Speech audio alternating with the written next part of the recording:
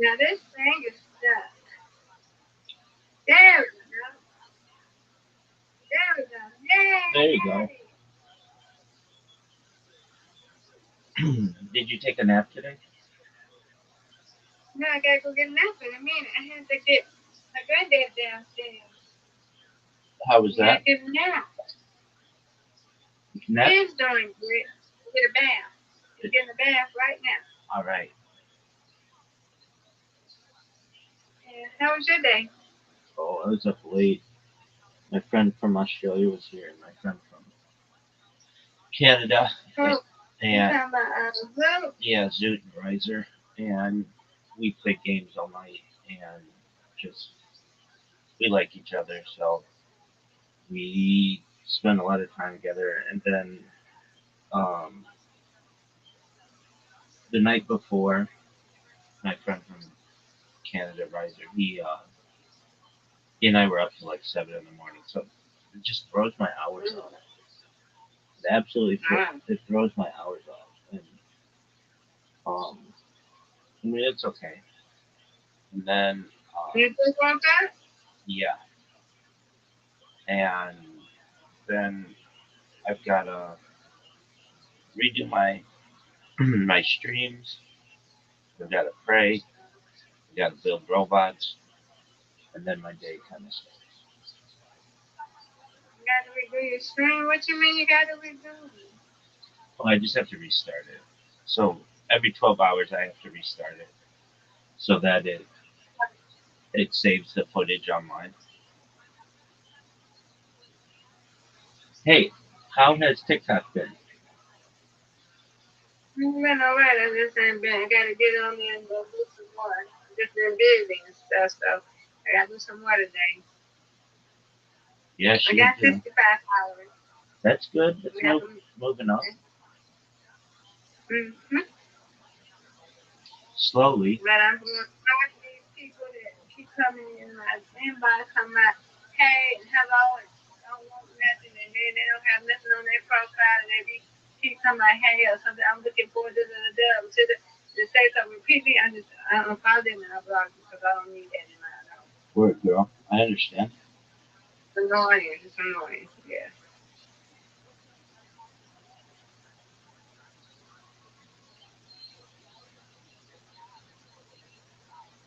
Yeah. I'm just coming in here because I see Brandon. One of his accounts is at 120. Where he's been. He's passed me some, so I got to get back up here. He's in competition with you. He yesterday wanted me to check, and I checked for him. You're technically in hours number two, and in experience you're number one. What's the difference? Your guess is as good as mine. I think it's how much you talk while you're in the Oh, the stream. Like you're more. Um, I'm not sure though. And then but he spends a lot of time in here. He's gonna be tough to beat. His like yeah. because he's always in here and he's got multiple accounts. So, but he still only has like half as much time as you do. Yeah, it's okay. If you do, it's okay. That's You right. be have more than I do. I'm trying to be back in here. Well, you can only do so much. Yeah, I work Right, and stuff. but the thing is, he had a period of time where he was gone for a few weeks, so you can make it up that way Oh, too. yeah. So it's a nice little competition. He and I watched we watched a football game yesterday, and then we watched a baseball game, really late baseball game. And Yeah. he's a nice person. Oh. He Yeah, he got multiple accounts. I don't know he's what's got up with. he is a computer whiz. He's got so many different computers, and I mean he's streaming. Right, he's not even there right now, and he's streaming on multiple accounts. That's hard to do. Like you know how hard it is That is. for That is. It looks hard to do because you got it too. You just yeah, but I mean like what he's doing where it's watch stream. That's difficult to do because it takes a lot of processing power on your device. So but he likes computers. Well, I don't need all that. I understand. So yeah, that's. What are you doing this weekend? Anything special? I'm going, my first best friend and my other friend, we're going to a kind of fall fest, I think. It's gonna have Silk, a group Silk, if you heard them, Okay. R&B group Silk. Yeah, I've heard of them. Another singer named Chrissy Michelle, and then somebody we know she's local, but she's got an EP out. Her name's Erica Dawson. She's gonna be there, so we're gonna go check them out from 2 to 7. And then make sure I have me a mask on though. And then Sunday, I'm going to go some dresses with my second best friend who's getting married this year. Okay. Why specifically are you wearing a mask tomorrow? Because I them people. Okay, but nothing in particular, just because of other people. Right. I gotcha. I just got over that cold, but I'm not trying to. And then my granddad's nurse just had COVID, and she was in the hospital. And it's a big. Remember I told you my first episode when I got the COVID that there was another virus COVID coming out, and it is here. Yeah. There's a sore throat, one that feel like great. His nurse had it, and she was out, and then she went back to hospital because something about her heart, her high blood pressure on her heart or something. So I'm not playing with that, Rabbi. I'm not gonna be sticking in. Because my first best friend, she works with at the school. She's been going all over these events. I'm not gonna be really sick. God forbid, it's just not really sick. I gotcha. She a teacher? She was. She's a librarian. She's a librarian assistant now. Oh, okay. That seems like a cool job. Yeah. 'Cause I just not gonna get sick. I just cannot. I No. gotcha. Very well. Nope. I got to help mask. So Alright. what is it called? The N something mask? No, it's a N85. yeah. Are you going to? Do you think other people have masks on? I don't know, Rab. I'm just worrying about me, protecting myself. Because um my aunt was saying that my granddad's nurse had a mask on. So she asked, "Do you have a mask?" She said, "Yeah." She had a mask on, she still got it. So Okay. you need to get the N85 or some mask or something like that. So I don't know if it's from the mask. I don't know. Okay. But I'm just like, I got God by me, but I don't want to get it. I don't. I I don't want to get it. I gotcha. Is it hot? Is it hot out? Is it hot out here? Yeah. I don't know what the temperature is. Let me check. Let me see what the temperature says. It is 83. Yeah, All right. Then you 83 degrees. then you are a soldier wearing that mask in that kind of temperature. That's No, they're talking about tomorrow. Tomorrow it will be 80. What's it gonna be? Oh, yeah, it's gonna be 83 tomorrow. Yeah, okay. it's gonna be 83. Well, better. But I mean, I don't want to be around people that I just don't know. You know what I'm saying? You Right. don't know. People be sneezing and stuff like that. You just don't know. Absolutely. Yeah. You don't want to get sick. That happened. Who did it? What happened? Who Uh. did it? Oh. Brandon.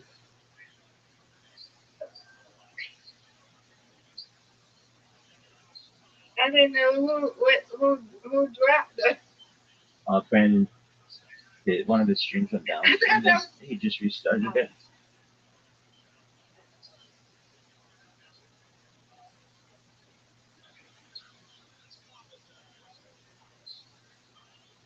You looking at people? I'm look. You watching people? I'm looking at my botch. Yeah. So yesterday. Welcome. Oh, this Brandon. Um. Okay. So yesterday. How you living, fool? What's good, son? You watching the Cubs game? Oh, not right now. No, I will when I have some time. Brandon is our sports expert. Brandon gets every game from everywhere in the world. He's Hey, amazing. Brandon. Hello. Yeah. So, I'm a sports expertise. I'm a big sports guy. yeah, he loves sports. So he does really well. You got a lot of. I want one.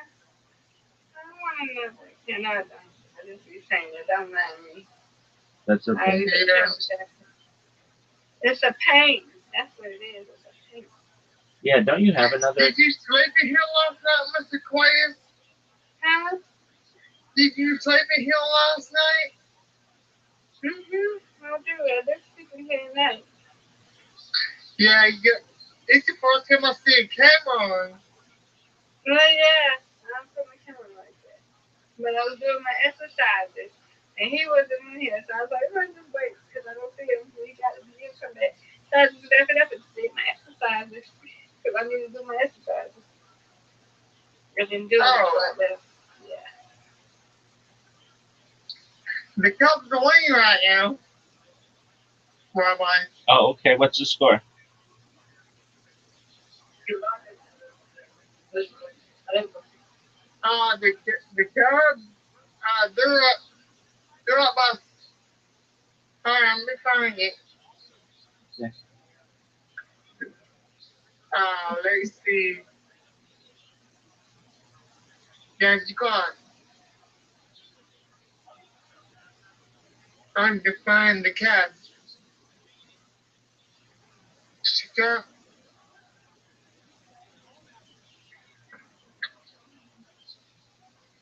Cubs game.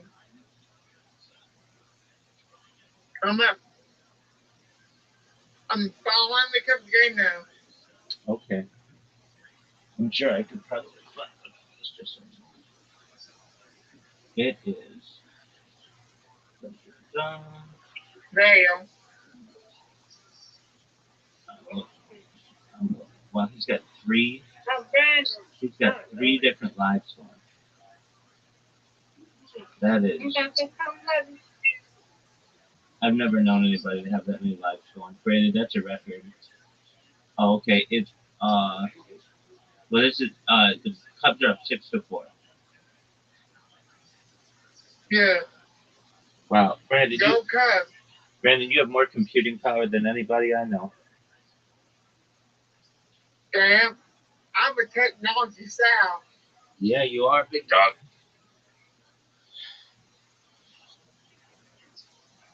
The second, the National Central. Brandon, you going to The that? Cubs are. Brandon, you going to that high school football game tonight? McCracken. Are you going to that high school football game tonight? I'm going to listen to it and I'm going to share it. I'm going to listen to it while I share it in here. Oh wow, cool. Okay, very cool. Yeah, Brandon. What did he say? He's gonna go to it, but he's gonna share it in here. Oh, okay. I'm not going to go to it, but I have nobody take me. I'm going to share the radio in here so you guys can know the score. Okay, very cool. Oh. Very cool. Brandon is a sports guru. He loves the Baltimore Ravens. We've I'm learned. a sports guy. Yeah, he loves the Baltimore Ravens. We've learned that, and he watched. I love the Cubs. And he likes the Cubs. Who do you like in basketball?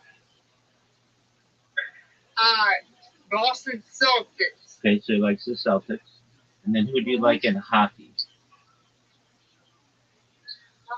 Nashville Predators. And he likes the Nashville Predators.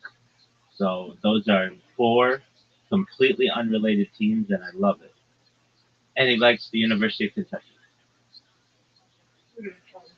Yeah, I cheer for Kentucky Wildcats. Yeah, so I love it.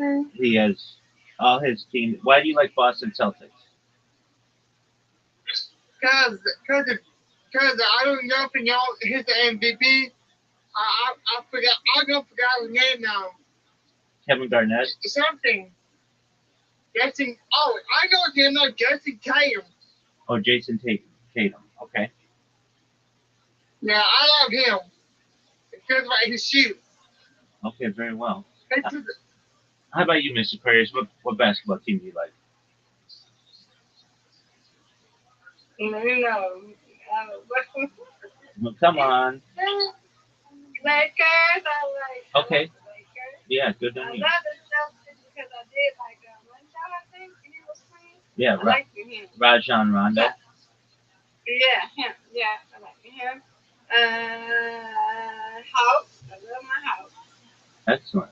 Very well. Yeah. It's tough to be a Hawks fan.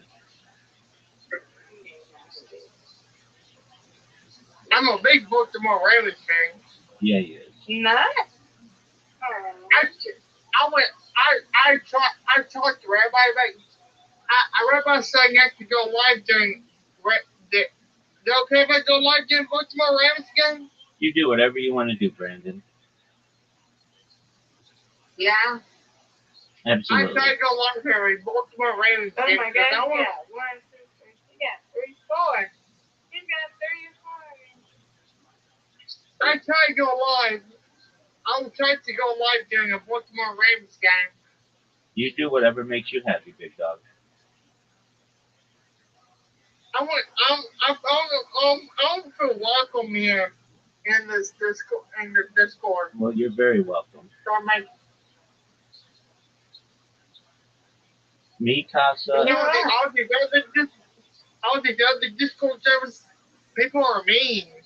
Yeah. Miss Aquarius and I know that very well. Yeah. I tried going your server because I know you like baseball. I know you like NFL. Yeah, I like all the sports. So I try to share it here with you as much as possible, Mr. Quinn. Yeah, well, we appreciate it. That's good. Well, thank you. It's a clinic, and this is my home. That's right. This is my home. Always my home too. That's right. Yeah. This is our home, yeah? Word, girl. My home. Get them share my screen here, my my Somebody dropped. He just took out one of his streams. I'm watching the Cubs, and I got a game show going on right now on my other camp, on my other big Alexander. I got a game show going on that account, and I got on this account now. I got the Cubs game on. Yeah, he likes game shows a lot too. I can't see that one. I can't see that one. I see this. The Cubs game? I can see the Cubs game, but the other one, it won't. It's not. It's not loading for me. It's not low, please. No, Let me see if it looks. not the Cubs game. The other one. Is it loading for you, Rabbi? I'm checking. It's the dude talking, but I don't see. Okay. Oh, yeah, I got it. Never mind. It's on there. It just took a minute. I see it. Brandon's got it. No doubt. Yeah. If you need me for anything, yeah, like if my skills messed up, just yell at me and I'll be here to help. Same here, my man. Okay. It happens. Miss Aquarius and I both know that Discord is imperfect and it doesn't always work. So we are very understanding. Yeah, Discord is I don't perfect. always yell for Rabbi all the time, so okay. The way the thing that I try to church, my local church is in here. Your local church is in here? My church I go to is Northern First Baptist. It's in my state, my county. And they're in Discord? No, they do their thing online through YouTube and Facebook. Oh, okay, I got you. There's a concert about Jesus Christ in here. All right, well, whatever you want Can I to do. share about Jesus Christ? As a You can share it if you want to, if you wish. well, I'm Jewish. Yeah. I'm Jewish, so that's not really what we practice. But If it makes you happy, Brandon, you do what makes you happy. Yeah, I'm a Christian. I love Jesus. There you go, Me Brandon. too. There you go. All right. Go Jesus, go. There you go. Yeah, I love Jesus too. Mercy not Sunday yet. But I won't share the Cubs game because right now the Cubs got four. The system where the Cubs got 6. The they got 4. Yeah, they're winning. We watched the game yesterday, Miss Aquarius. It went to 12 innings, which is a lot. That's 3 more innings than it normally was supposed to go. And Yeah. the team won in the bottom of the 12th, and it was very exciting.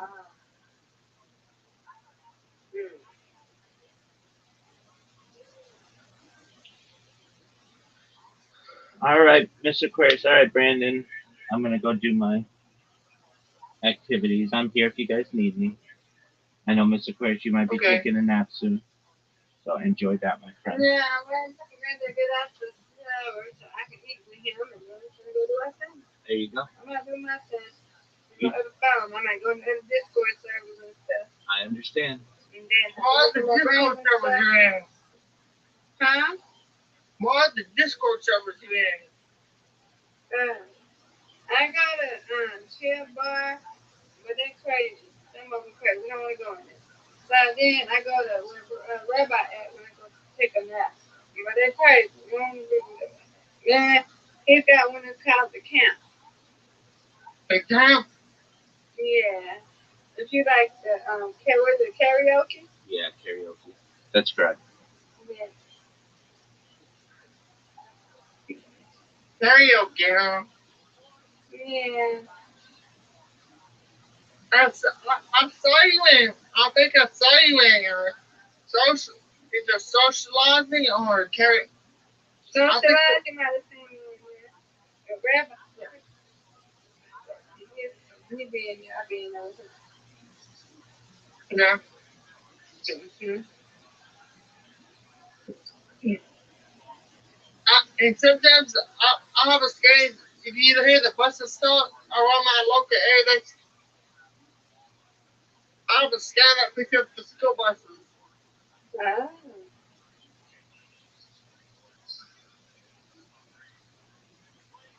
Nice.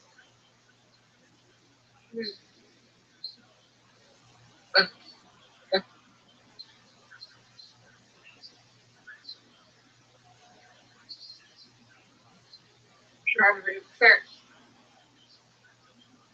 Well, You got a dog, baby? I got 4 dogs. My other dog died. I'm sorry.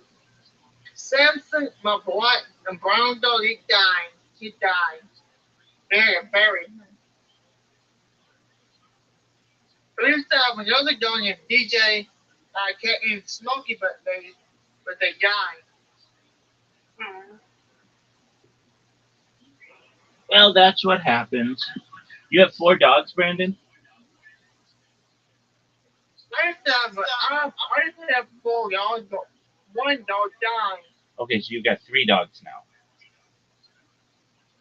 Yep. Well, that's great. I have Princess and S'mores. Princess and S'mores. What sweet names. There's 2 now.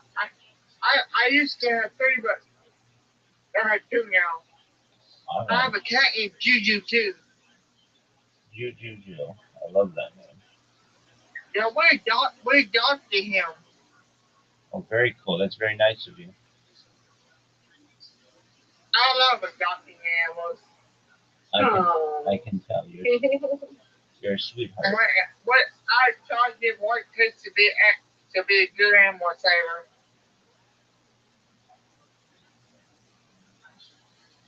Yeah, my picture, Mr. Quest, we walk by faith. That's right.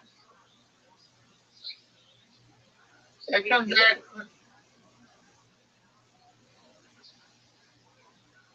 The Cubs gave us commercial break right now. My dad The game is in commercial break. Okay, big dog.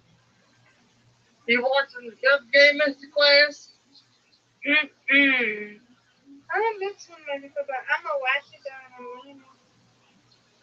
Uh, I gotta get food in my belly. I'm running my house on. yeah. I can eat. Yeah. Oh, bomb of the day. 4-6.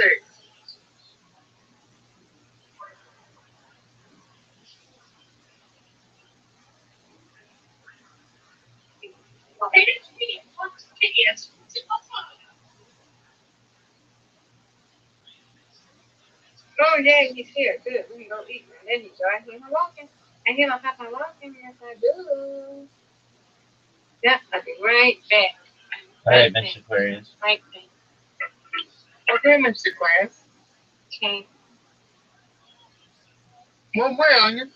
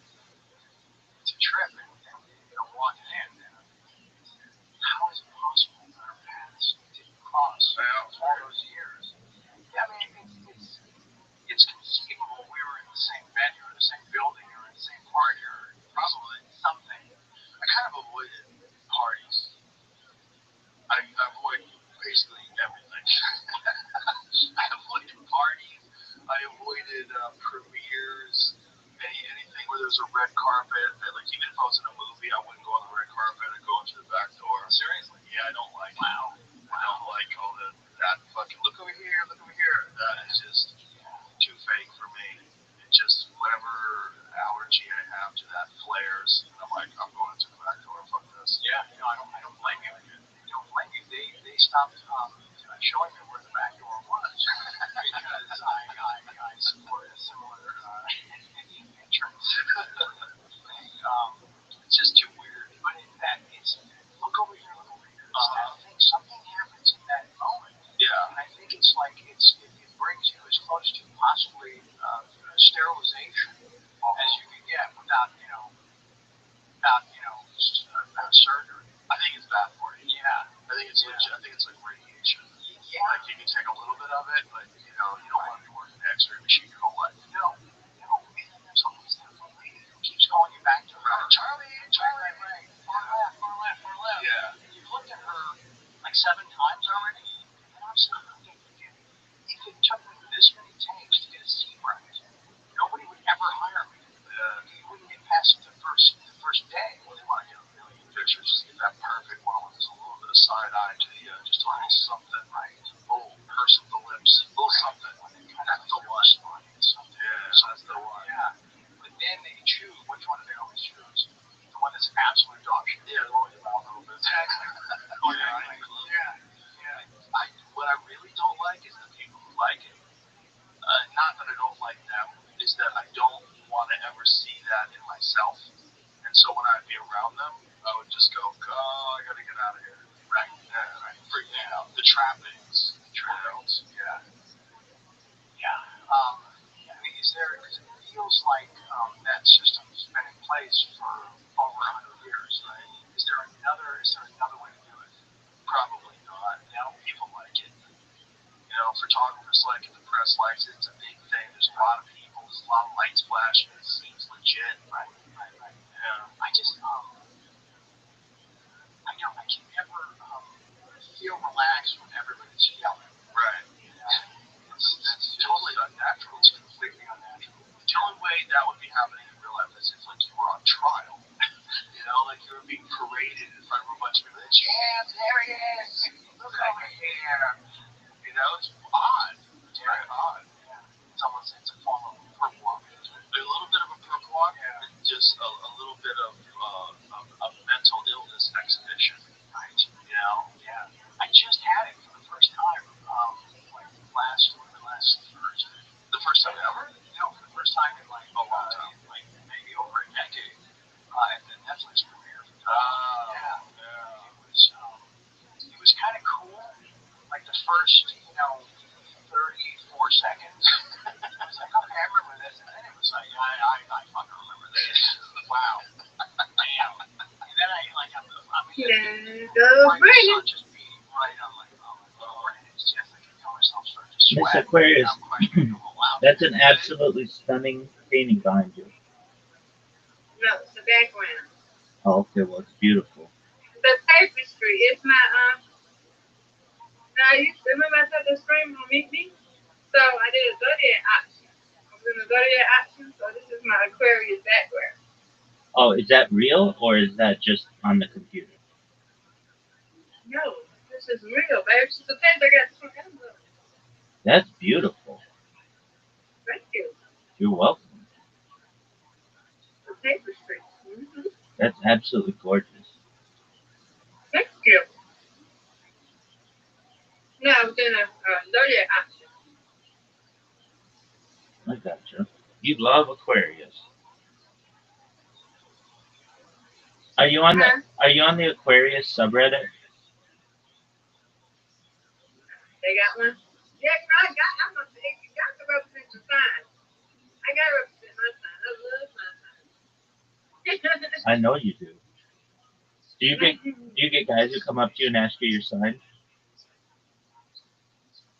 But everybody asks me, what's your name? Aquarius? Oh, why ain't your name Aquarius? They be on here saying, hey, why ain't your name Aquarius? You was leaving the hospital. I said, this is my sign.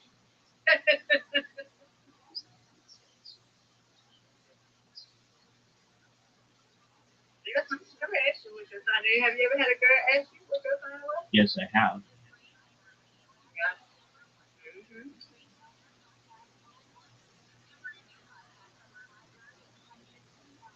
It's becoming more and more popular. Yeah. People want to make sure they're compatible with other people. Yeah. So, Miss Aquarius, I build bots, and it's like fishing. It's like I work really hard, and I never know if they're going to work because it's a numbers game. It's like I build these bots and send out messages to 10,000 people, and maybe three of them will read it. You know how it is because you get them all the time. I'm not paying attention to that. That's too much to read, all that other garbage. And I get that. So yesterday, I was just, sometimes I sit in here and I'll be like, it'll be quiet, and I'll just be like, I could spam these people and keep doing it and keep doing it and keep doing it. But at a certain point, they know who I am and they don't care about my Discord. And I get that. So I am like, you know what? I'm going to try Twitch. I'm going to try to build a bot on Twitch and see how that goes. And Miss Aquarius, I built this bot, and within 3 hours, I had somebody in here, which is like life changing for me. That's like really, really, really fast. And I was just thrilled. And that's big. We're approaching 2,000 people in this Discord, and I'm really proud of that because it's so hard to get people in your Discord. It is so hard. Firstly, not a lot of people use Discord, like in comparison to like all of the internet. It's just there's some people like, yeah, I have a Facebook, but I don't do anything else or whatever. So to get people to get a Discord is really hard, and then to get them to join your Discord is very difficult, and to get them to stay is even more difficult because it's like, oh, I don't want anything having to do with that or whatever. So um, I'm really happy with that, and um, so we in like a year, well, technically like a year and 3 months or something like that, we've gotten 2,000 people in here. And that is a lot of people. That is a lot of people. I mean, I have friends of mine who don't like who try to promote their own Discords. They don't do it the way that I do it though, and they'll get like 60 people in their Discord, which is still good. It's still 60, still good. I'm not hating on that, but to get like thousands of people is a really big deal, and especially too because you have to be 18 to be at least in this call, and so I have to reject like one of every three people who come in here because they're not 18. There's this one girl who came in a couple days ago. She's really she's she came in and she sounded young. And I'm like, how old are you? And she's like 18. And when I hear like 18, that's like, no, you aren't 18. You would just say that you're 18. And usually I'm smart enough to be like, or like a kid isn't smart enough to be like I'm 25. Like if you say 25, like that's a random number, but everybody says 18. So I'm like, you're not 18 or something like that. And she's like, no, I am. I'm like, all right, and what year were you born? She's like 2007. And I'm like, oh, well, that would make you 18, like barely. But okay, I'm like, did you have a birthday earlier this year? She's like, yeah, it's January 27th. I'm like, so you're really 18? She's like, yeah, I'm a senior in high school, but I turned 18 earlier this year. I'm like, oh, okay. Well, how you doing? And then I know, I know I'm breaking. I know, no, I'm breaking up. I know I am. No, I am. It's all the stuff that I got going. Um. So anyway, so we talked, and whenever I'm able to talk to someone who's like 18, 19, I really try to push them to get into IT, into information technology, because they can make a lot of money better than, I'm not, better than a lot of other jobs, and they can become independent because they get a skill set that allows them to move from other positions. So we talked about that, and then she came in yesterday, and she was all really excited because she got a girlfriend, and that's her thing. She was really happy about that. So, um, but uh, but so I'll get people like that. But then yesterday, last night, in the middle of the night, somebody came in. Now it says you have to be 18 years old. Like there's only so much I can do, and this person came in And I'm like, how old are you? And they're like 7. I'm like, you're 7 years old? Oh, baby, you got to get out of here. Like, you cannot be in here. Who's giving you an iPad at 7 years old? And how are you able to? How are you able to maneuver Discord?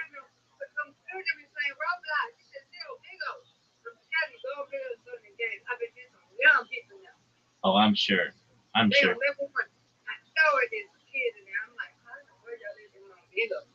I'm sure. So if I didn't kick out kids, we'd have way over 2,000 people by now. But I don't want them in here. There was one kid who came in. He was like 17 and like 306. I've had people who are like they're like 17 and 360 days, and they're like, "Can I please be in?" I'm like, "Come back in 5 days. Come back in 5 days." You, can you hear me? Yeah, it's you.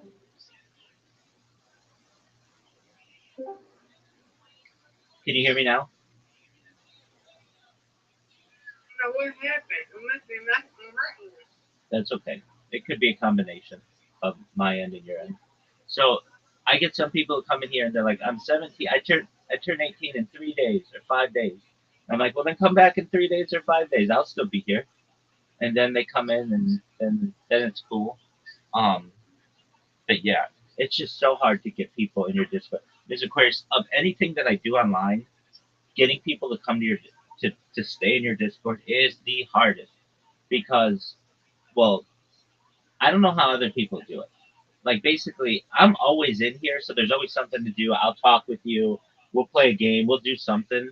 But like for the other Discords that are just kind of dead, there's nothing going on there. I don't know how they do it. Like how I guess it's just like a core group of friends that kind of do things, and I get that. Then you get these really big Discords, and people make money on their Discords, like a lot of money, through promotions and stuff. So they'll be like Chill Bar is a really good example. When you join Chill Bar, you'll get a bunch of invitations to join other Discords as well, and people pay them to be on that list, so they get more and more people. Anyway, Discord's just Hey, I want to get paid. Let me do a side now. I want to pay. I want to get some money. oh, I understand. It's not easy though. Meaning like you need a big. I'm just messing, Rabbi. I know I know you are. Boy, I love Miss Aquarius. Boy, do I love that tapestry. Let me get. It is beautiful. Put in your Korea time. Yeah, I've got my projector though. That's what I use. At least back here for the cameras that are this But way. this is for me screaming. I scream on me sometimes. And I reduced it. But I never took it down. I get that.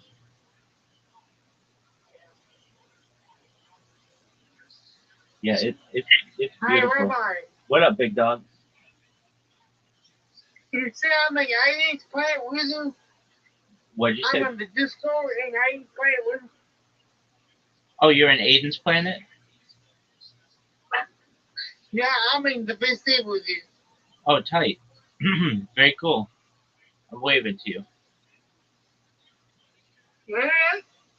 And I'm also in the Socialized BC with you. You're amazing, man.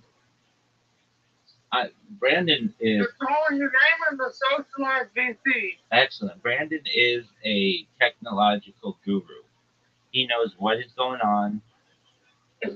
He he is good. I was hoping right here. I take it this morning, Rabbi. You do what you need to do.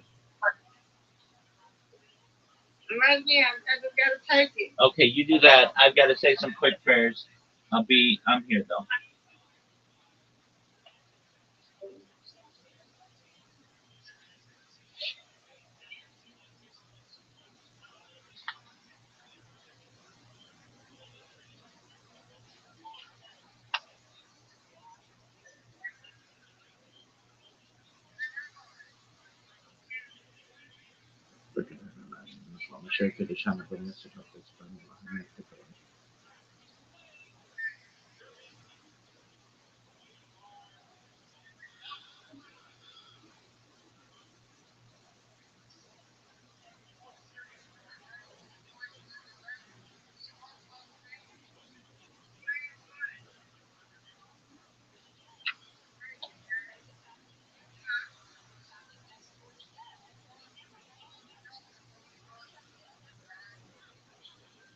Vilket hade med mig när man försöker känna på något sätt att han har ansvar för dem.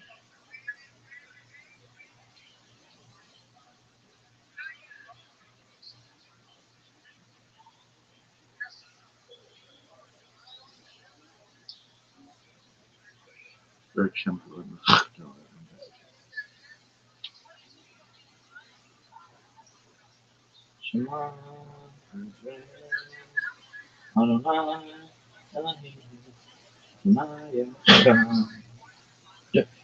workshop, man ska utöva det.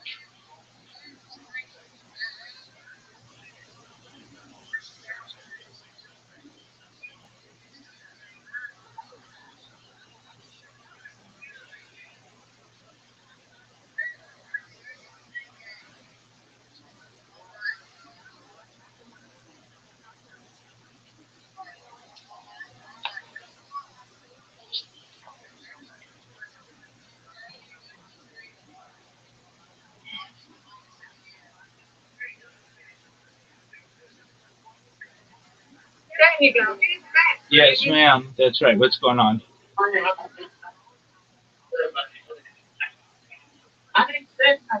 What's up, Rabbi?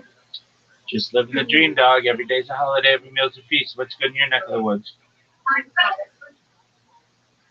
Because over time, the Cubs won. Oh, it's over? Yeah.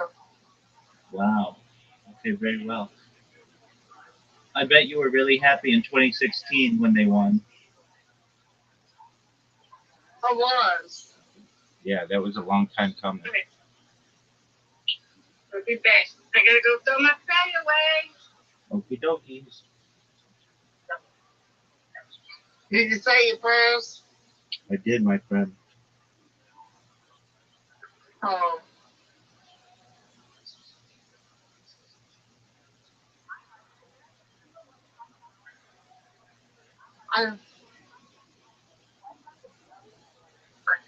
The news is going on my streaming PC. I saw that. Right now. So on the MLB channel. Yeah, we're good. Yeah, right there. Look, fine. There you go. No. Look at Oh God.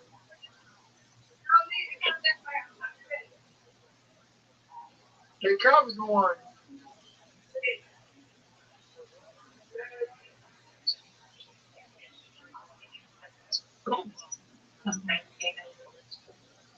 Marcy.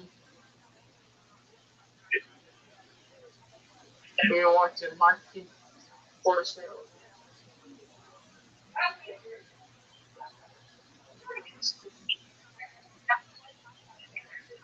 First pitch this game tomorrow.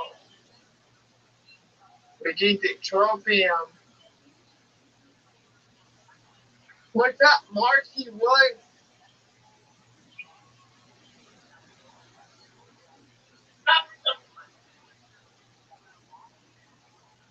I'm gonna let this up.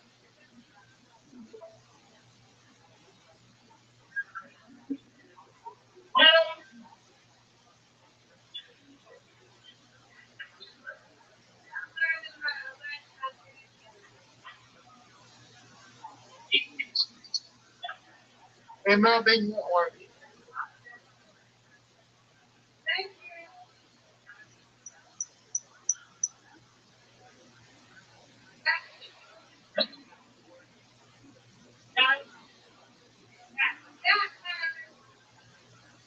The Cubs have won the 7 of their last 9 games.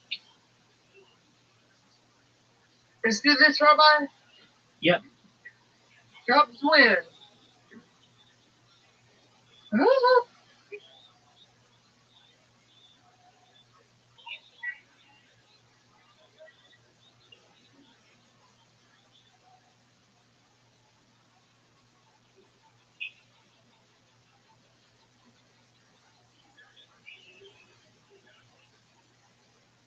And it's the red helmet.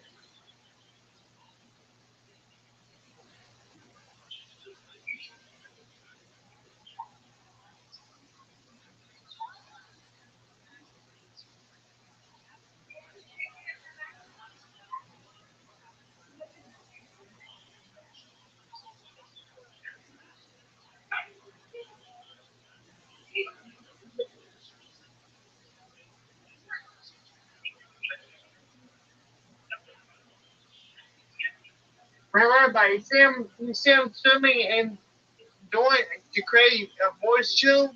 Yeah, I see. I'm streaming a game, Okay, a cool. video game.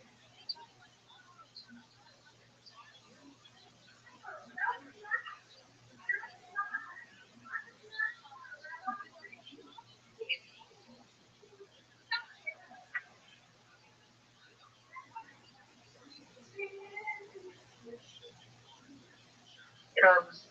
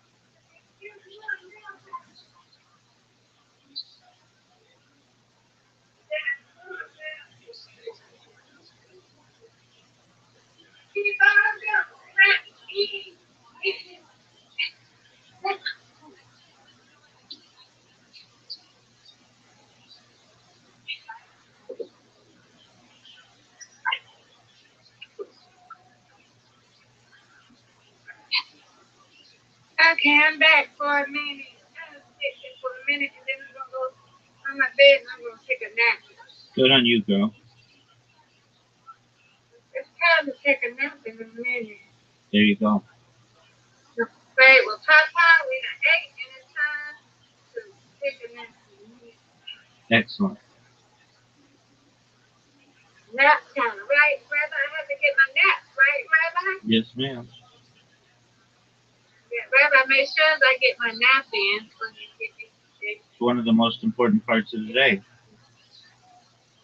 Gotta get a nap. Word, girl. We always ask, you get a nap? That's right. That is right. Mm.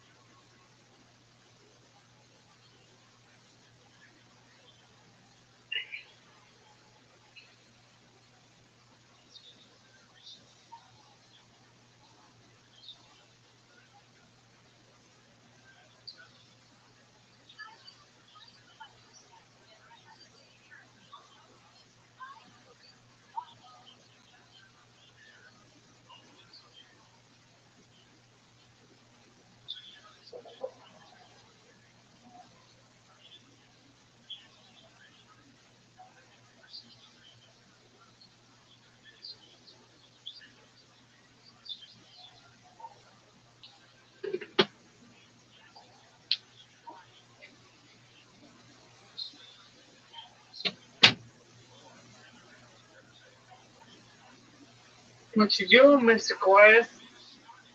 I'm playing the game, get ready to take a nap in a little Me bit. too. And I'm ate, play with my granddaddy, and I'm gonna take a nap in a minute. Me too. I'm taking out too. It's nap time. Nap time. Hey, I am what? You got two cameras. This is me. Brandon.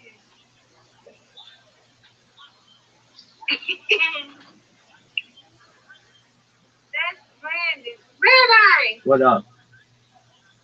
I get to see Brandon now. See? Yes, ma'am. You're a good looking dude. Brandon. Hello. Hi.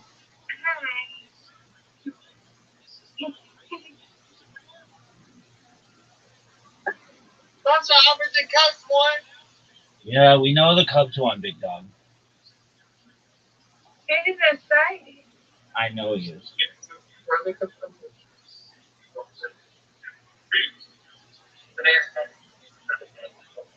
Game.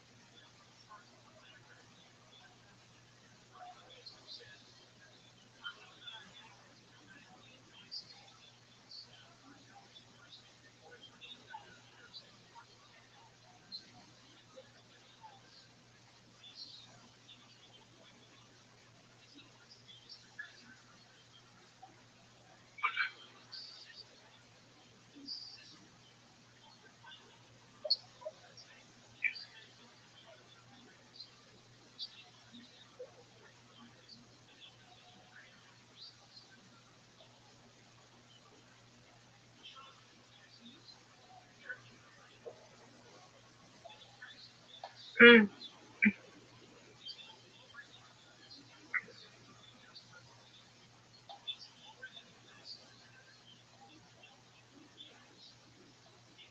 Mm. Which one am I?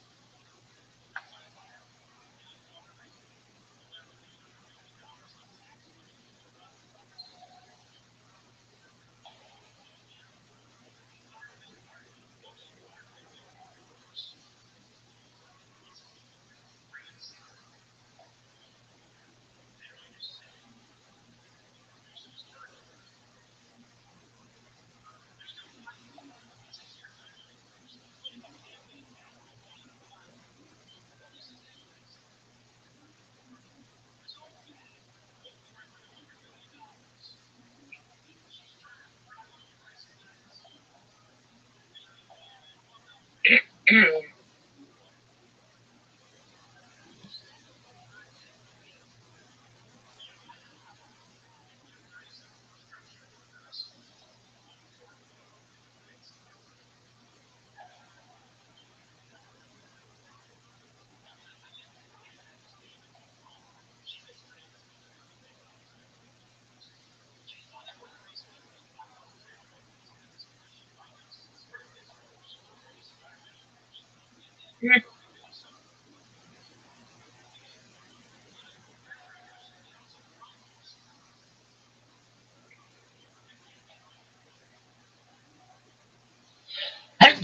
Pardon me.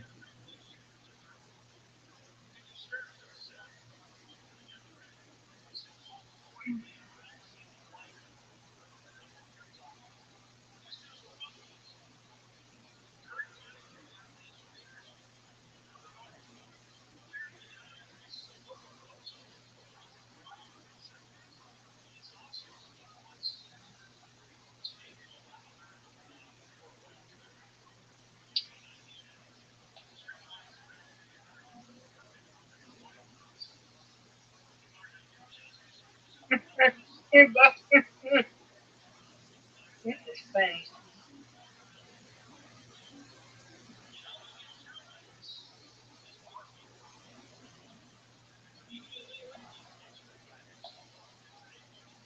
Look like dolphins.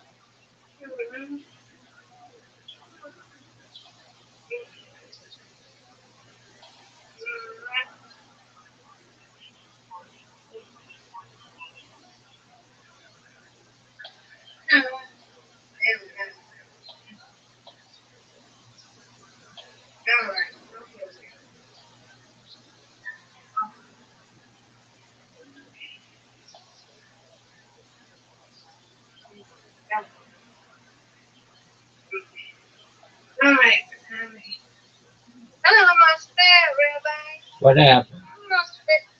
What happened? I almost fell. What happened? I was in the bathroom washing my hands and I almost fell trying to dry my hands. Well, I was trying to get balance. fortunately, you I'm did glad not. I did catch my phone. Good job. I hit my elbow, but I'm okay. Okay. Now it's time to lay down. Yes, ma'am. Get your beauty rest. It's time to lay down, Rabbi, okay? Yes, ma'am. See you in a little bit. Sweet Right dreams. here. Excellent.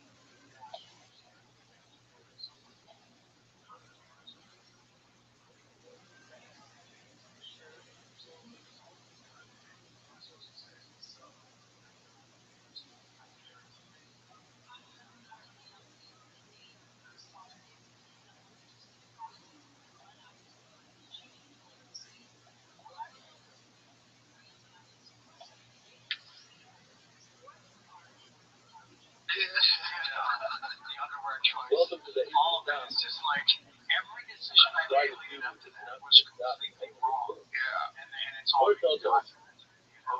It's so odd. Yeah. It's really funny that when you first walked into the studio, you brought up a tweet that I had sent in 2011. I think this is when you were going crazy. Yeah. And I think this is also when my friend Russell Peters was doing those tours with you. That's where it said, I need to get Charlie Sheen on my podcast. And it's a long shot. Everybody knows him. Help me hook it up. Here we are, 14 years later. You know, it takes what it takes, right? Yeah. It's funny because I don't think I had no guests. I think I had Anthony Bourdain was the only real guest that I had. But, yeah, he was 2011 as well.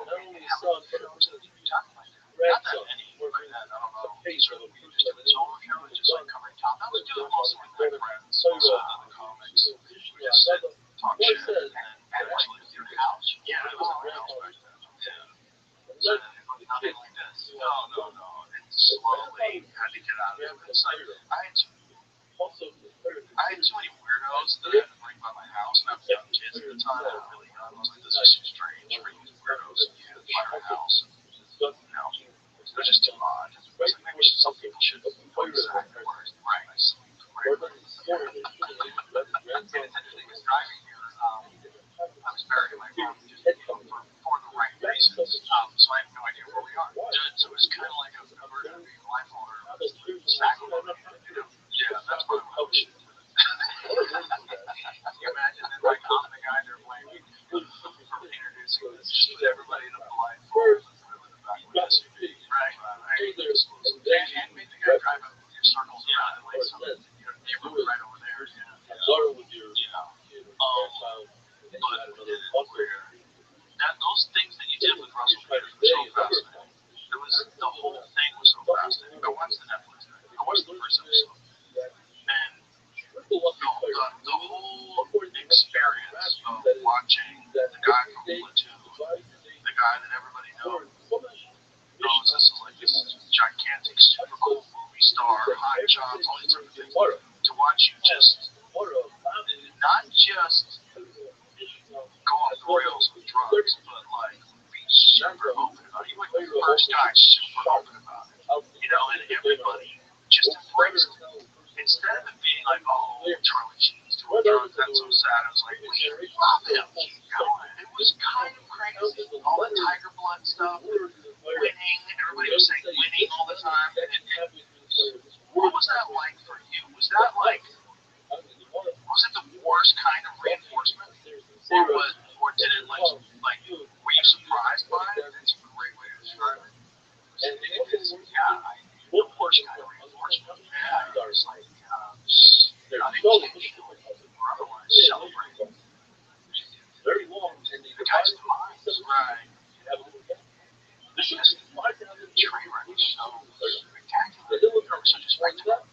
But they were also being invited in to follow it down the tracks. Yeah. So he asked me about it. I don't know if I was the conductor, if I was riding the caboose, all simultaneously. It was a trip. Because thinking back on it, some of it just kind of exists. Just Polaroid snapshots that kind of drift past through the mist, Other moments are in high def, but kind of seen through the tunnel. Like, it was a huge energy attempt to do that. Not like I was just playing a role. Trying to figure out what the plot was. My co-stars were. Where somebody show up with like a change one rewrite. Right. That's what we fucking need. And he got away from it. And had it not been encouraged, I think he could have shut down a lot sooner. Really become kind of captured to the image. Yes. It was something just recent.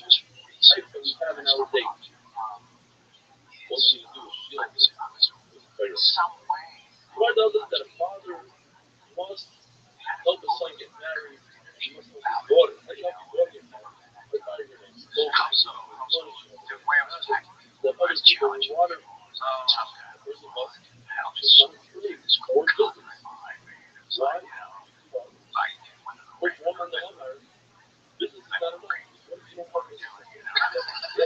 You're not coke. Cocaine behavior. Yeah, and I think there was a whole testosterone component. There was just out of control. Because I think worse, I was dominating every other day. No, I was alive with Rothschild'S. I was slattering that shit out like a fucking poncho. Oh, so you use the cream? Yeah, which is hard to measure. It's not just hard to measure, it gets on other people. I read this story about this guy who was on TRT cream and his child started like showing signs of premature development, and they realized that this kid's testosterone level was through the roof because it's through the dermis, right? It's through the skin, so he's getting it on his arms, and then he's hugging his child, and the kid's getting chips. Like, what were the kid's numbers? We don't know. I don't think they released that, but they said that it probably permanently affected the kid's development. Yeah. Because this kid is like experiencing puberty at 3. You get bombarded with testosterone. While your dad is holding it. Same. Yeah. Is that part of the reason they recommend like an inner thigh application? I guess then the only person would get it is the person you're having sex. Exactly. Or your horse. Right. So it'd be good for the horse.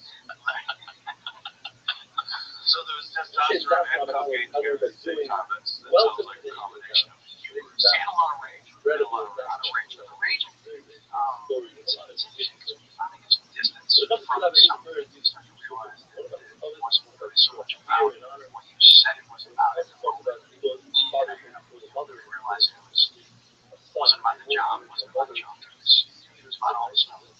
My personal, was trying to just be a certain guy at work, be a certain guy at home, just never having the time to be a certain guy with me. And I just couldn't find any place to find any refuge or solace for me. Just a moment to breathe, just to decompress. That's all important. Yeah, and it's not the book, because it was really, I don't remember it well enough to put it in the book, and that was kind of how I decided what's in there and what's not, right? Or if something just isn't true, it's not the book. And so, but I was trying to just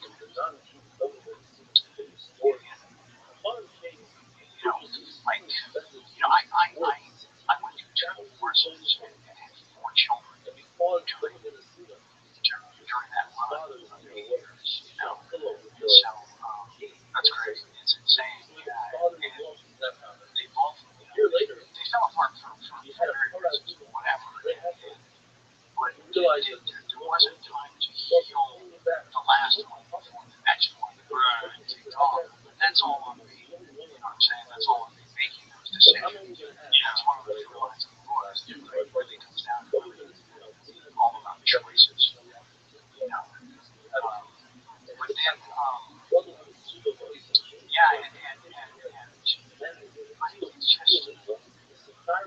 it's just, for it to be, just talking about the late stuff, for it to be so direct. And a guy who, let's like, if you really break it down, what he really did, he created this environment where the dream character in an amazing show, as so people tell me, right? That was, the toast of the town, right? And all he asked from me is like, just show up, be responsible, know your lines, take your margin, do your fucking job, Now, those were the only demands. Essentially, the stuff I told him before I took the job that I was going to do. So, then I turned into that. It's really difficult to really look back on that and figure out why it got that far, how it got that far. Okay. Testosterone is having all kinds of conversations with people here that'll tell you exactly what you're doing is correct. Right? Sorry, I talked to John. Did you ever sorry. Yeah, no, that was really great. You do that. Yo. Yeah. Oh man. Hired me for a show years ago. It's actually his calendar. Oh yeah, that's right. So I played myself in a few scenes in a cameo. Did some fun stuff. Just back on the set. It was like it just felt like it did. Oh, that's cool. Good on him for not holding a grudge too. Yeah, that's awesome. Sorry, I lost that thought earlier. No. It's a complicated thing to think about. Like, why did I go off the rails? You know, it's like, and it's very reasonable. Here's the thing. I don't think anybody but Charlie Sheen knows what it's like to be Charlie Sheen. And in my estimation, there are a scant few people that have become massive superstars at a young age and came through it sane. I don't know anybody. Everybody, I know people that have regained equilibrium and got their footing back and now they're on the right track. But no one gets through without a hiccup. Everyone kind of goes crazy because you're living in this completely alien world that no one can help you navigate. Even if you watch the closest, right? Your dad threw down, lost your life, and just right over there. Yes, like in the next room, right? Or in the same room, right? And you have a bunch of your friends. But it's still an alien world that you live in. No one that you run into during the day except the people like that can understand, right? It's like people are always like, why do celebrities hang out with each other? Well, because to them they're the only people that are normal. Yeah. They're the only people that I get it. I can't go to the supermarket either. I get it. I get fucking TMZ to the airport as well. It's like it's normal for them because everybody else is like, whoa, it's Charlie Sheen. They're just captivated. Like you kind of need to be around people that understand what that life is like. But the problem is they're all going crazy too. Right? Yeah. It's not. It's a great support group to a degree. You rely on them for the things that you have in common, right? But maybe take more complicated shit. Just right across the street. Yeah. To the experts. Yeah. You can't rely on them for everything. Yeah. Because they're going through it too. Can I see that t-shirt? Yeah, sure.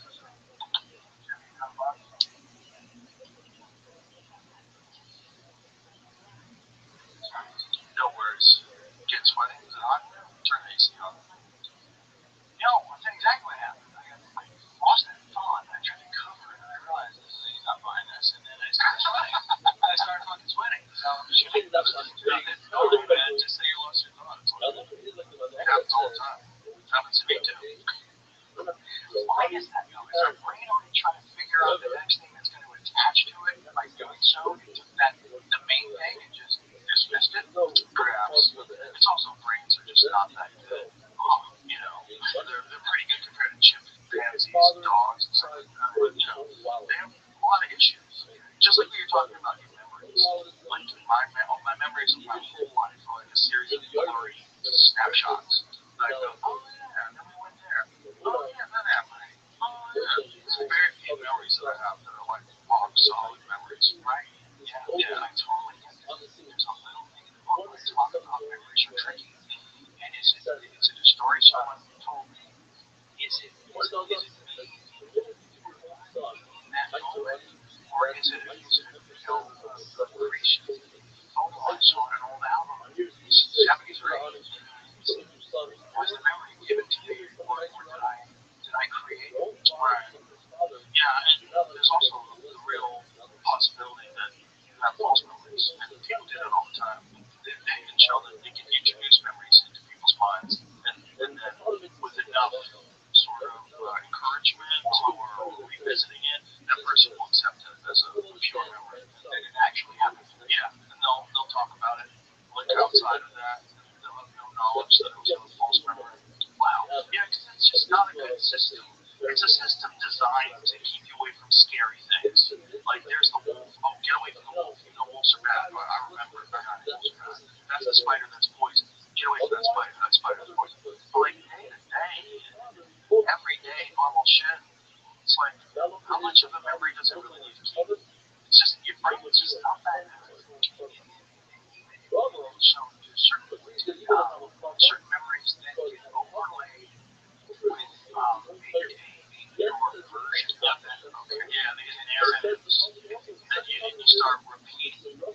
repeating the memory, and your memory becomes of you repeating the memory. Wow. So it's like you don't even really have a memory anymore. You know how to say it. Okay, didn't that happen with that one instance witness? Did it? Was it Unabomber? Yes. Interesting. Yeah, because that's why the first composite that was put out really ultimately wound up looking nothing like the actual gun. Oh, interesting. Yeah, there was a thing. There was a thing where her memory was corrupted by a different description from somebody else. This episode is brought to you by Paleo Valley. It's not easy to find a snack that's healthy and tastes good, but that's where Paleo Valley's 100% grass-fed beef sticks come in. You might be shocked to find out that most of the other leading brands you might grab at Costco use things like citric acid, lactic acid, and even black mold as preservatives, but not Paleo Valley. They use old world methods of fermenting their sticks so that they're shelf stable without using chemicals or questionable ingredients. Fermentation is also good for your gut. Did I mention these guys have over 55 million beef sticks sold? So yeah, a lot of people are into them, and if you're not, no worries, because they offer a 60-day money-back guarantee. Go to paleovalley.com and use the code Roby and get 20% off, or find them on Amazon. Give them a shot, and you'll see why everybody's hooked. Well, there's also the factor that the Unabomber was such a traumatic event that this person was probably super freaked out, which is when your memory's the worst. Yeah, that's why eyewitness accounts of like murders and chaos, they're really bad. They're really bad. Very unreliable. So awful percentage about even when they wind up in a courtroom. You know, like the determining, like the final nail from the person. That guy, and it's like sometimes it's as high as like 60% that they're just wrong. Yeah, and then they'll convince themselves that they're right because they've already said it, so then the ego gets involved. And then, it's just traumatic events. You're in a high state of anxiety. You're not thinking clearly. You're freaked out. When they have events like say, like 9/11, if you were anywhere near that, and you saw like people jump off buildings and fall to their deaths, or like your memories of that are probably really clear because it was fucking crazy. But your memories of people that you might have saw that were running away, or maybe you saw a guy in a van and he looked fishy, or maybe this or maybe that. It's like, and then a few days go by and you probably haven't slept well, you're all freaked out. Your memory's probably a mess. That's why you don't get news now, and then there's other people's eyewitness accounts. You don't know what the fuck happened. You obviously see someone die, see someone jump off a building, you don't remember that. But there's some stuff that's just, this is one of the scariest things about transhumanism, is that it's really appealing. And the idea that they give you a little hard drive in your brain, and now from now on, every time you want a memory, you can go just like, you look on your phone, like your iPhone, on this day in 2017, like, oh, yes, that's cool. You're going to be able to do that in your brain, and the way that we're going to buy into it is because our memory sucks. Because that's how they're going to sell it. Yeah. Do you remember your phone number when you were a kid? You don't remember my address. Your address is in mine. That's nice. Yeah, it's 7212 Fairview Avenue, Malibu. You used to remember your phone number. What happened? It goes away because it never sucks. I know my parents' number. They still have that. Oh, they're still rocking the landline. Yeah, they have the answering machine. Whoa. Yeah, during dinner, they have it really.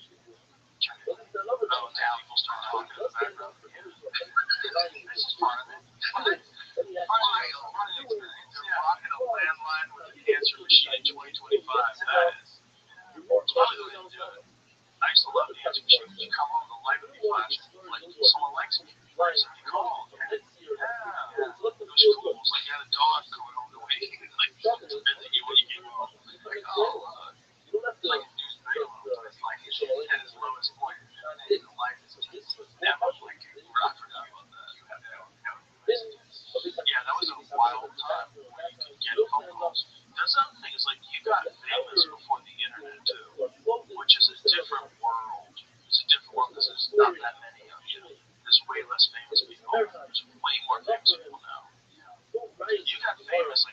super duper famous at 21 years old with no internet.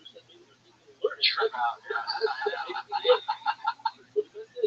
How does anybody expect you to come out normal? Jesus Christ. You can't really even explain to someone that wasn't around during all that. You can't really explain what it felt like. Because they look at it as things that were missing. And there wasn't anything missing. Right. It was about having to engage with everything you were doing.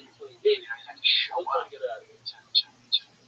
stand up, to get a like. You had to hit the film. Right. You had to go on a talk show. Jumping. You know what I'm saying? And nobody knew what the behind the scenes of your movie looked like until, years later on a DVD feature or the VHS feature. They finally saw some of that stuff. Yeah. It wasn't all access 24/7, 365. And for some people, they can't leave it alone. They're up to the live stream during the day. They're live streaming from their trailer. They're live streaming in their car on the way home. They're guys. They're just locked into this weird new world where when it's because there's genuinely people that are tuning in with enthusiasm. They're looking forward to that live stream car ride home, or because the person's car is an accommodation. I think it's those things, and it's also the thing that you said that you did never get, they're scared of. You didn't ever get alone time. Just time to decompress and think. Just be by yourself. No phone, no TV, just fucking sit on the couch and just like catch your breath. Right. And they don't want they're scared of it. I like to just constantly engage with something. I like entire days with it alone on the couch. Much better. It's nice to just shut off, right? It really is. It's all work, no play.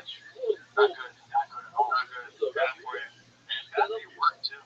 It makes you just kind of gets dreary. Needs some enthusiasm for it. It's like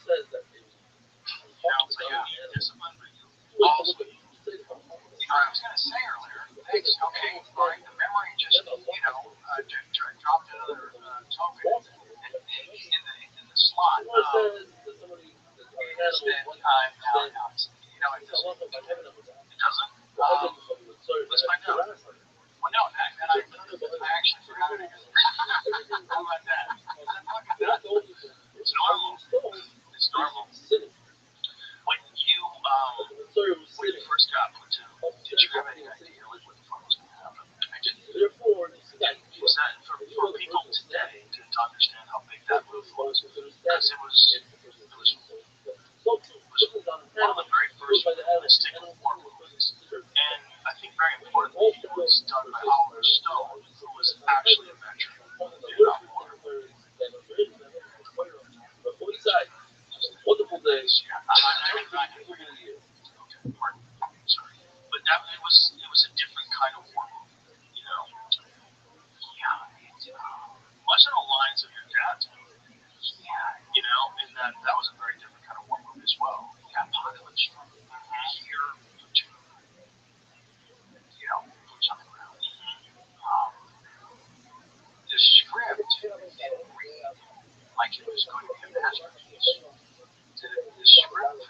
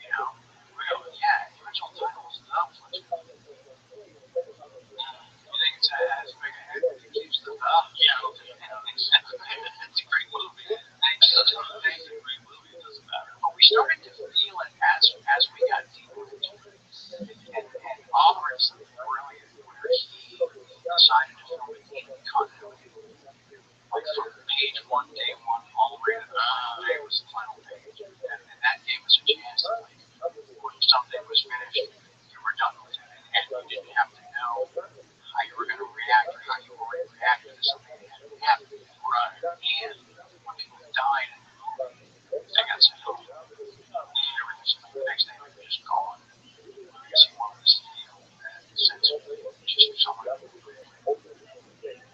gone, lost, sadness. I'm not saying I know how that felt in the real thing, but we bonded really, pretty to, we were bonded in a way that we were the only people that we had in the middle of that country, in the middle of that jungle, in the middle of that movie. So you really missed somebody before suddenly. I would love to ask, I've had all around a couple times, but I would love to ask what it's like to make a movie about one of the story. Like, what kind of bizarre mental conflicts. Yeah, he had some. Not really. I mean, he talked a little bit about his experience in Vietnam, but I don't think we really talked about. Did we ever talk about the making of Platoon? We got so heavy into the JFK assassination that we hardly covered anything else. Especially the last time he was on. The last time he was on they were doing that Showtime JFK documentary. It was a Showtime thing, right? Wasn't it? I think it was, yeah. It was a multi-part national he put together and saw it. Yeah. His recall is insane. It's insane. You have a conversation with him, he's pulling up dates. He's got no. I mean, how old is Oliver at this point in time? Oliver, I just turned 60. So he was 78 years old. 8 years old. Rock solid memory. I mean, rock solid. Wow. The dude was just pulling up dates and names and Alan Dulles did this and Harry Atwood. It was just like the entire Warren Commission report. It's like citing different passages in it. It's bananas. Yeah. Wow. Has he landed on what can he point to? Or is it several factors he can point to? But there's a lot of people that wanted him dead, and for sure there was a lot of fuckery going on with the Warren Commission. For sure, right? There's a lot of nonsense with the autopsies. There's a lot of nonsense with the single bullet going through both him and Connolly, and leaving more bullet fragments in Connolly's wrist, and that magic bullet was missing from what they found. It's like bullshit. Right? The story's filled with bullshit, and no one really knew how much bullshit it was until they had that video that they played of the Zapruder film on the Geraldo Rivera show. Yeah. When Dick Gregory came on and was a comedian, which is very wild, came on and had the footage of the Kennedy assassination. Everybody sees Kennedy. His head go back into the left. Right. What happened there? And you immediately apply just simple common physics to it. Yeah. Especially anybody who's never fired a weapon. Also, it clearly looks like he got shot in the chest, too. Like when he grabs his neck. Right. Clearly looks like he got shot right there. And there's always that talk about doing a drink. Drink. But there's two different autopsies. There's the autopsy in Dallas that says it's an extra one. There's the autopsy in Bethesda, Maryland that says it's a tracheotomy. Interesting. Yeah, two different autopsies. Right. Yeah, and it also looks like by the time they got to Bethesda, they kind of glued his head back together again. Or at least put the pieces back to take a photo of it. It's like more was missing from what they were talking about in Dallas than Bethesda. That's the shot where the left hand is like, looks like it's pointing. Yes. Yeah. There's a great book called Best Evidence by David Lifton, and he was an accountant, and they had some sort of assignment involved with the Warren Commission report, and so he decided to read the entire thing. And so in the reading of the entire thing, he finds so many contradictions, so many things that don't make any sense, that he starts becoming obsessed. And then he finds out how many people who were witnesses to the assassination wind up dying mysteriously. Right? It's off the charts. Yeah, off the charts. 95% of all those people that were hanging around, like a giant ton of them, right? Died in car accidents, weird fucking. Who's the guy in the train tower? Bowers, right? Chris Bowers. He was the guy that saw Madman and saw people behind him. So they do a rifle and saw him die weird shit. He died, he had a heart attack on a train track. Of course, also got hit by a train. But of course,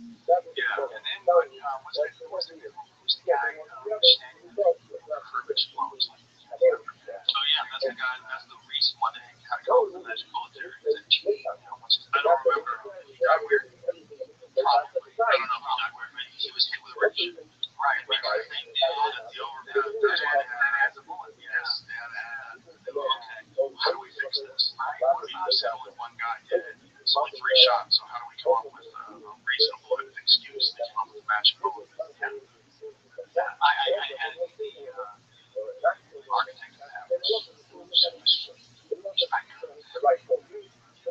think it was Arnold. The wait is over. 2 pound-for-pound meetings. One epic showdown. Canelo versus Crawford going toe-to-toe at last. And DraftKings Sportsbook is in your corner from the opening bell to the final blow. From the opening bell to the judge's final call, DraftKings has you covered with odds on knockouts, total rounds, method of victory, and more. Never bet on a fight before? Easy. Open the app, look for something simple like who will win, and make your pick. And it's not just fight night. Football is on tap this Sunday, too. One app, all the action. New customers, this one's for you. Bet $5 to get $200 in bonus bets instantly when you sign up today. DraftKings Sportsbook is the home for fight fans and football Sundays. Download the DraftKings Sportsbook app and use the code ROGAN. That's code ROGAN to get $200 in bonus bets when you bet just $5.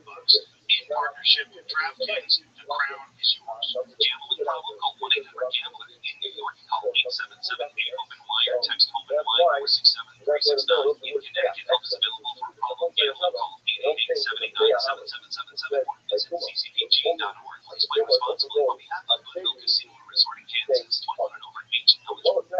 Eligibility varies by jurisdiction. Please be online, Illinois, and Ontario. Bonus bets expire 7 days after issuance. Additional terms and responsible gaming resources. DKNG.com/audio. That's just bullshit. But back then, you didn't get that. No, it was pretty easy. Just bullshit.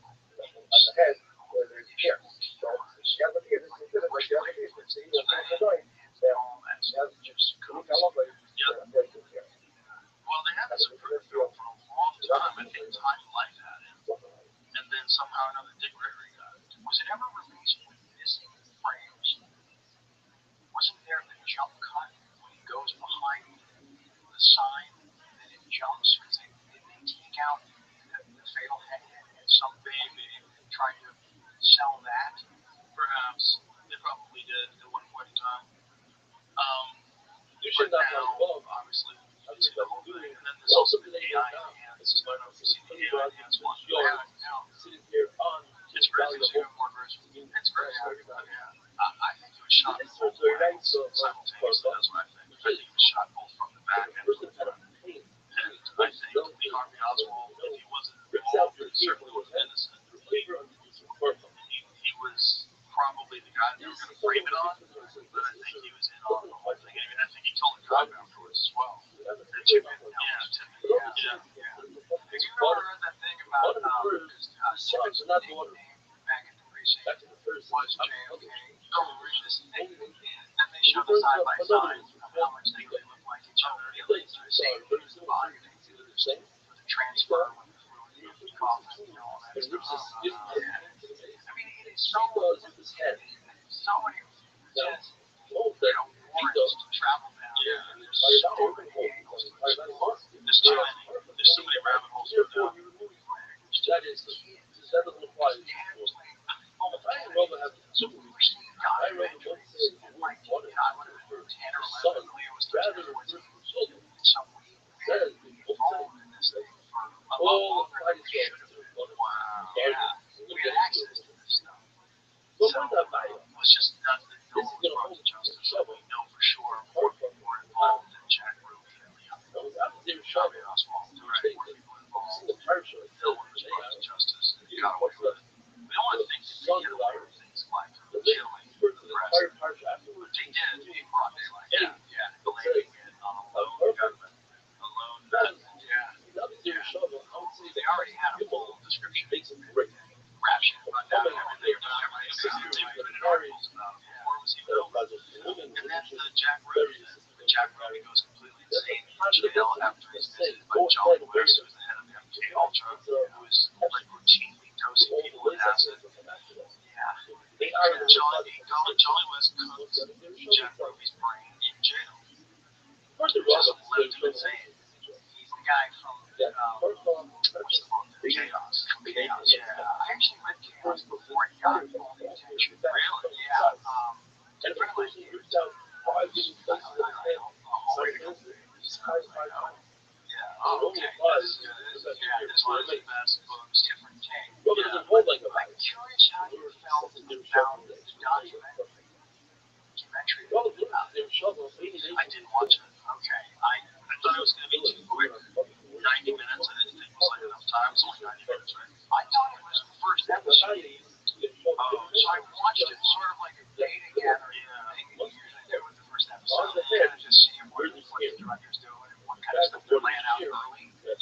So, and then when it ended, and I didn't see that second episode with the timer, right? And that was how that's, and I thought it was really, I thought it radically underserved. Yeah, maybe they could try it. Yeah. That needs to be like an 8-part, 2-hour series. Thank you. Yeah, thank you. Yeah, it's so nuts. The story is so nuts. Just the provable actual facts are so nuts. And very likely Charles Manson was a CIA asset. Very likely they proved him when he was in prison and taught him mind control techniques when people were high on acid, taught him how to be sober but pretend he's on acid, and how to interact with these people on acid and shape their mind and even get them to commit murder. All of which is a fact. Yeah, no, it's I would say it's insane, but so much of it is, I don't want to say provable, but he has enough supporting evidence to make a compelling case. And I love that the guy starts out just like just a kind of normal celebrity assignment from Premier Magazine, right? Yeah, I've been on that magazine. I had that cover twice. My story didn't wind up like that. It was a story for a magazine, and it was just about the anniversary of the murders. And that's it. That's what it was. Just give us a piece. Some people go, wow, 25 years later, wow, right. And then he gets obsessed, and he starts realizing, well, this guy was full of shit, that guy was corrupt, and oh my God, look at this. Hold on. Who's Johnny West? What's MK Ultra? This is real. Freedom of Information Act. Get the documents. Oh my God. Operation Midnight Climax. The government was running whorehouses. They were running whorehouses and using two-way mirrors and dosing johns and filming them. And this has to do with Manson? Like, what the fuck was going on? And then you realize that it was all a psyop to try to demonize the peace, love, and stop the war movement. And then what they really want to do is stop the anti-war movement and do something to curb the cultural change that was happening. And so their strategy was to turn hippies into murderers. It kind of worked. It kind of worked, yeah. I mean, it's a long way to go. But I think it had the effect they were looking. Imagine they didn't do that. Like, what kind of cultural change would have taken place? Because if you think about what happened between 1950 and 1960, it's like the world becomes a different place in 10 years. Between 1960 and 1970, it's like, what? This world is crazy. The music is crazy. The culture is crazy. The movies are nuts. Everything is wild. It's very psychedelic. Then Nixon comes along in 1970, passes this sweeping Schedule 1 act, makes all mushrooms and LSD, makes everything legal, all to stop the Civil War, the civil rights movement and the anti-war movement. At the same time, they're doing this fancy stuff. So it was a concerted effort across the board to stop the anti-war movement and to stop the civil rights movement. They were like, we're losing control and power. And so, I mean, it was an evil thing to do, but you kind of got to give them credit because it was pretty brilliant. Like, they actually pulled it off. You think of serial killer, you think of Manson. You think of the family, oh my God, these hippies are murderers, right? A bunch of murderous freaks on drugs, cutting women's babies out of their stomachs and writing pig on the wall. This is nuts. And they run the Beatles into it. And our own goddamn government engineered it. They engineered, they stopped what was probably one of the most beautiful cultural shifts in this country's history. It organically still has all the Los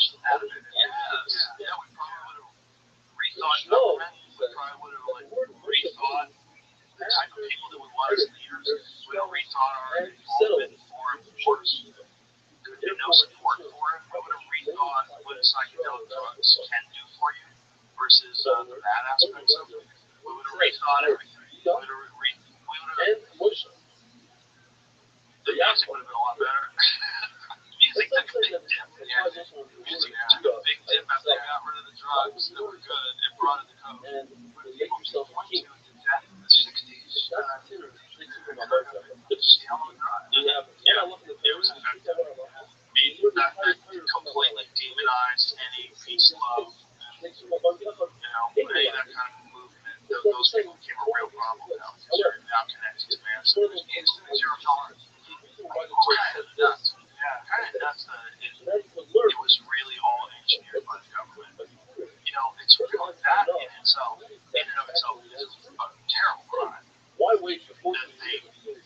They've sort of engineered society to their benefit so they can maintain control. And the way they did it is by getting a horrible con who'd been in and out of jail his whole life and teaching him how to run a culture. Right. A murderous kid setting up in a freak flag. Yeah, in the hate. Where my wife's mom went. Yeah, my wife's mom was a hippie. Connection. Yeah. My wife's mom, when she was a hippie in Haight-Ashbury, and she went to the Haight-Ashbury Free Clinic and treated it. Yeah. Wow. That clinic didn't shut down until after Tom O'Neill's book came out. That clinic would have been running for over 50 years. So it ran until like 2022. Yeah. When did it close? It closed shortly after that book came out. They're like, hey, we're good. Let's get out of here. I could have gone there while I was reading the book. Yes, the CIA just looking at a clinic. That is so nuts. And that clinic also connected to Charlie West. That clinic also connected to all sorts of other marijuana experiences. San Francisco is where they were doing Operation Midnight Climax. That's where they had the brothel. These are the people that are supposed to be like, protect and serve, look out for your best interests. Yeah, these motherfuckers are creating myths and completely shifting society and turning people into whatever the fuck we became in the 70s and 80s. Yeah. 2019. Yeah. Everywhere around the world. July 20th. Yeah, we got busted. That dude read the foreword. It was like, guys, we got a problem. That's probably how long it took them just to clear the building out. Yeah, and try to figure out whether they're going to kill Tom O'Neill. Right. Yeah, oh, wow. Okay. Yeah. He's great. Yeah, great. He's actually my good friend, Greg Simmons. He was his neighbor in New York when he first started working on this. And then he became his neighbor also in Venice. Like, he's been his neighbor for like 20 years. So Greg's followed him through this entire journey. And Greg had been telling me about it for years. I'm like, just trying to get that fucking book done. And then finally, he says, tells me the whole story, how it took so long. What's going on, Toaster Question? Wow, let's go. Toaster Question, can you hear me? Yo, Toaster Question, can you hear me? How's your day going? Toaster Question. Toaster Question. Toaster Question. Do you talk? Did you hear me? Hello? Oh, yeah, now I can hear you. What's going on, big dog? How's your day going? Good. How'd you find out about me, my friend? Someone followed me. On Twitch? Yeah. You're amazing. Excellent. Thank you so much for being here. Do you mind if I tell you about myself? Sure. Excellent. I'm Rabbi Rothschild. I stream my life 24 hours a day, 7 days a week, 365 days a year for world peace. I've been doing so for more than 3.5 years. Going back to the pandemic, we've seen the death of a queen, the birth of AI, the coronation of a king, and everything in between. Toaster Question. Have you ever seen the movie The Truman Show or the television show Big Brother? I've seen The Truman Show, yeah. Excellent. Well, that's what I do. In 2018, The Economist magazine stated that data was Earth's #1 resource, that it overtook petroleum, and I have more data archived on the internet than any person ever. which may make me an influential person someday. And if that happens, toaster question, I'm going to make you financially independent and your friends and family financially independent. If you're not already, I'm going to make sure that you have generational wealth, and I want you to be able to start charities and philanthropic organizations of your own. How does that sound? Okay. Excellent. I talk about other things to help the world, like ending world hunger through the use of technology, such as agricultural drones, floating greenhouses, saltwater greenhouses, things like hydroponics, vertical farming, cloud seeding. I talk about ending world thirst. I'm sponsored by a cryptocurrency that's worth about $100 million. One of the things that we do is we build wells in developing nations like Nigeria for the betterment of people's lives. I'm an advocate for the LifeStrap program, and most importantly, desalination technology, where we pump earth seawater onto land to make it drinkable. How do those things sound to you? Toaster question. Sounds good. Excellent.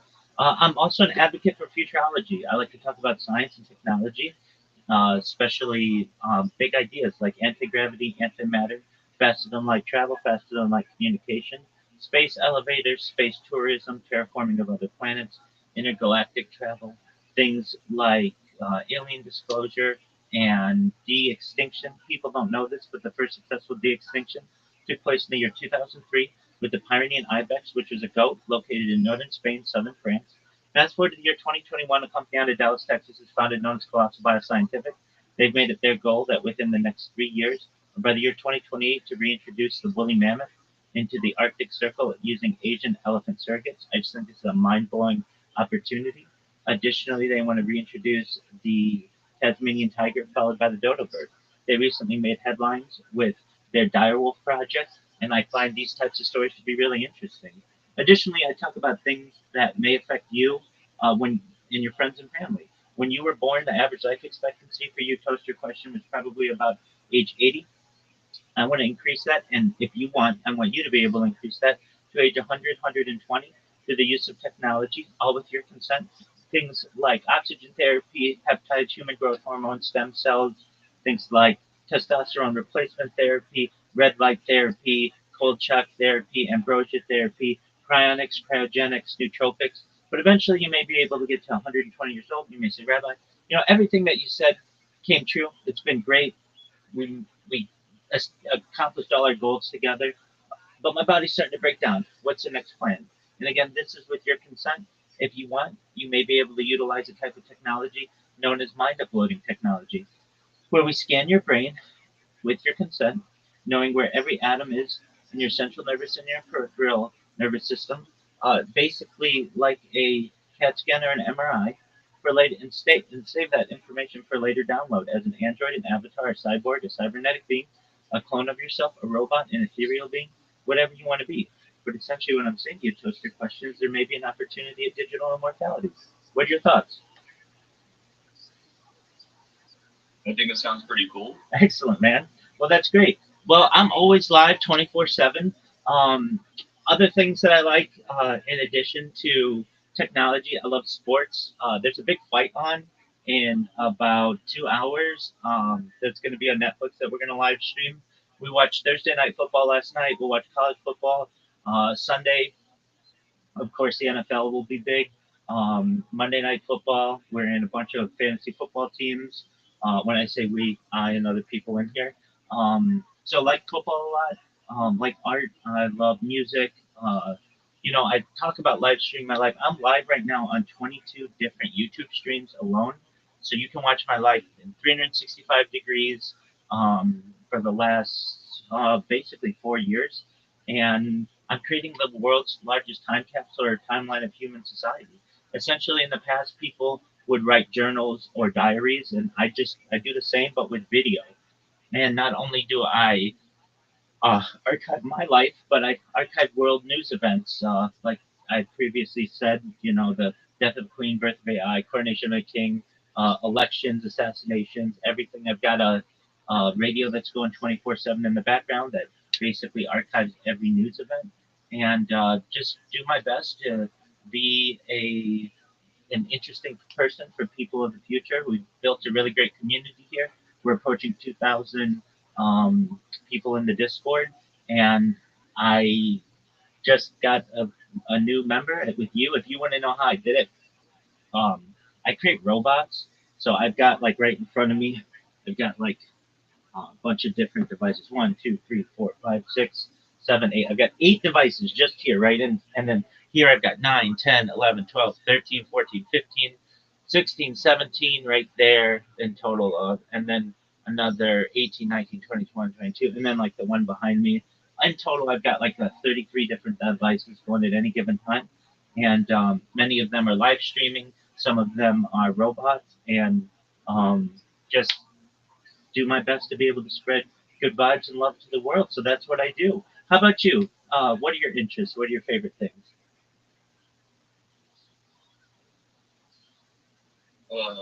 Exploring ARGs. Okay. Will you enlighten me? Alternate reality games. Excellent. So is that on a computer or is that in like virtual reality? No, so it's basically like if someone were to role play as a character and say, hey, there's something going down, they basically make a whole scenario of how they're a player. Like they're basically like a Dungeons and Dragons campaign online, but with no given context. Okay. Very cool. Is this a new thing or has this been around for a while? Been around a long time. You know what Worlds.com is? Enlighten me. I've heard, actually, I think I've heard of it.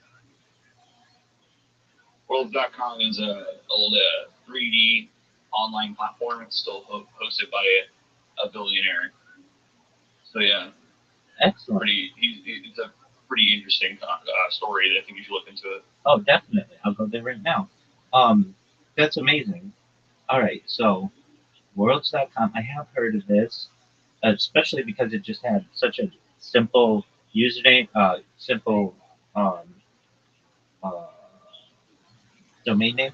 Okay, so um, I go to it and it says browser working, Cloudflare working, host error.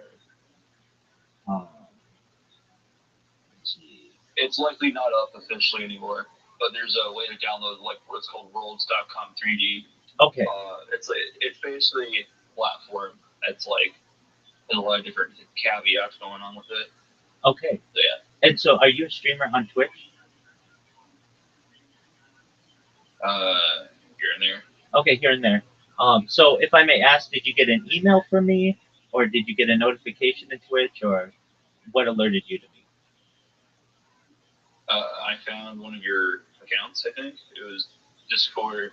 Google Roth Discord 03. Yeah, exactly. Discord. Yeah, exactly. And did that follow you, and it gave you a notification, or did it email you? Yeah, I did. Okay, it emailed you.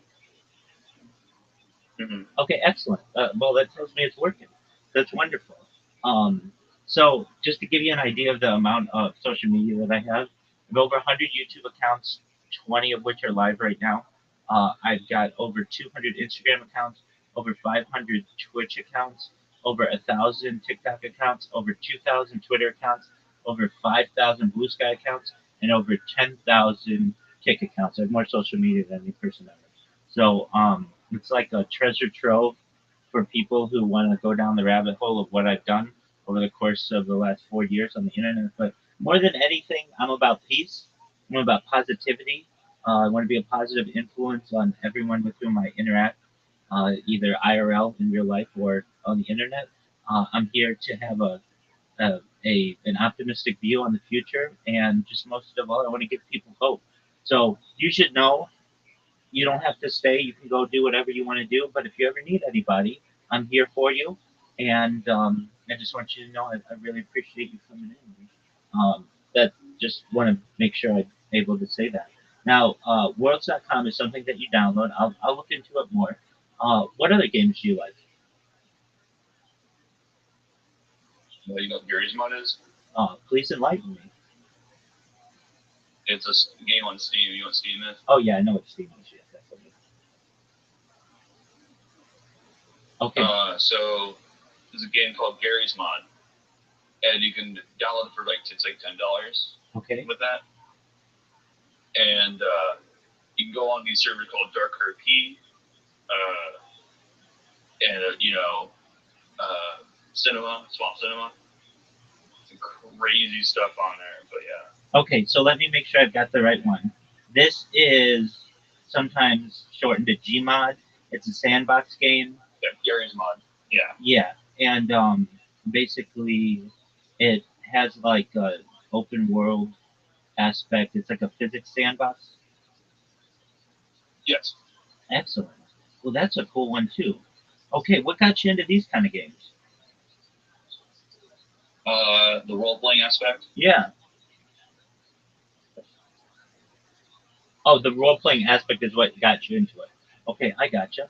Do you play any games like Grand Theft Auto or Fortnite or anything like that? Nope. Okay, so you are like strictly these role playing games. Okay, excellent. What else do you like to do? Do you play any sports? No. Okay. Um, so no sports. You really like these games. Do you like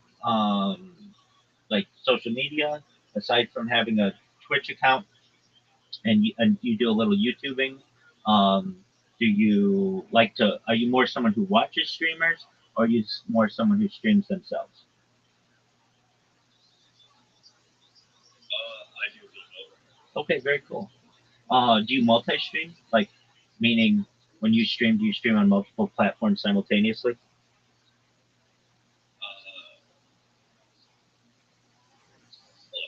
Take your time, my man.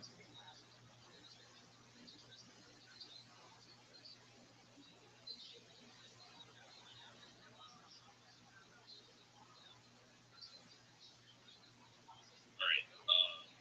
Yeah, I kind of do a bit of both. Okay, I kind of stream most of the stuff. Yeah. excellent. Well, very well. What are your other favorite platforms? Well, this one's a platform for streaming here. In I'm an Discord? advocate for streaming. Yeah. Yeah, definitely. I get that. Discord's a great platform, and while a lot of people complain about it, it's the best that we have. It has the most amount of features. It's the most stable. So yeah, definitely. What other Discords are you in, if I may ask? Some crazy ones. Okay, you don't have to name them, but um, are you in similar? Um, did you call it ARM, alternate reality ARGs? ARG. Yeah, are you in other ARG Discords? Broadly. Okay. One of the devil. Yeah, no, I understand. I think you can have up to, with a normal account, like 99 or 100 different Discords, and it's easy to lose track of what ones you're in. Okay, so do you have other ARG communities of which you're a member, or like friends who are in the ARG community? Kind of. Okay, Well, let's. A good example of an ARG is probably going to be Rothschild'S. Not really an ARG, but there are cool little communities in there that can be effectively an ARG, and also reality game, and oh, also what's like friends. okay. Um, and you may have never heard of this, but it was big maybe 15 years ago, somewhat. There was something called Second Life. Have you ever heard of Second Life? Yeah. Is that an ARG? Technically, yeah. Okay, all right. I'm just It's like some of the communities can be. yeah. Okay, very cool. All right. Would I don't know. Would this be considered an ARG? The Sims?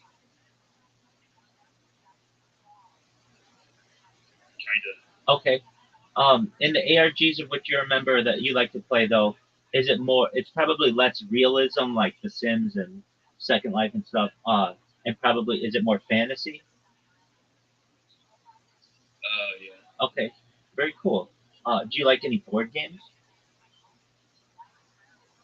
Yeah. Chess. Oh, amazing. Okay, well, we play chess in here, and so you'll be able to pick up some games if you want, or I'll play with you when I get some time. Every night in here, some of the members that we have, we have like a big group that comes in at night. So like right now, it's kind of like midday or so, or getting into the evening for some people. But at night, people come in and we play every night. We do these mini games. So we'll play bowling. Then there are a bunch of other mini games that we play, including chess, checkers, four like Connect Four, dice. We'll play things like uh, pick what is it called? Charades kind of deal. We'll play games like mini golf, table soccer, archery, darts. Um, what else do they have? Poker. We played poker last night, and so I get some people from all over the world, and our hours are all kind of different, and they keep me up all really late at night, especially the people in Australia. But we have a good time. So if you like mini games and stuff like that, you can generally find people in here who are willing to play something with you. Um, Aside from mini games and such, I've done IRL streaming. I've streamed as far north as Santa Barbara, as far south as San Diego, as far west as the Pacific Ocean, as far east as the desert and mountains. I've streamed in Beverly Hills, in downtown Los Angeles, at Disneyland, basically everywhere in Southern California. Um, but it is easiest for me to maintain my connectivity and all of the devices that I have, basically just being near a Wi-Fi router. But I have on the stream done quite a bit of IRL streaming. Other things that we like to do in here, watch movies, uh, television shows. What kind of television shows or movies do you like? The Bull. Okay. Well, that was, I may be wrong, but wasn't that like a reality show from years ago? Yeah. Excellent. Yeah. So that's the one where one of the people is a mole and they like basically all the other people are trying to guess who it is and they vote on him, something like that. Yeah. Excellent. Okay. Do you like the mole? Any other reality television that you like? Blue. Oh, okay. Excellent. Movie. Yeah, the movie from the 80s. Is that right? Yeah. Okay, excellent. That's a great movie. It is it's a classic. It's not even a cult classic. It's a classic, and it had a wonderful cast, like of really big actors. So that's excellent. Um, any other television shows that you like? Do you like The Office, Parks and Recreation, anything like that? I've seen parts of Regulation. Okay, excellent. Reason why I mentioned that is The Office is like a spin-off that just started. It's called The Paper, and we watched some of those episodes in here, and it's so far so good. So that's on Peacock. If you're not a big sports fan, that's totally fine. But we are, I know like Brandon streams everything, and he'll stream anything you want. If there's ever a sports game, any kind of sports that you want. We watched earlier today baseball game. Last night we had Thursday night football. Um, so I know you don't play sports. Do you watch any sports?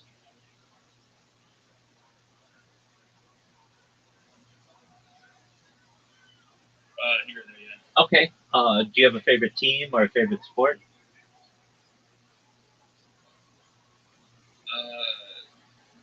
Sometimes I watch the Green Bay Packers. Oh, we just watched them last night. They have an amazing defense this year and offense. They're looking maybe like the strongest team out of the NFC. They look amazing. So you should be proud of them. They look really really good. Their quarterback Justin Fields or Jordan Love looked amazing. Their running back Justin, I forget what his name is. He was amazing, and then their tight end last night had just a huge night. So, and then they got a defense that is really really good. They just got like one of the best players in the league from Dallas, so um, gotta be psyched about that. And they are 2-0. They beat the Detroit Lions the first week, and then they beat the Washington Commanders the second week. So definitely. So they're looking strong. All right, so you're a Packers fan to some extent. We've watched, let's see here, 3 Super Bowls in here, 3 Olympic games. Do you like the Olympics at all? Yeah. Maybe the World Cup Championship. 100%, yeah. I'd like, if I'm at least popular enough from streaming, I'd like to live stream because they're going to have some games in Los Angeles, so I'd like to do that. If I'm unable to do that, I'm going to stream the whole thing, every single game. I streamed the Women's World Cup like 2 years ago, and it was amazing. It took place in New Zealand and um, Australia, so all the games were like in the middle of the night, and I got so into it. Toaster question: I would never in a million years thought I'd be so into women's soccer, but I was. And then earlier that year, I streamed the Men's World Cup. So, are you a soccer fan? Yeah. Okay, excellent. Are you? Do you have like a favorite Premier League team? Team USA. Okay, excellent. Yeah. So hopefully they do well this year and they can make it into the World Cup. Um, they're one day. You mark my words, Toaster. Question: when it might be in the next 100 years, I'm not sure, but the United States will be in the World Cup final, and it will be the biggest sporting event in the history of the United States. Would you agree that would be giant?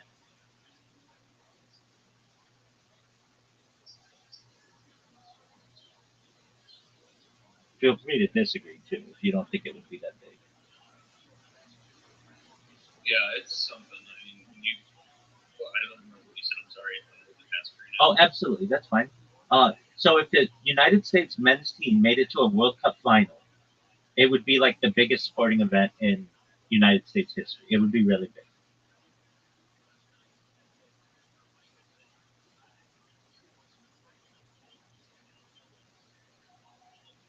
That's okay if you're multitasking. I understand. You do you.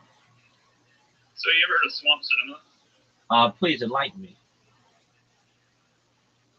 It's a Gary's Mod server that has a lot of. It's basically a lot of different characters that people play. Okay. It's something I think it's pretty nice to if you ever get a chance to download Gary's Mod and go on here and play with. Okay. Swamp Cinema, Gary's Mod, Swamp Servers. Is it swamp.sv? Yes, Swamp does it. Okay, very cool. Welcome to the Swamp. We're a unique Gary's Mod gaming community.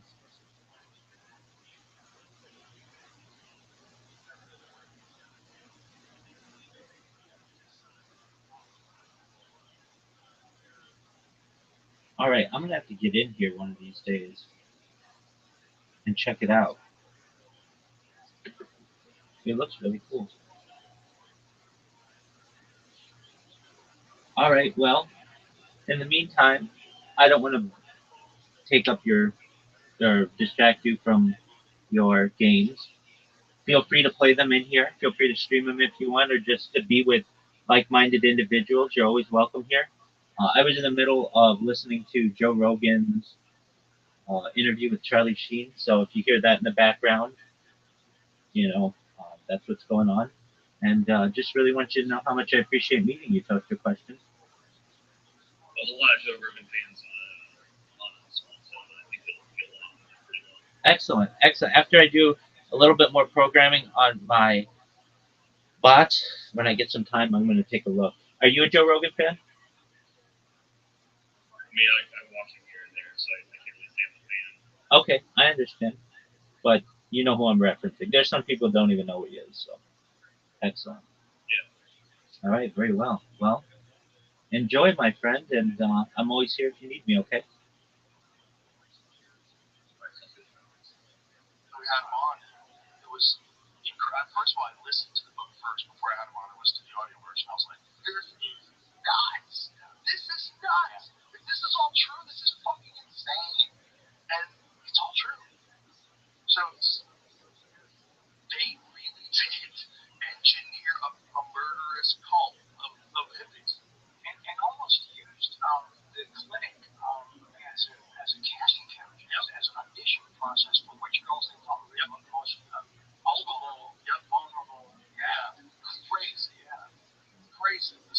guy, A was doing that.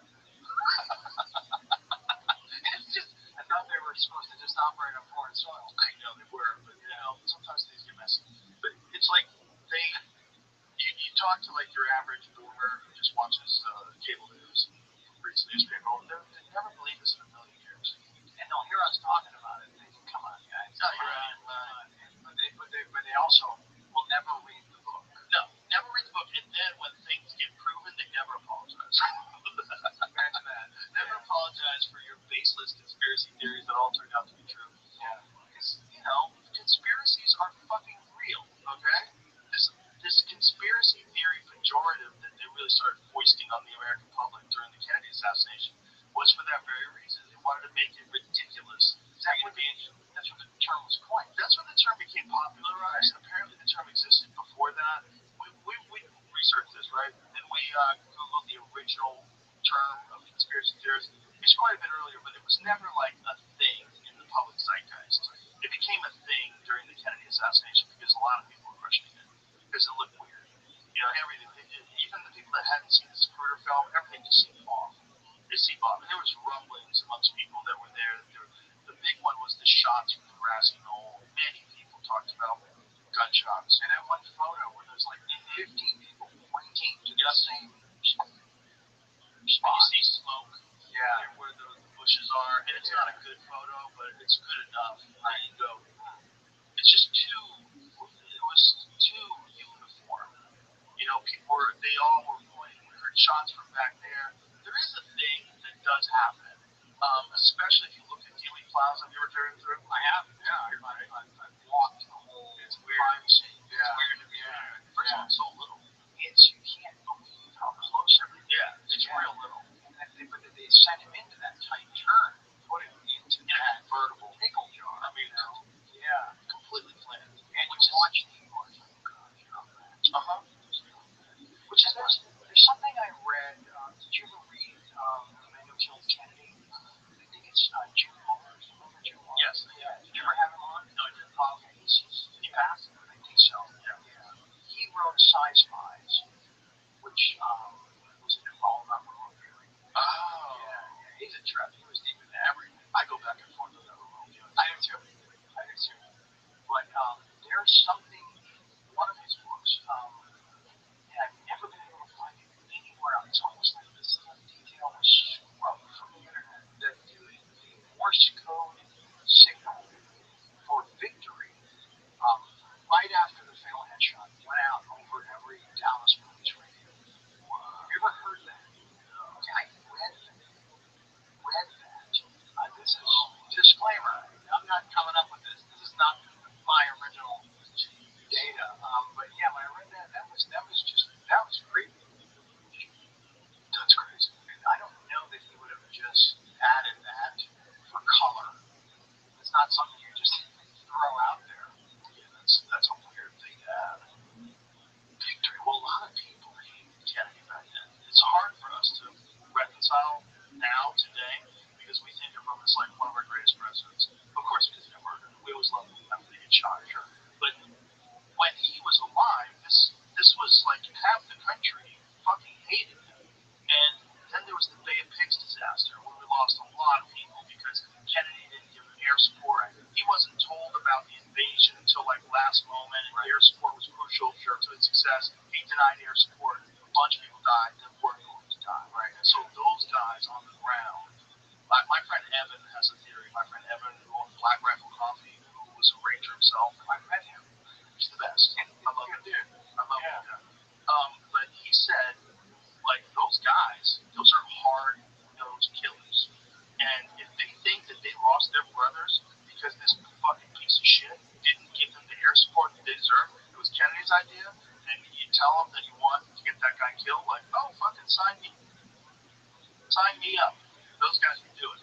He's like, those would be the type of guys who would have to do something like that, and they would probably tell you this would be a perfect place to do it. Right. A tight little turn. Yeah. Anybody who says, by the way, because conspiracies everybody gets binary on this one way or another. I believe this or believe that. Anybody says that Lee Harvey Oswald couldn't make that shot has never shot a rifle. You're full of shit. If the rifle's on, it was not that far.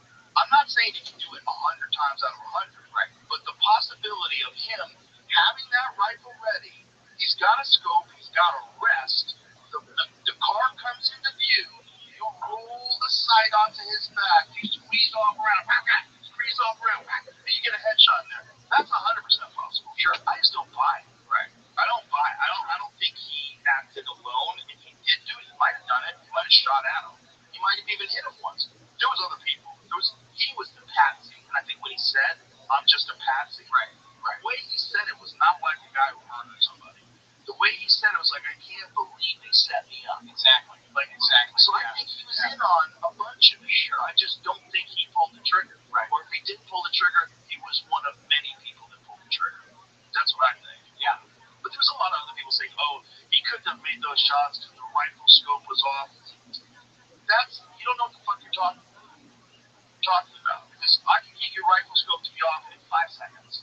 Okay, if your rifle scope's perfect, is it zeroed in? Bang, I drop it on the ground. Try it again. Yeah. It'll be off by 6 inches in 200 yards. Yeah. You're going to play with that thing. They're fragile. They require micro adjustments. Little Allen wrenches and hex keys and shit. Right. People don't torque them too much. You get it dialed in perfect on a $37 rifle. Yeah, on a rifle from 1963. From a magazine. Yeah, of course that thing can get knocked off. Right. Like almost instantly you can knock that thing off. There is a thing about the tree though.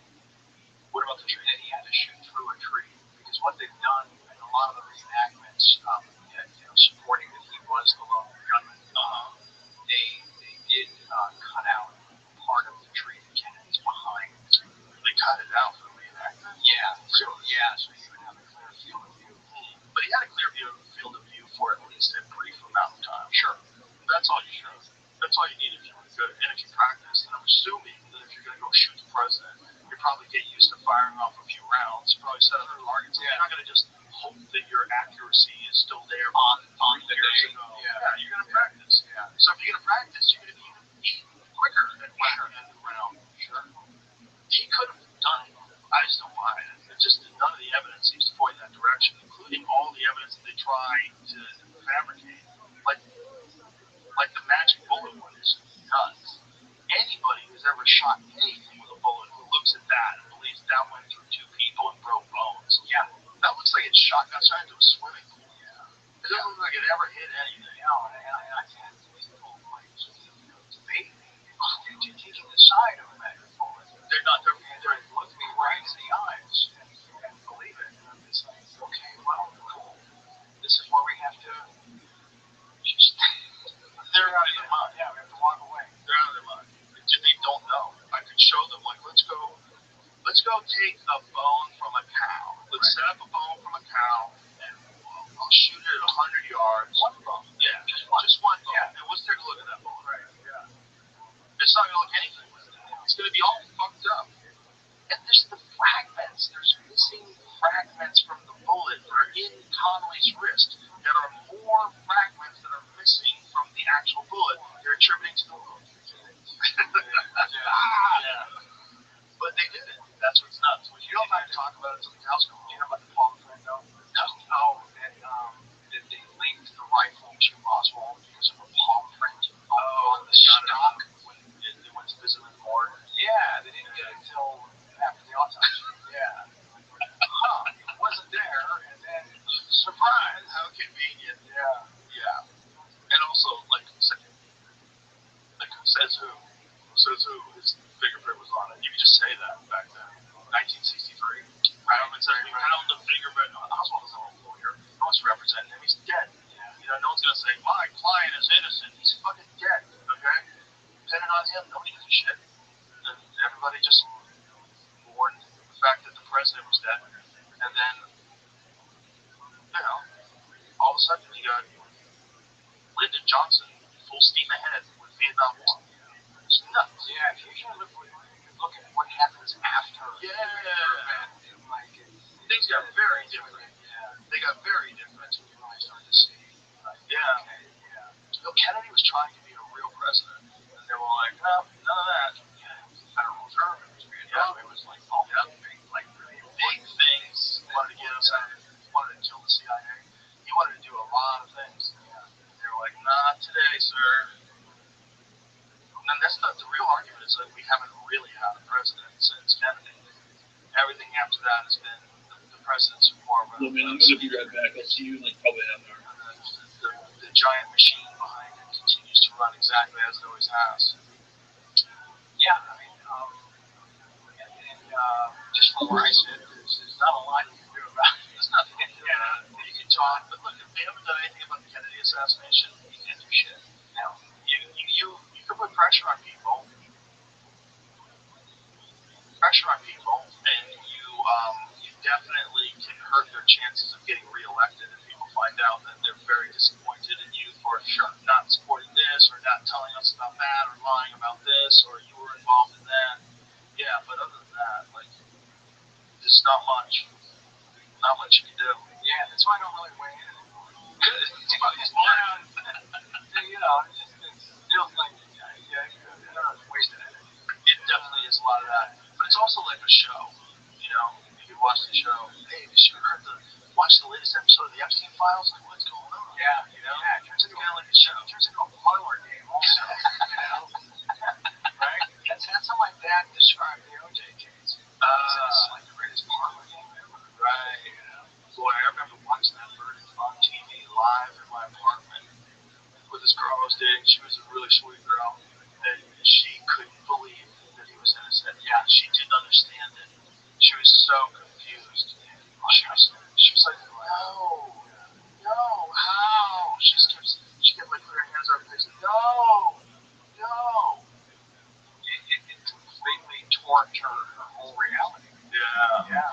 I was on a mountaintop in Mexico doing a low rent sci-fi film called The Arrival. I love that movie. Oh, Don't say that was a low rent movie. I love that movie. You know who turned me on to that movie? Dave Foley. Dave Foley is a good friend of mine from News Radio. Okay. When we were on News Radio together, he fucking loved that movie. This is a so underrated sci-fi movie. I'm like, okay, cool. Wow. And I checked it out. It was great. I loved it. Thank you. It was the first film that actually incorporated a mashup of puppets and CGI at the same time. Because at that point it was either one or the other, and the other hadn't fully really arrived yet. Right. So that was kind of cool. But no, I was so hoping for the day off to be back at the hotel because everybody knew the night before that the verdict was coming, right?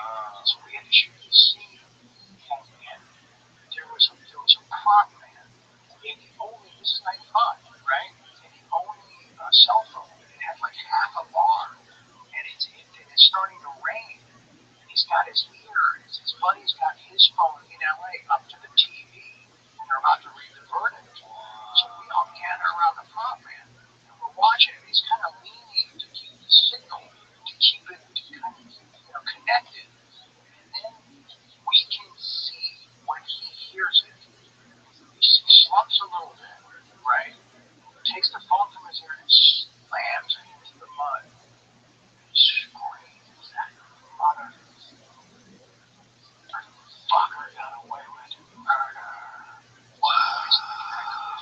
It was gnarly. That's a wild scene. That's all I learned about the OJ verdict. Yeah. Wow. Yeah. Wow. Dave Anderson was there with me. He's a buddy I grew up with. He's in the book. He's a two-time Oscar-winning FX makeup artist. You know. So, if you ever run across Dave the Ray Anderson, ask him about the OJ verdict. That's just a crazy scene. Imagine a guy reacting like that. He was our only connection to it. Yeah. And everybody was so invested in this thing. And it was really hard to go. And that was like, you remember the time of day that might have happened? Kind of late morning, sort of, or was it the afternoon? We still had a pretty sizable day to shoot. Really hard to regain focus. Yeah. Feel like what we were doing still mattered. Yeah. Because there was a giant, there was like a murmur in the universe at that point. Yeah. It felt like something had been taken from us. You know? Yeah. Stability.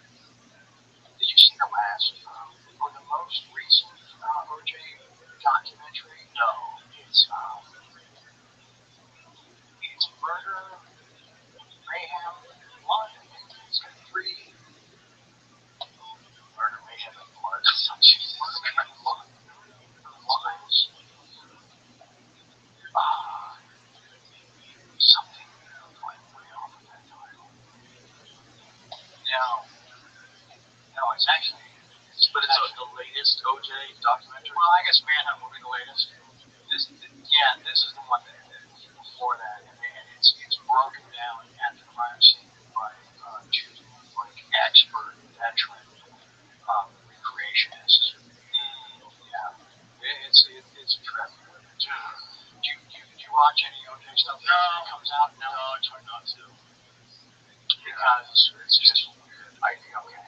Do you think there was something else there? Or, No, I think he killed his wife. Yeah. And he killed Ron Goldman. He got away with it. Yeah.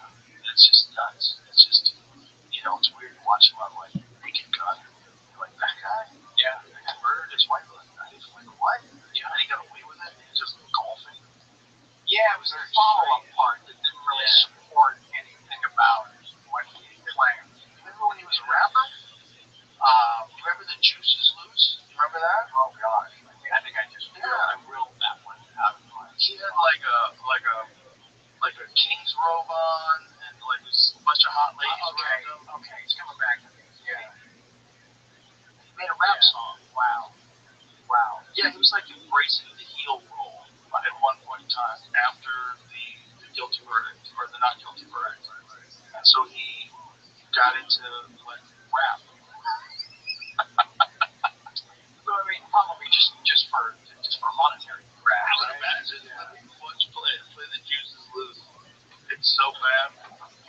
Is it off of YouTube? That would be hilarious. It was part of the TV show again. I saw that. Oh, that's right. I can show you this kind of thing. People will say, practically, Jackass. yeah, but I'm trying to do it on TV. They're all celebrities. Oh, Punk. OJ was doing that? Everybody would just run away screaming. He was a murderer. A lady, like, walking through her door last night. Oh my God. That was one of his scenes? Jesus Christ. You got juice. You got Judy. Damn. Also, the music video had a bunch of naked ladies. Yeah, it was weird on like pay-per-views. Oh. Spice Channel. Spice, remember the Spice Channel? Yeah, but that whole thing, going from that verdict to try going back to work. Oh my, see that musical. Yeah. I remember one time we were filming his radio. It was in the middle of that North Hollywood shootout. Remember that? I do. Yeah. We were watching it live on TV. Yeah. While trying to do a sitcom. We were like, we probably should take some time off here. There's a fucking war going on in the middle of North Hollywood. Wow. Yeah, I think that involved a lot of cocaine and steroids too. From the guys. Yeah. I know they were definitely on steroids. Yeah. But I think there was probably some or meth, something like that. Some sort of cover. Yeah. For people who don't know the story, these guys, they robbed a bank. Is that what they did? Yeah, but waited. Yeah. Like could have driven away, could have left with all the dough. And they decided to get in a shootout with the cops. Yeah. Killed cops. Right? Yes. I mean, they got killed. A bunch of cops got hit. And the cops were like horribly outgunned. Oh yeah. These cops had their 9mm pistols. These guys had fucking machine guns and bulletproof vests. Yeah. Killer helmets. They had face masks. Yeah. Now, do you support that when the dude finally kills himself, that it was a simultaneous sniper shot at the same time? I never even looked into that. Is that one of the conspiracies? Well, there's one thing that they claim. That he got shot and shot himself at the Exact same time. It's possible, but why would they? What does that serve? What does that? Maybe they were already going to shoot him, and he shot himself. They didn't think he was going to shoot himself, and they pulled the trigger right when he got it. That's what I would guess, if that's the case. But it's not like they have to be let off the hook. At that point, that dude has to be put down. Yeah, I mean, one of the guys had already been shot. He was shot in the leg, and they didn't get him any medical help. They knew he was going to bleed out. I think that was the case. I think he got shot in his femoral artery. The first guy says he died by, this is from Wikipedia, he died by suicide via gunshot to the head from his handgun, simultaneously being hit by rifle fire from LAPD officers who one round striking and severing his spine. Whoa. The other guy got shot over 29 times and died within 1 month. Wow. I mean, what are the odds? Crazy. line in his direction. Yo, there he is. 3,000. Can you hear me? Yes, sir. Right. Hello. I got some friends watching right now. Oh, shout out to your friends. You guys are amazing. Yeah, can you say shout out to Rick Rhymes 01 on Swamp Cinema? Yo, shout out to Rick Rhymes 01 on Swamp Cinema. You're the man, you're the myth, you're the legend. People should want to grow up to be like you. You're amazing. Yeah, he said he's got him talking. We were just talking about you. Excellent. If you go in the upper left corner of this Discord, you'll see a red circle that says 24/7 YouTube streams. If you put that into YouTube, you can see all my content. Well, basically like live. Yeah. So I also got another friend I was talking to, and they're probably watching too. So I got some people that I'm talking with. So, but yeah, this is the Swamp Cinema community I was talking about. Shout out to you guys. You guys have a wonderful community. You guys didn't know, I stream my life 24 hours a day, 7 days a week, 365 days a year for world peace. I've been doing so for more than 3.5 years. I have more social media than any person ever. I have over 100 YouTube accounts, 20 of which are live right now. I have over 200 Instagram accounts, over 500 Twitch accounts, over 1,000 TikTok accounts, over 2,000 Twitter accounts, over 5,000 Blue Sky accounts, and over 10,000 Kick accounts.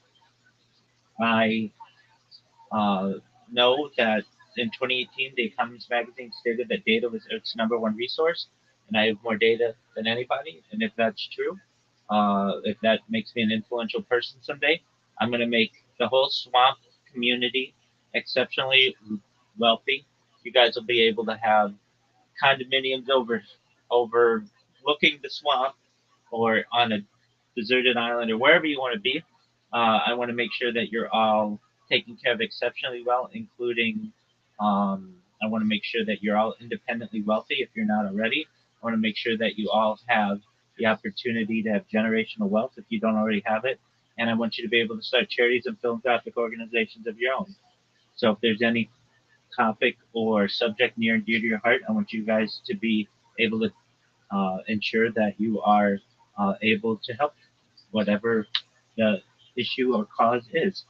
I talk about things to improve the world, like ending world hunger through the use of technology such as agricultural drones, floating greenhouses, saltwater greenhouses, hydroponics, vertical farming, cloud seeding. I want to help end world thirst. I'm sponsored by cryptocurrency. That's what all my merch is. The name of the cryptocurrency is called Harry Potter Obama Sonic 10 Inu. It's a mouthful.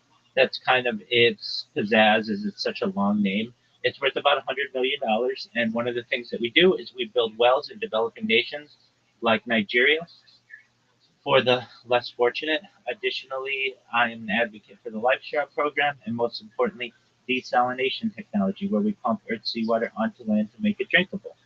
I talk about other things that are fascinating to some people. They're fascinating to me, certainly. Scientific advancements, futurology topics such as anti-gravity, antimatter, alien disclosure, artificial general intelligence, artificial superintelligence. I talk about things like space tourism, space elevators, space slingshots, things like terraforming of other planets, interstellar space travel. I talk about invisibility cloaks. I talk about replicators, Santa Claus machines, de-extinction technology. People don't know this, but the first successful de-extinction took place in the year 2003 with the Pyrenean ibex, which is a goat located in northern Spain, southern France. Fast forward to the year 2021, a company out of Dallas, Texas, has founded known as Colossal Bioscientific. They've made it their goal that within the next 3 years, or by the year 2028, to reintroduce the woolly mammoth into the Arctic Circle utilizing Asian elephant surrogates, which I just think is a really exciting opportunity. Additionally, they want to reintroduce the Tasmanian tiger, followed by the dodo bird, which I think will be really exciting to be able to archive. Additionally, they've made headlines with their direwolf project.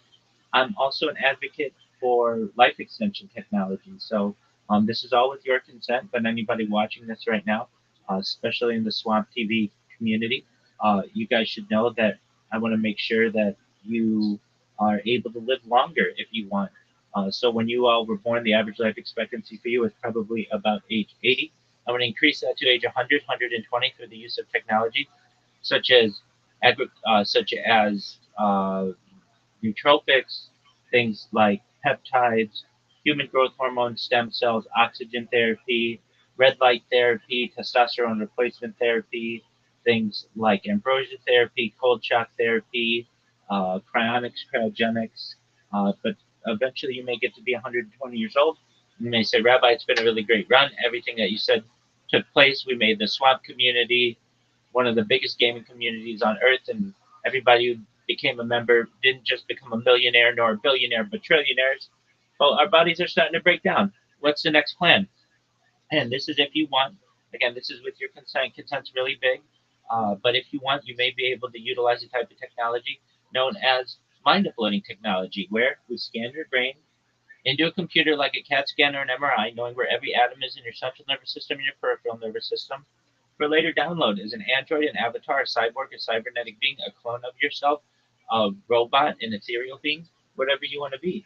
But what I want you all to know, if you're watching this and you're a member of the Swamp community, is that you may have an opportunity at digital immortality. And if you have any questions, feel free to ask Toaster your questions, and feed them through him, and I'll answer any questions that you have. But I appreciate you all checking me out wherever you are.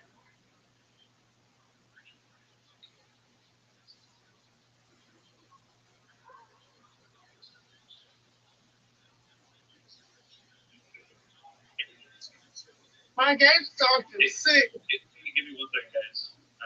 They were just watching you, and everyone didn't know what was going on. So hold up. That's okay. You know how people get excited about something? They're like, "What the heck?" 100%, my friend. They're all telling me to put you back on. They're really enjoying your company. Yeah, sure. I will do my spiel again. No problem at all. You let me know when they're ready. All right,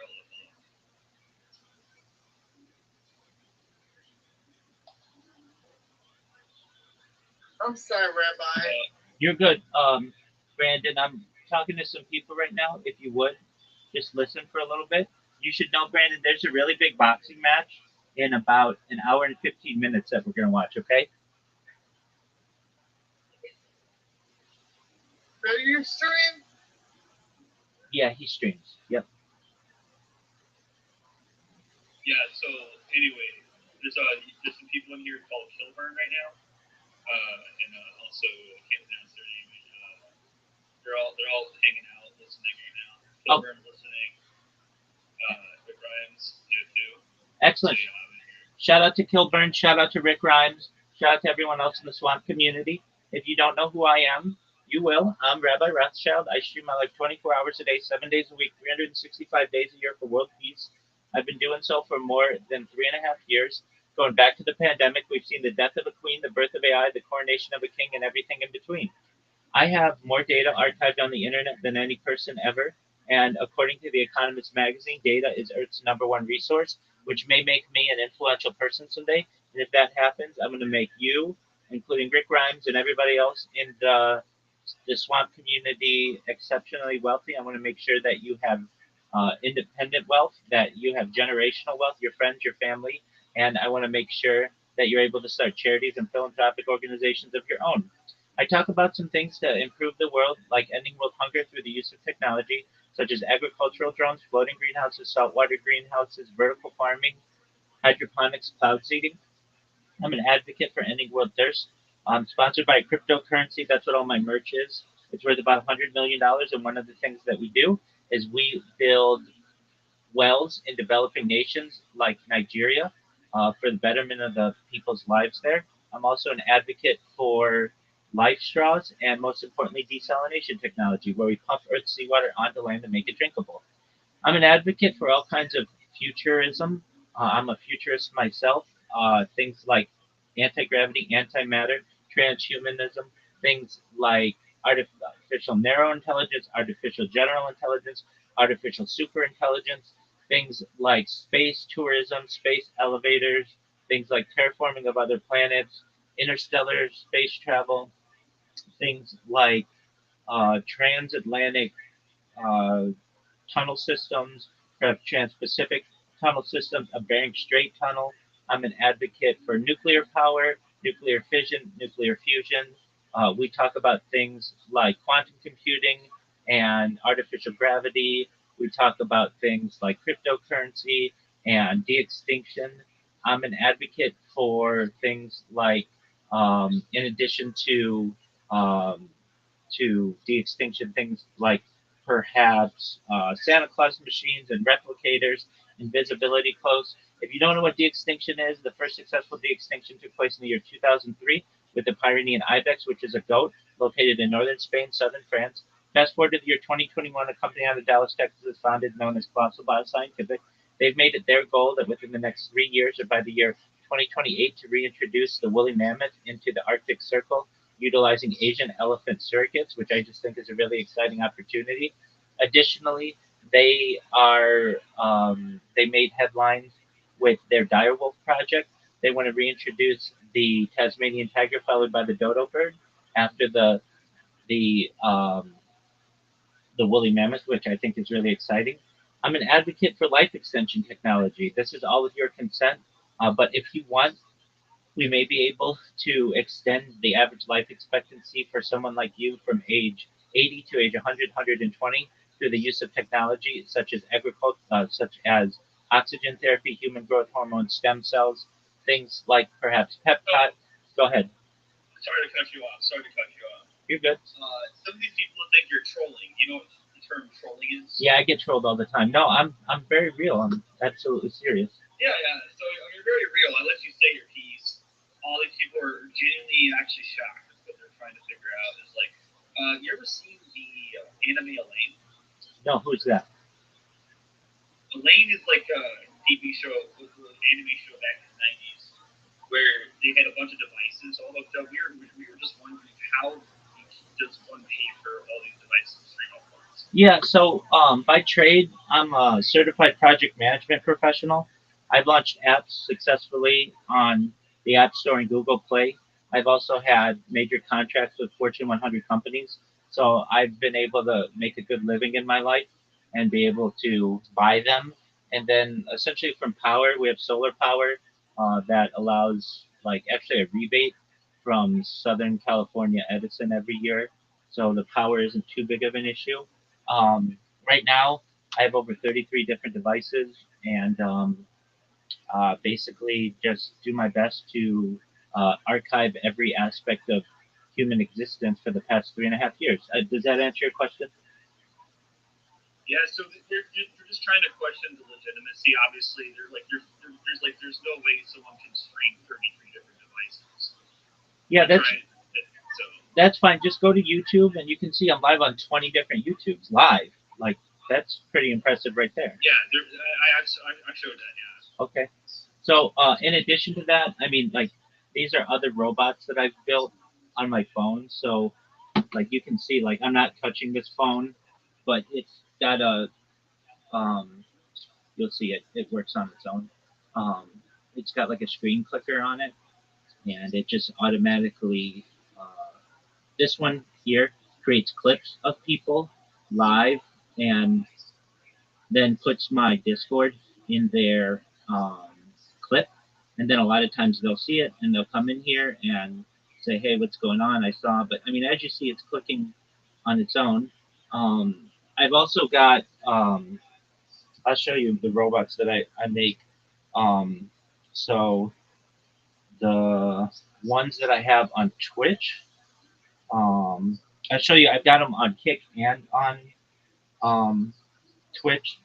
So just one moment, and I'll get this device and show you. Okay. Hey, Toaster, what are you streaming on? Just I'm one. shooting on a game. So. Brandon, just one moment.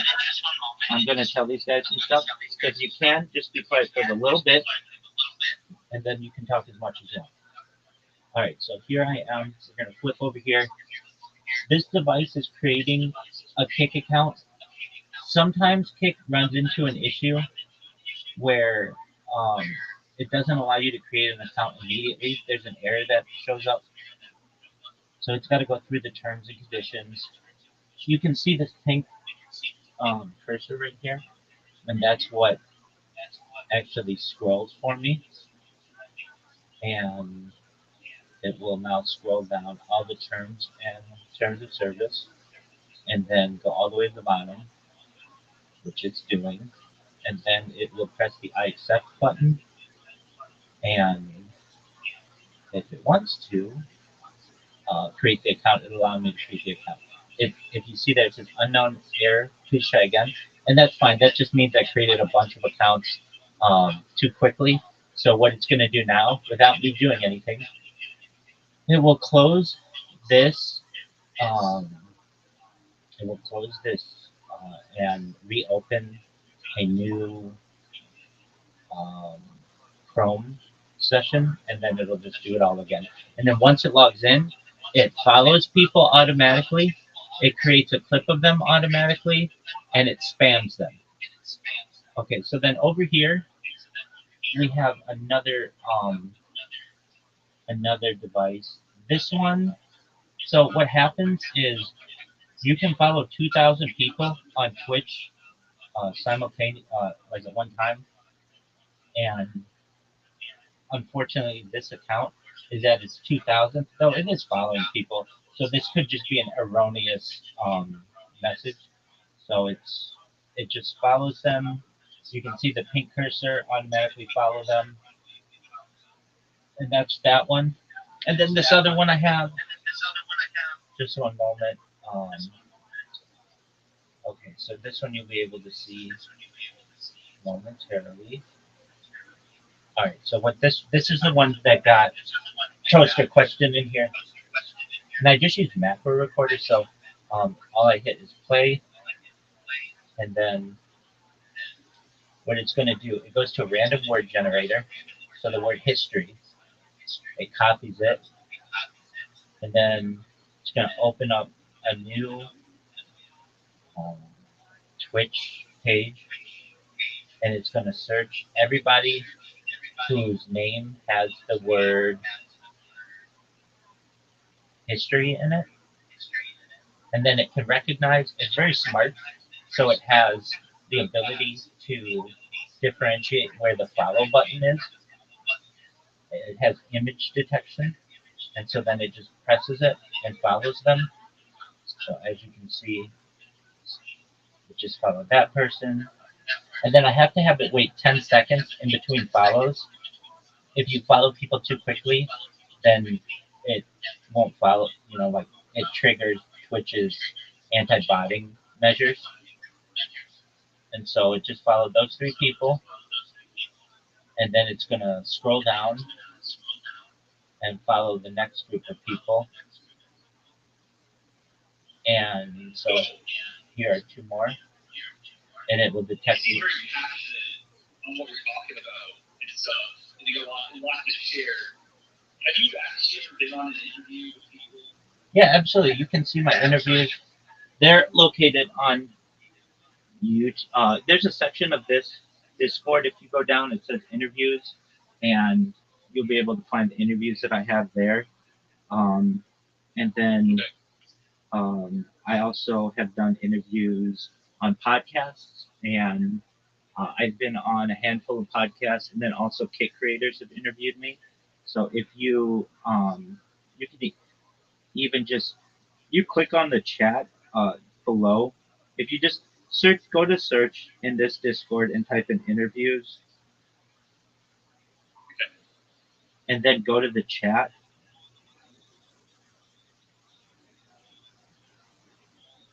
You'll see a list of interviews that I have in there. Some of them have been banned from like different accounts that I have, but I have a bunch of other that have been on there too. So the folks on that I'm talking with right now, they think it's not real. They think all of this is crazy. Like they don't know exactly, like in game on known as General Toaster. Okay. And I mess around with these guys a lot. And so Kilburn is one of the guys that had a lot of questions in mind. He's like, oh, this doesn't seem to be real. You know, so they're very orientedly focused on what is called RT lore on Islam cinema. There's things called ponies versus Kleiners. Okay. And it's been a thing that's been going on for a long time. I just been role playing it out. I'm so sorry. There's a lot to explain here. And the folks on Islam are just like, like curious on like how, like, they want to introduce their stuff too. They want to like show that you're real and stuff. But I don't want to confuse you by having their lore and then your situation because you have a lot to share. So yeah. Feel free to clarify anything you want. I'm here to answer any questions that they have. You ever played Half-Life 2? I've only heard of it. I have not played it. When you get a chance to play Half-Life 2, there's a character called Dr. Isaac Kleiner. Dr. Isaac Kleiner was what is concerned in the Gmod community as like a default character model. And it was one of the most popular models of Gary's mod. A lot of like memes and stuff. To specify, how old are you exactly? I'm 39 years old. 39 years old. Okay. You're about as old as the owner. Ask him if someone's asking if ponies can beat humans is the question that one of the people walking this live right now. Do you think ponies hypothetically can beat humans or Can be? Are you asking can beat or be humans? Can be beat? Like can they beat humans? It's a lore like My Little Pony is. I know what bronies are. Yeah, I know what My Little Ponies is. Yeah. Yes. So let me live stream this to you so it makes more sense to you. I'm not trying to troll you right now. I'm legitimately, this is real. You're good. That's fine. I get trolled every day. So check out my live stream here. You can see them live, right? Yes. Alright, this is legitimate. Like this is what I was talking about. This is Kilburn. This is your Grimes. Okay. And all this other stuff. So that's what I'm talking about. I'm not actually like making these people up. These are legitimately people here. So yeah. Do you hear that they think they're trolling? I mean that's fine. They can think of whatever they want. Yeah, exactly. So what made you like you've been doing this since 2018? No, not 2018. Since 2021. 2021. Okay. So you've been doing this for about 4 or 5 years. I'm closing in on my 4-year anniversary this fall. Okay. So are you wanting to do this so continuous for the rest of your life, or? That's correct. Yeah. I'd like to document my life as long as I live. In better form, I'd like to use like a first-person view, like have like meta glasses that live stream.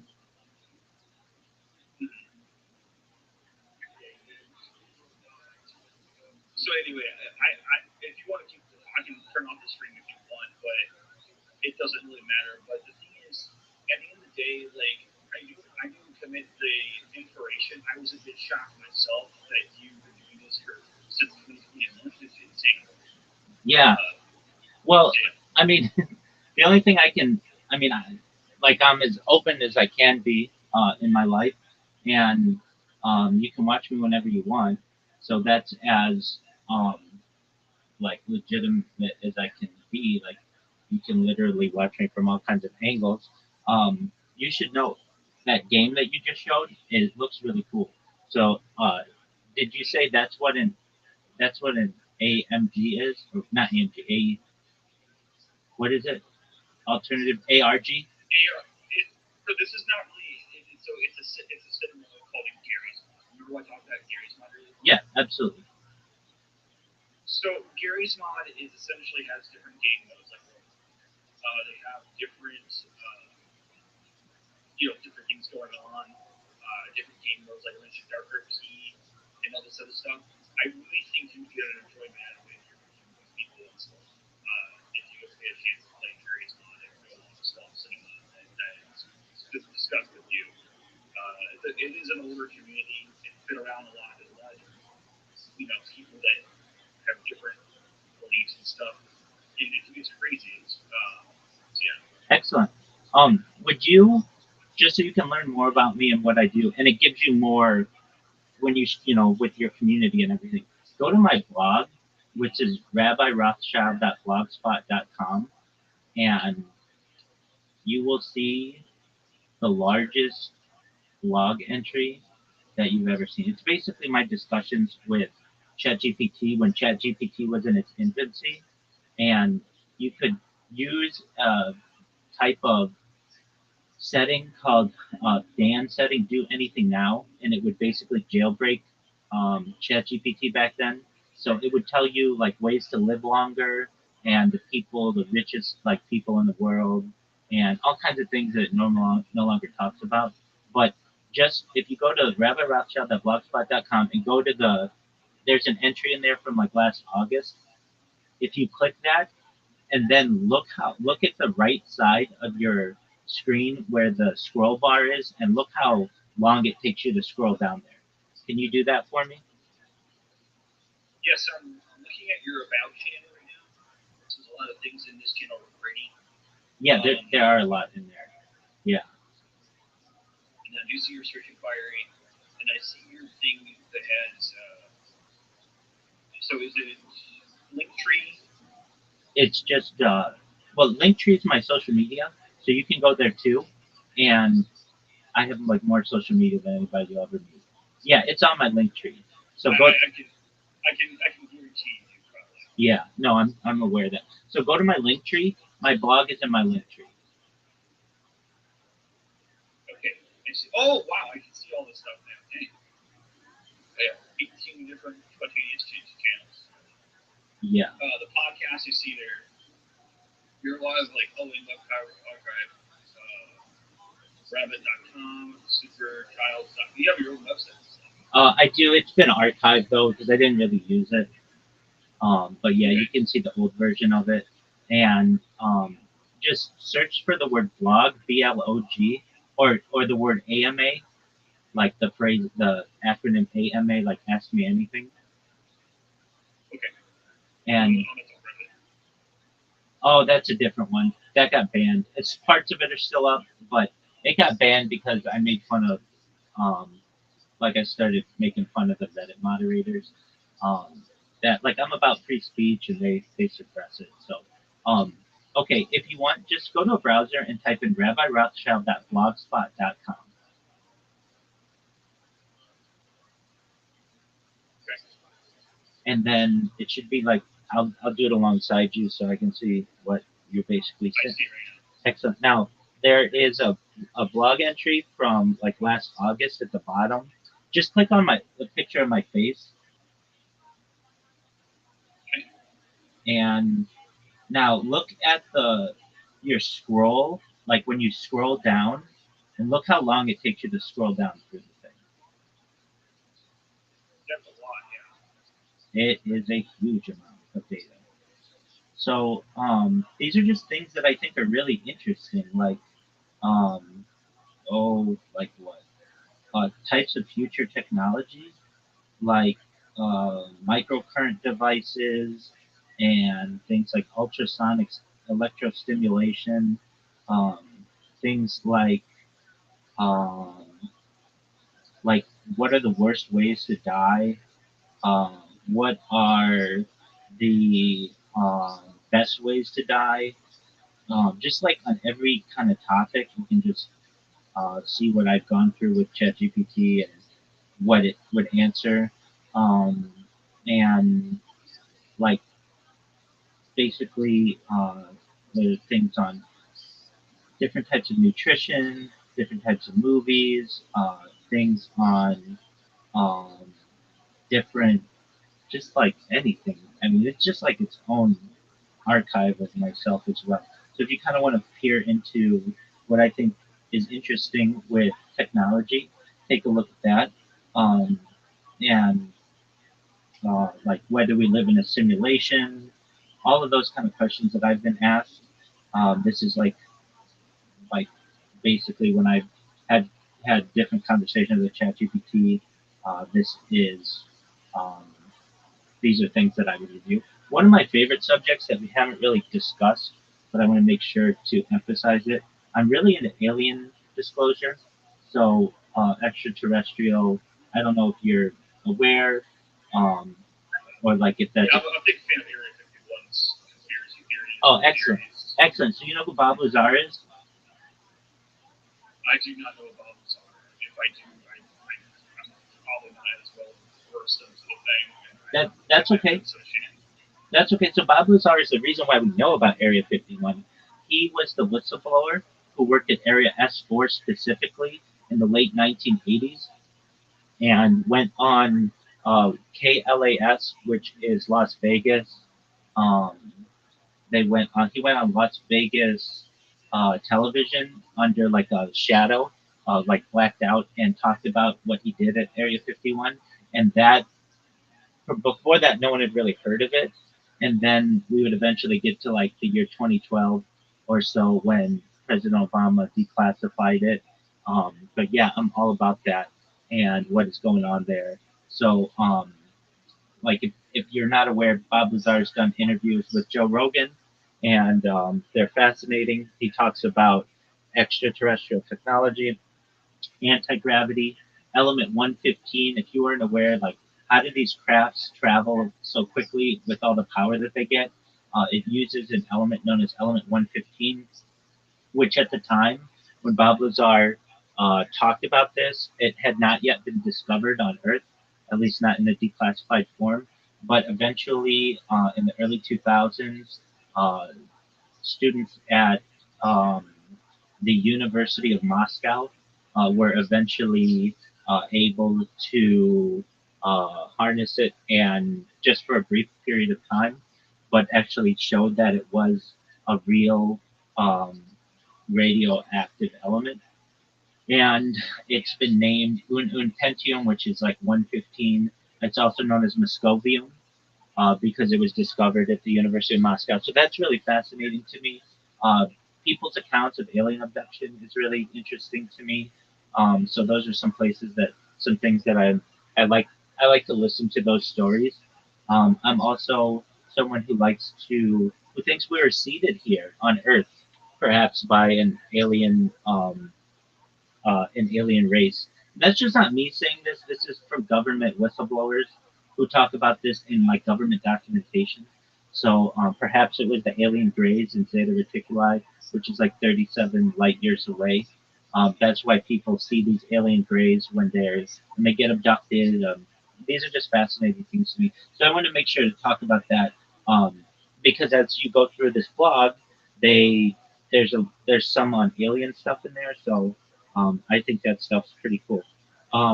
But yeah, I mean, if you check out if you just like go to um, my TikTok, or even my Instagram. My Instagram's Rabbi Rothschild, at Rabbi Rothschild.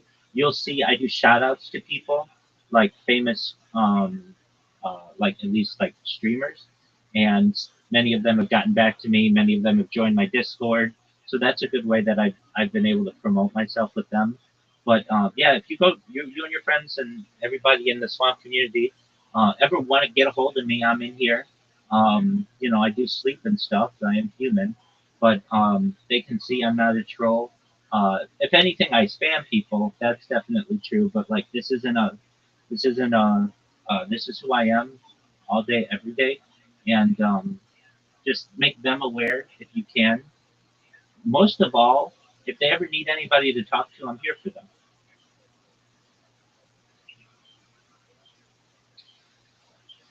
So yeah, I'm just impressed. I'm impressed with the work.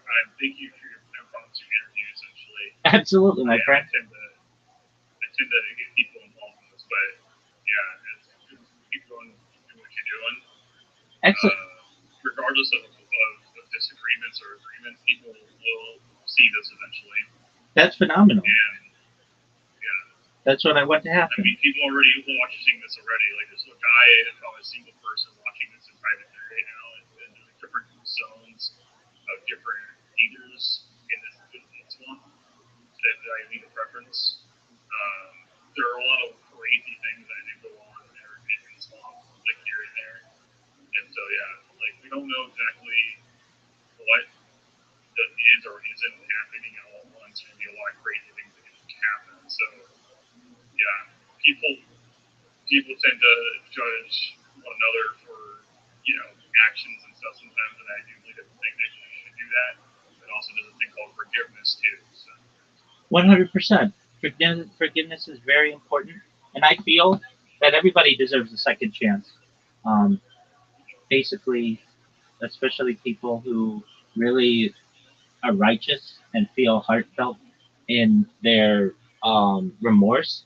Definitely, people deserve a second chance. So, shout out to anybody, whether you're watching this in 2025 or 3025 or anywhere in between or after.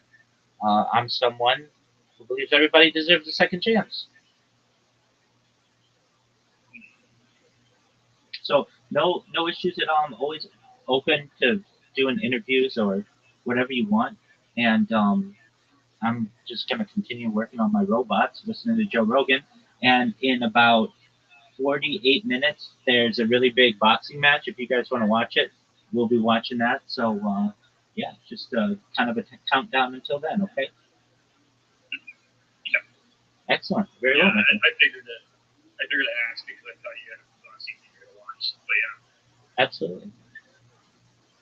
Well, Toaster question is you made my day. I really mean that. You never know who you're gonna meet on the internet, especially you never know who you're gonna meet when you create robots like I do.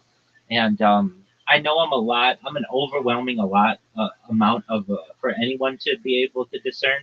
And if I were in your or your friend's shoes, I'd be like, wait, so you mean you've been live on the internet 24/7 for the last like 4 years? And like, yeah.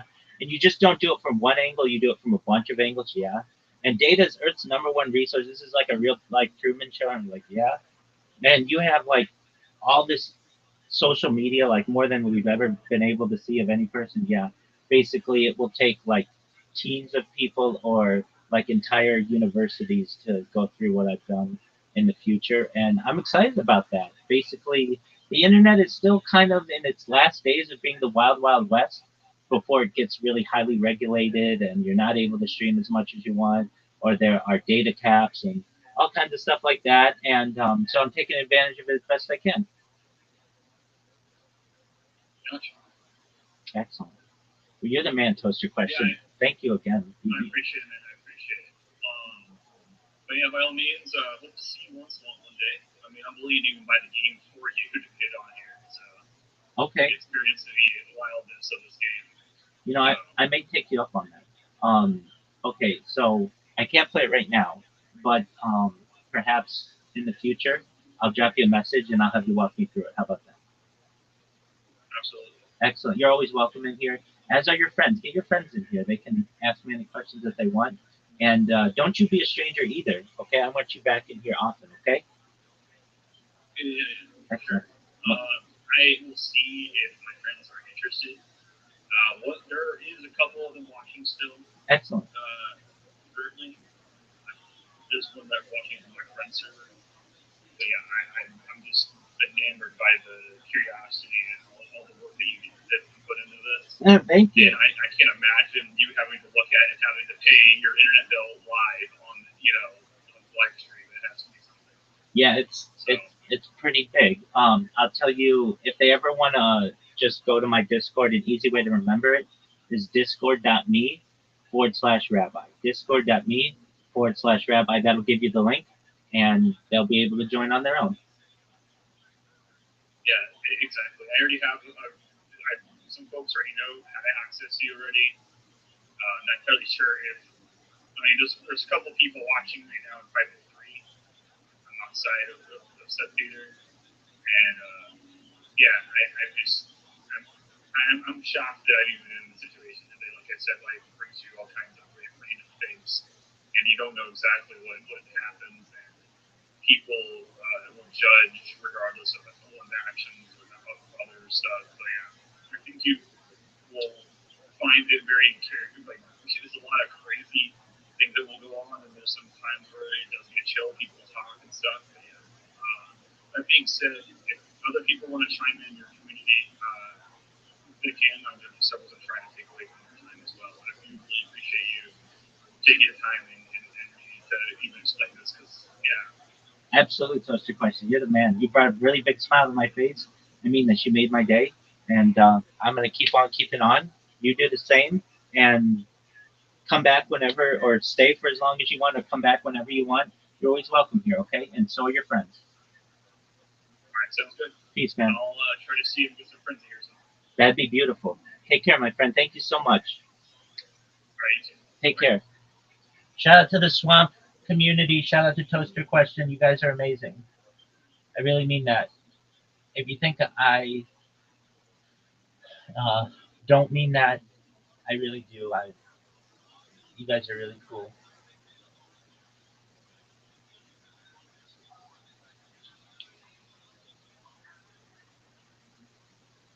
And you got a whole duffel of cash. Yeah, you must have a heavy truck. Yeah, that is. Yeah, wow. Imagine being in that neighborhood.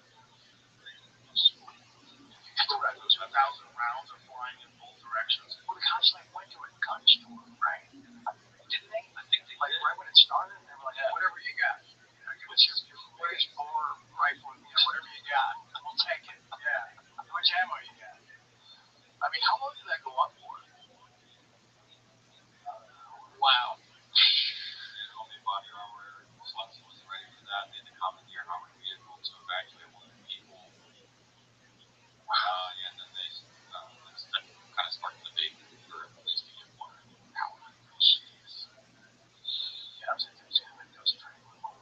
Yeah, if you're a real conspiracy theorist, they say, MK Ultra tricked those guys into doing that so that the cops could get militarized. Yeah. Well, this is the problem with conspiracy. People would try to attribute them to everything.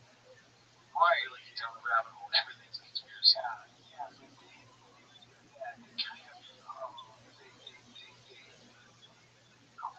Harm the credibility of the ones that can't really be, considered for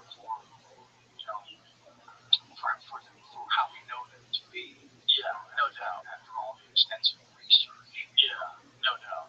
Yeah, there's real ones, but I think that's also part of the reason why some really silly conspiracy theories get pushed. They get pushed by bots. They get pushed by paid accounts to water down the real ones. Yeah, to make them look stupid. Attach a really stupid conspiracy to one that's legitimate. Right, and then they discredit the legitimate one. Yeah, it's almost like, not to introduce this, but just from afar, it's almost like a lot of QAnon stuff had that effect. Just, I didn't dig deep into that until, and only know just basic, talking about it. But one thing I did see that felt like a constant was that there was always, anytime they mentioned something that was just completely screwy, it was followed up with the ones that believed to be real. Right. It's just kind of these big ones that just put them all in the same. Yeah, a stew of good stuff and bullshit. Exactly. Just stir that cauldron. Yeah, that's a very convenient way and very true. The QAnon documentary on HBO was great. Into the Fire, it was called.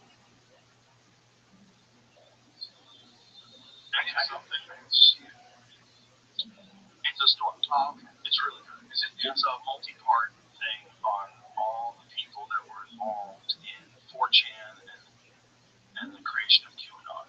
Okay. Who they think the original guy was, and they think another guy took it over after a while and took over the account. And it seems like they were just kind of fucking around at first. But it's not definitive. Like, he's got some really good evidence that points in that direction, but it's just hard to know. And, everyone always thought that it was someone inside the White House, there was some secret person inside the White House. It doesn't seem like this documentary believes that.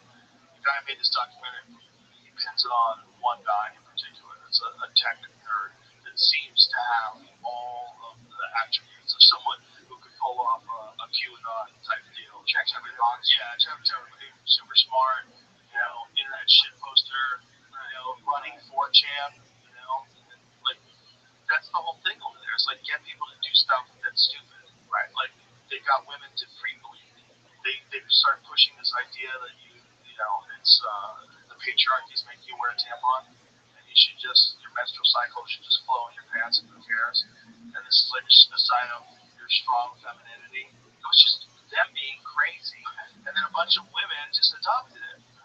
Not for long. Right. It's gross. They were like, this is stupid. Yeah. Probably lasts a couple weeks, but a bunch of women.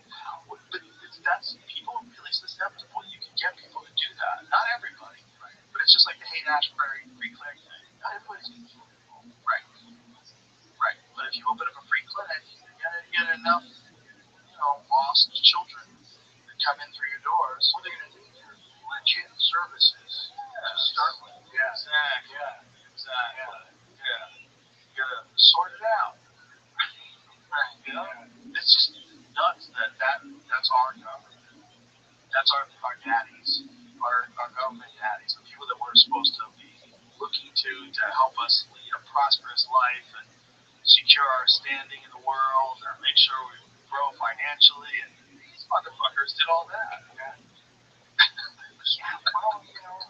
Ultimate power, right? Yeah. In any form. Well, they bring it back to stardom. Like that's a weird power to get somebody. Especially when you're 21 years old. Stardom. Yeah, it's a weird power. Weird amount of freedom. Weird amount of people expecting you to be kind of wild. Sure. Yeah, and again, that thing you talked about, where you watch it happen to others, and then suddenly it's you. It's a lot more. It's a lot more intoxicating. Then I would always think, okay, so how were they able to control it? Why didn't I see them enjoying it at this level?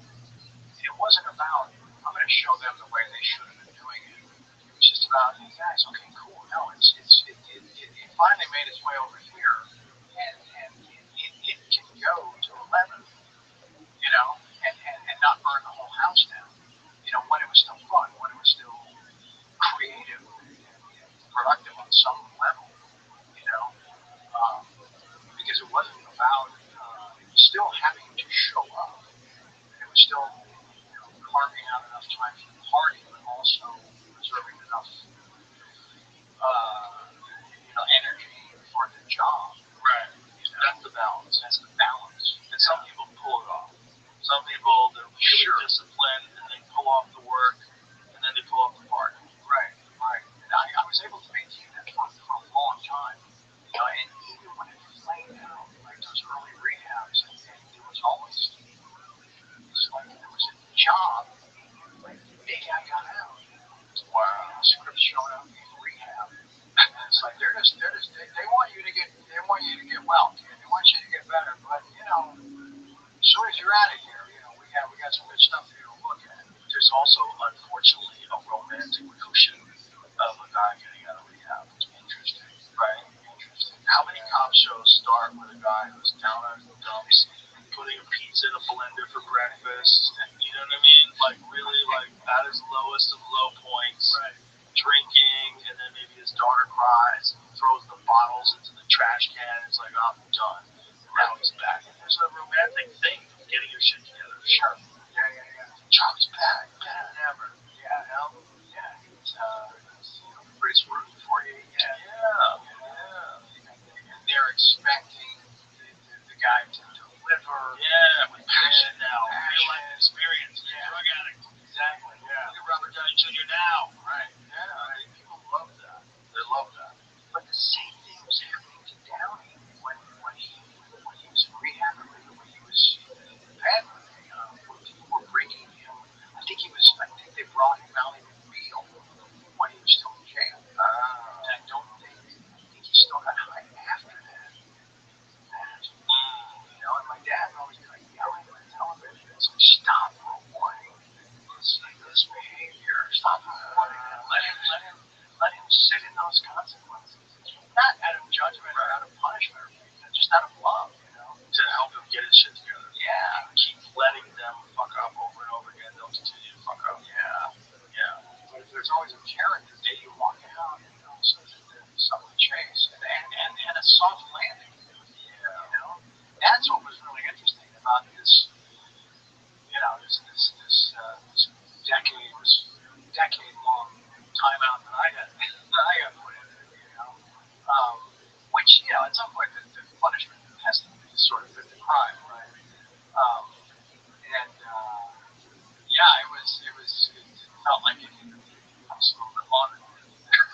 should have been. Yeah. I don't remember any murder charges. But at the same time, there's not a chance that I could have just done the two projects that the book came out yesterday. Doc comes out today. I couldn't have done either unless I had the kind of perspective and distance from all of that that I was able to get, to find. You've been sober for how long? 7 years? Coming up on 8. Yeah. 8 years. Yeah, maybe December. That probably helped a lot to be away from everything, for you to achieve that. Absolutely. Yeah. I mean, I was still doing things to, just kind of stay in the mix a little bit. And, I do signings, I do speaking engagements and stuff like that. But it was also, as soon as I quit drinking, all my kids started showing up again. And, Sam and Laura were living there, and they'd cycle back to Denise, and Bob and Max would show up, and work would come back, and like, okay, so he's going to be here, and Lola would show back up. So my house was kind of like this. It was like a clubhouse, and I write in the book that my vacancy sign, for those children, always hangs facing out. So it was, being called to a much more responsible and complicated set of responsibilities and order, and just having to do stuff that they didn't care about, writing of a show or response to a movie or any popularity or IMDb, stuff. They were just like, with the basic needs of getting to school and help with this. So it was really cool to suddenly just be, and that's the only stuff that mattered to the people that mattered the most. So, and yeah, but you're right. None of that could have happened if I was away on location or having to get a studio every week. Right. But yeah, I think it was about the time that it created. So and it's interesting that I'm not like I'm looking at this as a comeback. Okay, I think it's a reset. It's a reset. And I didn't rely on anything that I'd done before. Never written a book, never done a documentary, but to come back with two projects that everybody seems to be excited about. The documentary is very entertaining. Awesome. It's very entertaining. It's really well done. The way it's put together. It's just, so the stories are fucking bananas. It's so bananas. The whole thing was just so nuts. But, like I said, everybody loves the story of someone getting their shit together. And that's a great accomplishment, being sober for almost 8 years. It really is. Thank you. Yeah. And, it's, people are going to yell at me because how I deal with AA in the book, and that's fine. I just speak from my personal experiences. How do you deal with it? Then I tried it for a long time. For a combined 21 years, and just decided that I had to give this a go on my own. So you just do it completely on your own. You don't have any person you call or any, there's people that are sober that I still talk to. Right. You don't have a sponsor. I don't. I know it does help some people. Of course, and that's why I don't want to say that it's. I'm not recommending that this is right. You're just saying your truth. This is how you do it. I had a very good friend who was an alcoholic who quit one day. He crashed his car, ran from the cops on foot, got arrested, and then he's like, "What am I doing with my life? I'm done." He quit. Like that day, not there. Yeah. Never had to drink again. I knew him for 20 years. It happens. It can happen. Yeah. But I think that I do have the experience all of that time in and around the rooms. And that's not to say that I don't still remember enough one nuggets, a couple of things that still stuck with me that I still thought still see as valuable. Right. But there's a line in the book that it's hard else will raise your hand for you. You know, intervention, Right. all you're doing is just counting the days. Yeah, that's the part of the documentary too, when the first intervention, when you got brought into a room and everybody said they're waiting for you, you thought it was a party. Well, yeah, I mean, that's a little suspicious because it's 9 a.m. Why is Dad having a 9 a.m. birthday party? Right. Unless we're going to Magic Mountain, right? That's usually the time you leave. Right. That's usually for a 7-year-old, right? Right. Yeah, no, that was wild. That is something that I can still see as it happened on the day. Really? Turning that corner in the hallway into my parents' living room, and my brain is still trying to turn it into a birthday party. My brain never insisted that that's what we're there for. You know? That's funny. It's just when it starts to dawn on you. Like, have you ever taken a sip of something that was in the wrong bottle? Like, the brain saw the Hey, Rabbi. What up, Camp? What's going on, big dog? Yeah, you know what it is. No, I have no idea who this is. What's going on? Hold on, you know this gang. You don't know me, gang. It's the guy with the 5M servers. 15K a month guy. 15K a month guy. 5M servers. Yeah, cool. You don't know me? Dog, I've got 2,000 people in here. I kind of remember that. How long ago was this? Not even I don't know, maybe a couple of weeks ago. Okay. 2-3 weeks before. Okay, how you living, Sam? I'm chilling, gang. All right, what's good? I've been chilling a lot. Yeah, my camera's broken now, so I can't even turn it on. But yeah. All right, well, what's new in your neck of the woods? Huh?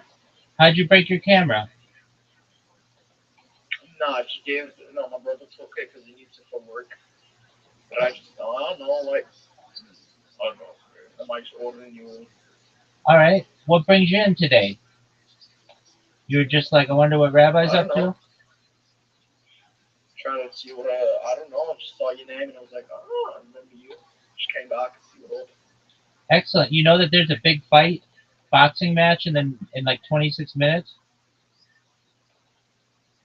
No, I didn't know that.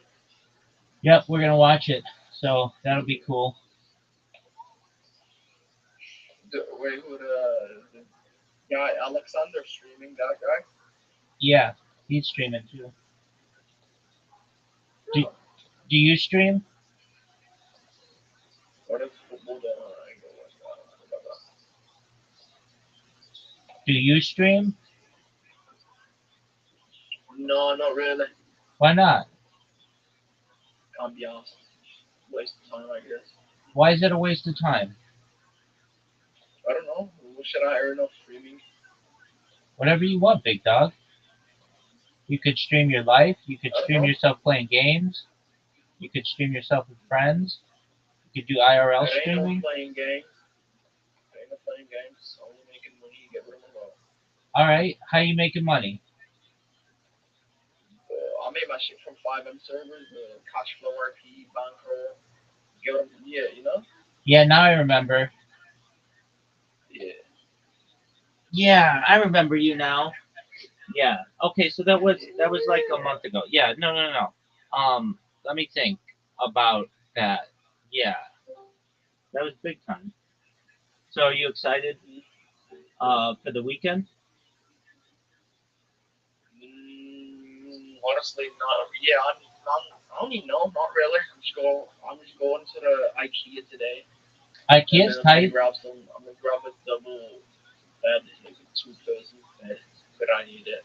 All right. Yeah. All right. So you're gonna get a double bed from IKEA. That's tight. And then what are you gonna do? You're gonna sleep in it? Yeah, that's the point, though. You know what I'm saying? Word, dog. That is the point. That's right. Okay. Probably afterwards, I'm gonna chill with my friends. Probably. Okay. What are you guys gonna do? I don't even know. Probably smoke outside, chill it out. You know. Word, dog. Well, that's cool as fuck. Excellent. Well, do you know who Charlie Sheen is? Charlie Sheen, no. All right. Well, he was on Joe Rogan, and I'm watching his Joe Rogan right now. So Feel free to listen. But don't be a stranger in here. You should be in here more often. I got you. All right, big dog. And get yourself a camera so I can see that beautiful face of yours. All right, I will. I got you. All right, as the kids say. Now you've mentioned it, let me find a fucking camera so I can buy it real quick. You're gonna be at IKEA. Yeah, exactly. I mean, you can either buy one in real life or just order one online. Yeah, I'm going on Amazon right now. Just trying to find something. All right, I don't want no little shitty little camera, you know, it's little fuck ass cameras. Word, dog. Wait, hold on, what's it called? Gaming cameras? What is it called? Video? I don't even know. Whatever kind of camera you want, big dog. I don't know, it's gonna come with a golden display. I like your accent. Yeah, I'm from UK, yeah. Yeah, it's beautiful. Hold on, what the fuck? A camera with a microphone in it. I hate that. It's fucking annoying. Just big setup of my fucking camera is just annoying. You get what I'm about? It's just jarring. Against,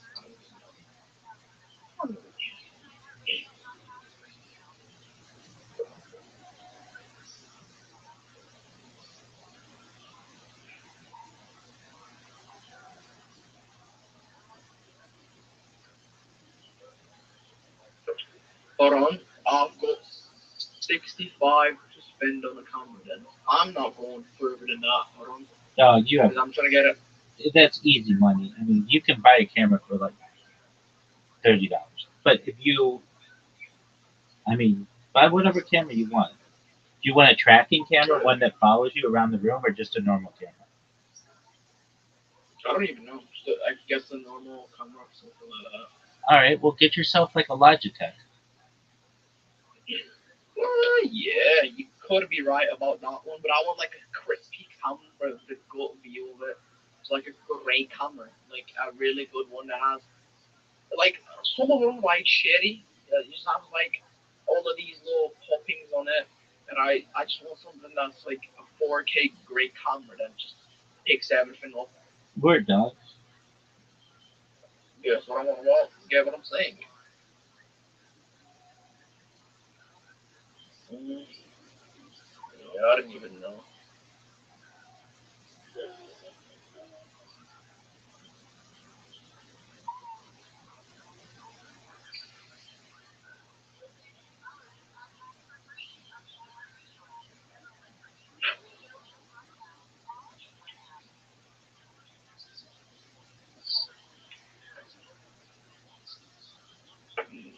Do you smoke or not?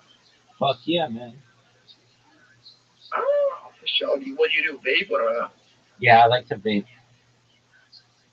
Oh shit! Nice. I'm doing that shit right now. Currently, I don't know. You could probably hear it, but There you go. blowing out and stuff, doing tricks and shit. Oh, this is a sick camera though. You said this is a tracking one. This is a really nice one. It's a 90 degrees. Oh no, hold on. 180 degrees. Tracking camera. Yeah. That's tight. With a microphone in it, stream cam. It's a great one. That's tight. One. Are you gonna go? Are you gonna go? How much is it? $69. Can't beat that. Not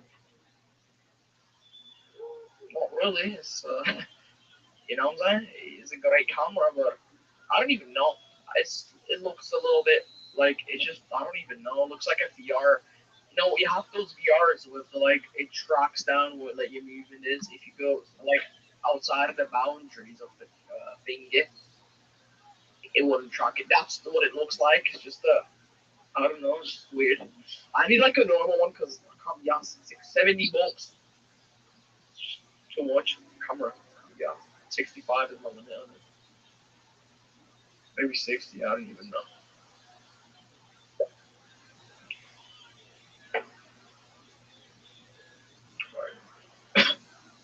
What's another nice blue raspberry? That's a good one. Which flavor is blue raspberry? Yeah, blues are really good cameras. Oh, no, I was talking about my vape. Oh, It's a okay. blue raspberry. I got blue. Hold on, I got a Mr. Blue, strawberry Red Bull, blue sour Raz, and a blue Raz. And I got a watermelon ice. Just got 5 vapes. Wow. You're up. Yeah, I've had 7, but I sold them to a friend because he just kept soaking off, you know what I'm saying? He just kept saying, I'm not gonna have my bed, I don't want to. So annoying. Keep fucking crying about a freaking vape. Just can't be bothered about it. Gave him 2 of them. $30. There you go, big dog. I gave him a cell as well. Low sale. Really quick sale. Yeah. Yeah. Nah, I don't even know. Amazon has stinky cameras. Shit. Fucking cameras. I don't even know. Let me search on YouTube for like streamers. You got them on about it. They just got the best cameras. I don't know why. They just have.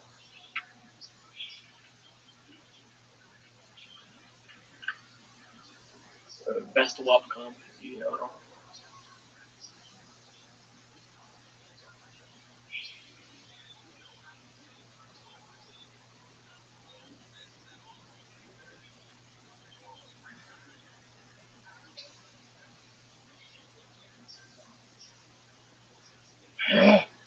People DM me for no reason. Fuck off on my fucking DMs, you get what I'm saying? It's just annoying.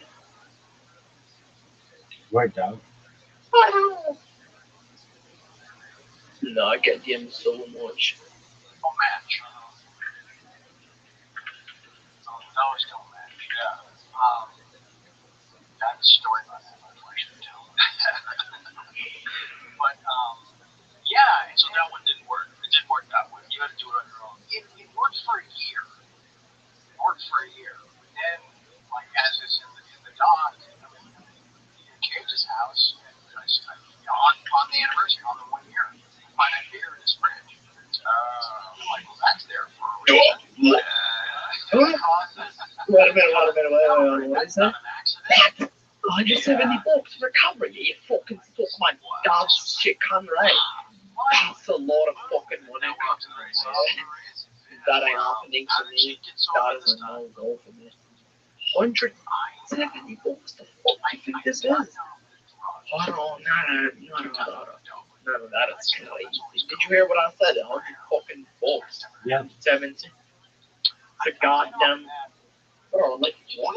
Man, that's a lot of money for a camera. I'm not doing that.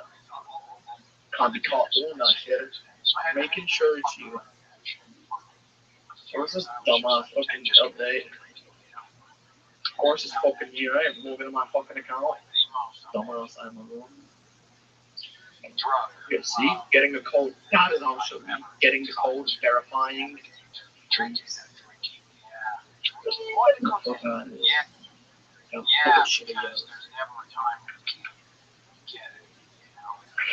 Yo, what are those stars on your finger? What are you talking about? The stars on your upper camera, your over account. Lower red stars. Oh, Are there? that Satanist stars or they're like Jewish stars? Judaism. Whatever stars. Judaism. Huh?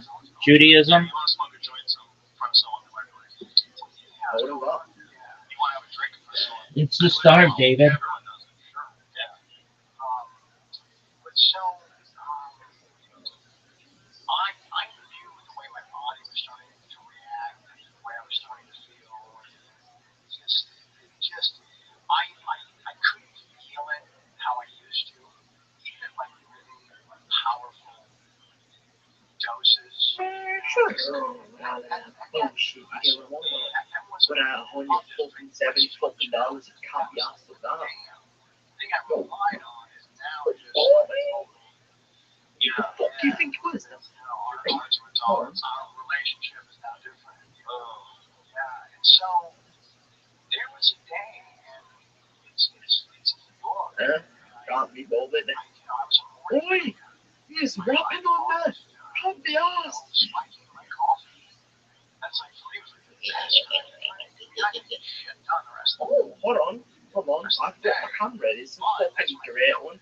It's a 16 bucks one. Big bucks. Yeah. Small freaky camera, innit? Shitty ass. What time are we leaving? To go where? Get an airplane. And it's a Sunday or a Saturday. And I never, ever expected the cops on the wheel. Ever. Never had to do one. How about that? That's awesome. That's what it is. What? Yeah. You're fucking jacking off, bro. I can't. $16 camera. No, $23 camera. For what? Getting what? Jack camera in your fucking transportation shit or something. Getting it in like 3-4 days, 5 days. Yeah, my ass.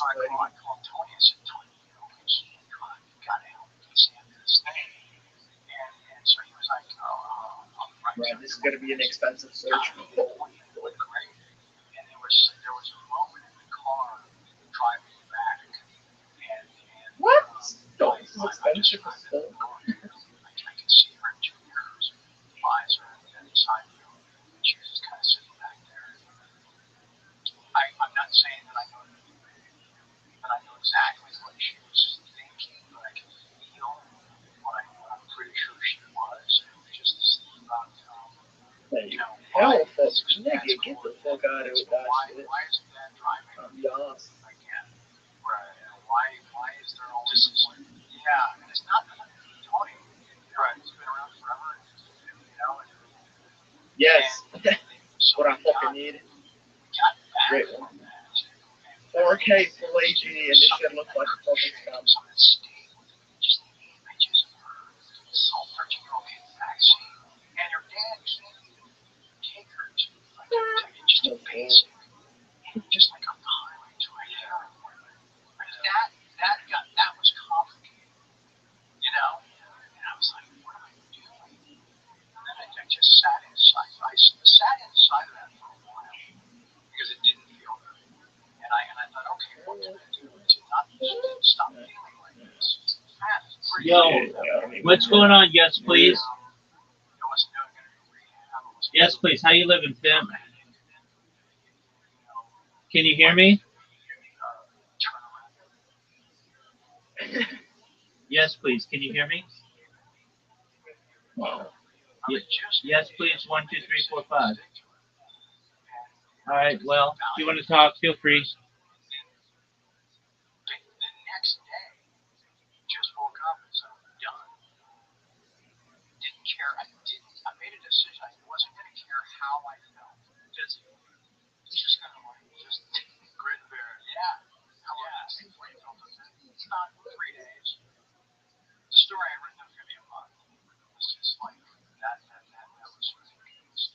And so, and then just coincidentally, it happened to be my oldest daughter, Cassandra's birthday, when I quit. December 12th, It was just like, okay, that's all aligned. Then something else happened after that. Because everybody's going to get a little squirrely.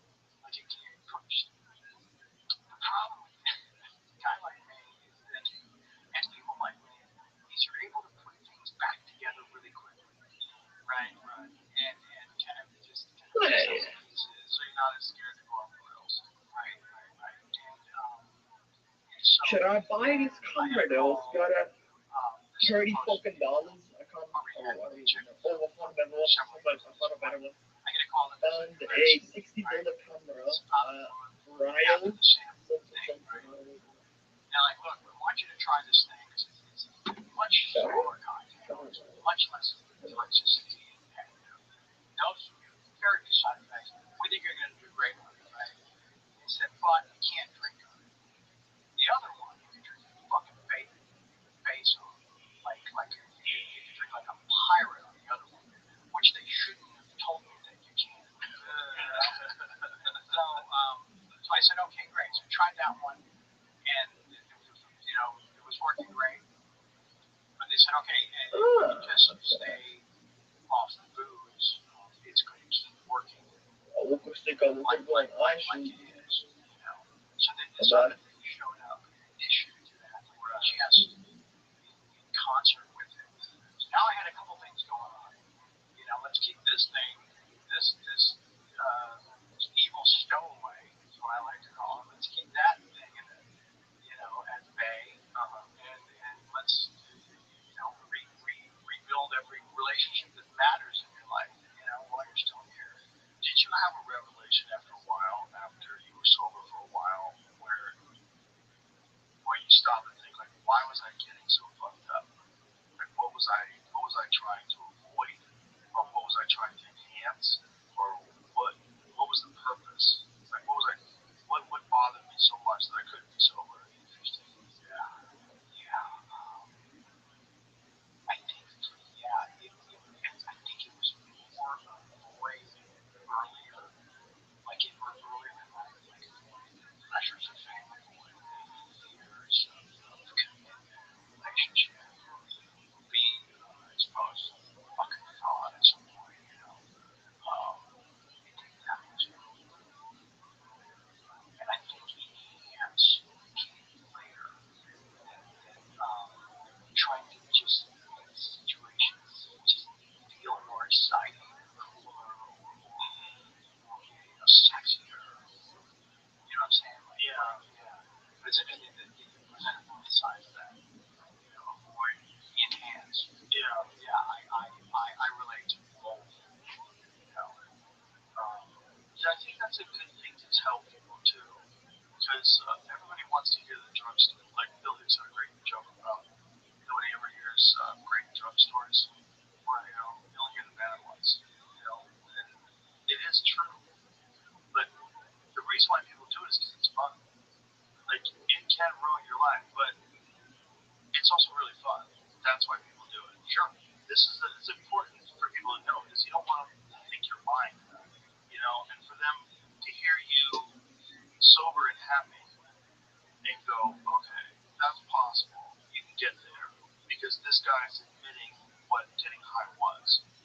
You know, like there's a scene in the documentary where you're talking about the first time you smoked crack. This girl's giving you a blowjob while you're smoking crack. It was like the greatest feeling of all time. Yeah.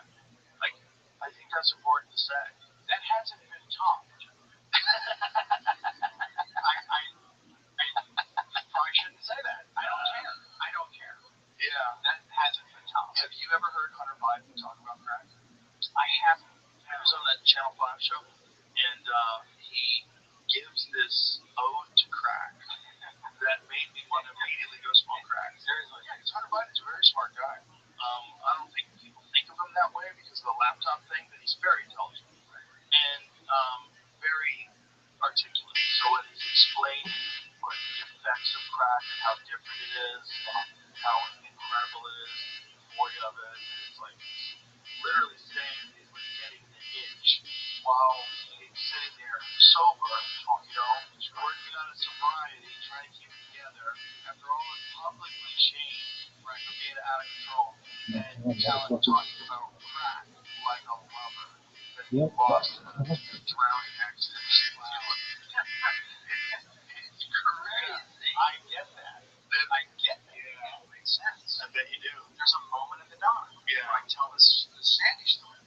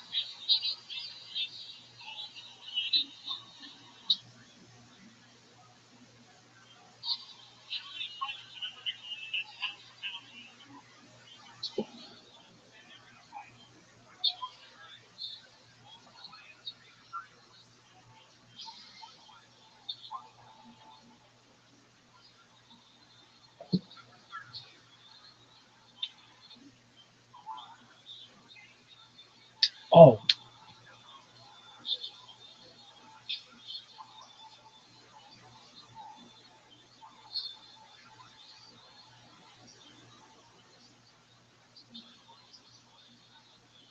Hello, fight fans. Las Vegas lives behind stage. River fights come around once a decade, maybe, and for the first time ever, a super fight lands in a Las Vegas stadium. Energy is building, and packed in T-Mobile Arena is the report of two legends stepping in the ring. One all the way down to Frankfurt. The other right now in Philadelphia. Tomorrow, the road will rise. International crowd is the Las Vegas edition of Canelo Alvarez. He fights once again on Mexican Independence Day weekend, a holiday in which he's gone 9-1-1 in his career, but there's never been more at stake than middleweight champion Canelo Alvarez in his defeat. Huge size and color. Tomorrow, he's the younger, bigger man with no excuses left. And challenger Terrence Crawford, the category only risk is high. Stepping up with no safety net on old school terms. No catch weight, no max weight, but all the smoke. Only in Las Vegas can a way is feel like a main event, and tonight, boxing's biggest gamble that's onto the scale. This is Canelo versus Crawford radio show.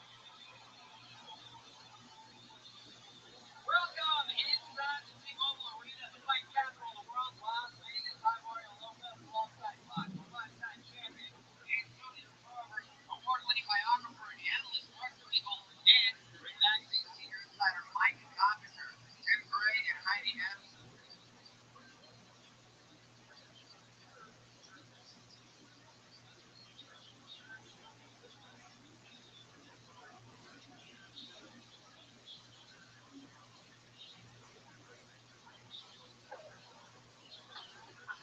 Uncle Joey's in your living room. Rabbi May's here. Lisa Ayat's here.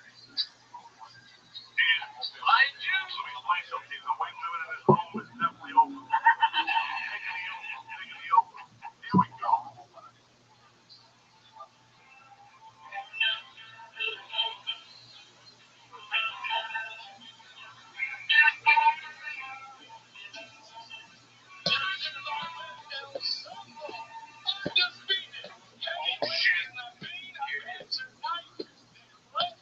This is Joe Perry with the Good Talking Perry. But I want you to tell that camera. I want you to tell Arnold Adams. What are you going to do tonight? No one knows the way the main thing. Oh shit. Here we go. And told you, right?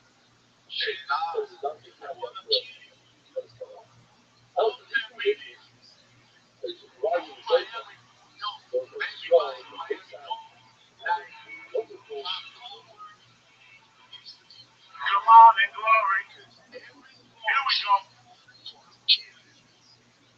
Living like a king. I don't think we need to say anything else. You know, rock and roll, man. Leonardo Perdomo tonight in the main event. And now let's get your time. Are you fucking kidding me? Right now, the gorilla and the journey will happen now. What's happening, you fat motherfucker? Happy Monday. Happy Thursday, Uncle Joey. The right to Nevada. My main man, Rabbi. Everybody, how are you? I call him Rocky, baby.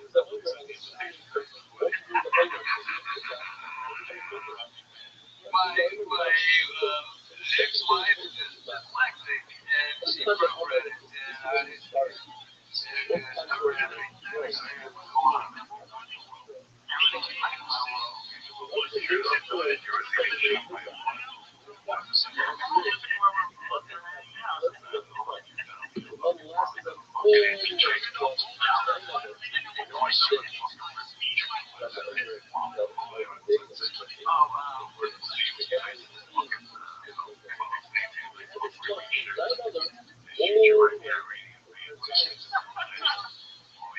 I'm feeling good. I'm feeling good. I just got back from Denver. It was tremendous. That place is on fire. It's great. The weed was too good to smoke.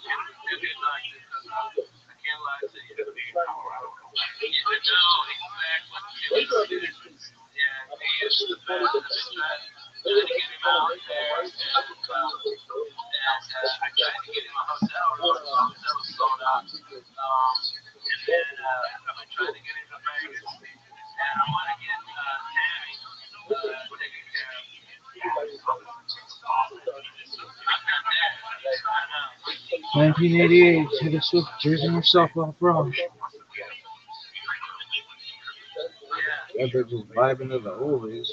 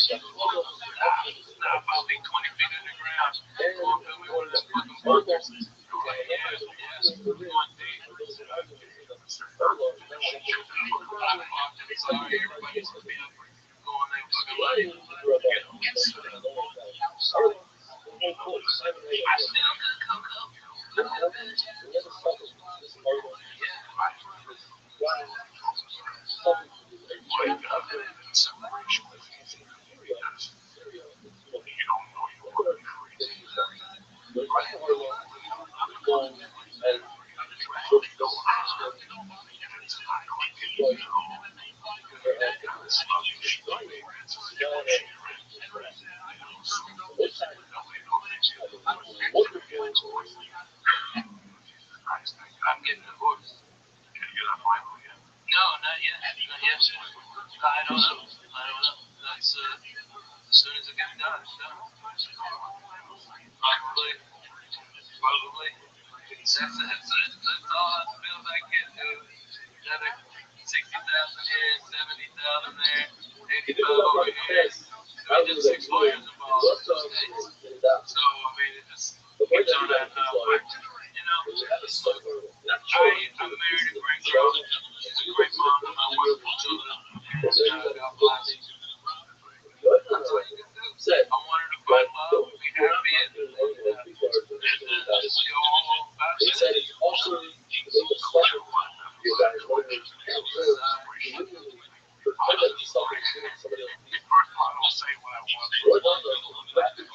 Take a drive to church with other people. Ready to get mounted. You know, good stuff. Listen, if it's so, you know about the players, they go down.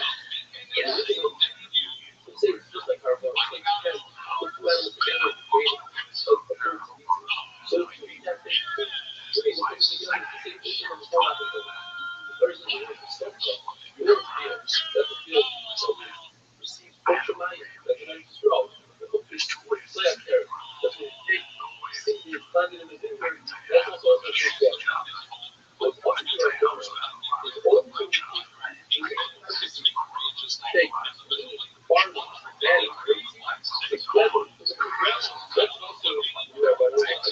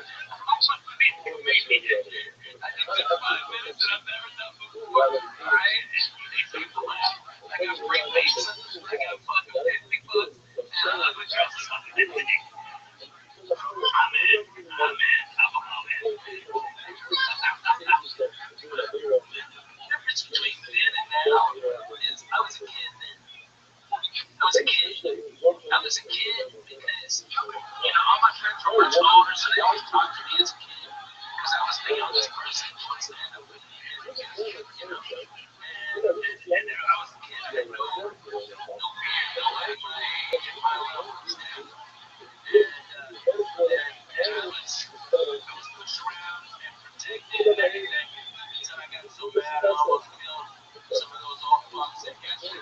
They don't know how close they came. I was out of my fucking mind. I was fucked up on code 18 and I was ready to fucking kill somebody. Okay, that was serious. And I moved out here after Latino Rap joined the Native, and I met you. And being out here was a chance to remake myself in the image I wanted to make. And it was harder than what it was to survive.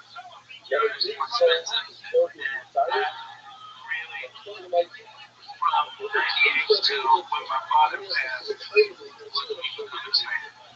And the last straw was my father passed. I don't think you're a man until you don't know you're a man until your father passes. And you're no longer a son. You don't understand. That's the point where you go, this shit is way the fuck real. Okay? And I've got to get my shit together. Have responsibilities. That's what that's the whole thing. That's the difference. But yeah, so when you ask me, was I the same man as I was then? I'd say I wasn't. And I fucking comments on my kids. Am I doing something yet? Was I 18? Yes. But I'm not yes. Was I a dumb fuck? Wait. Was I naive and stupid to the ways of the world? Yes. And it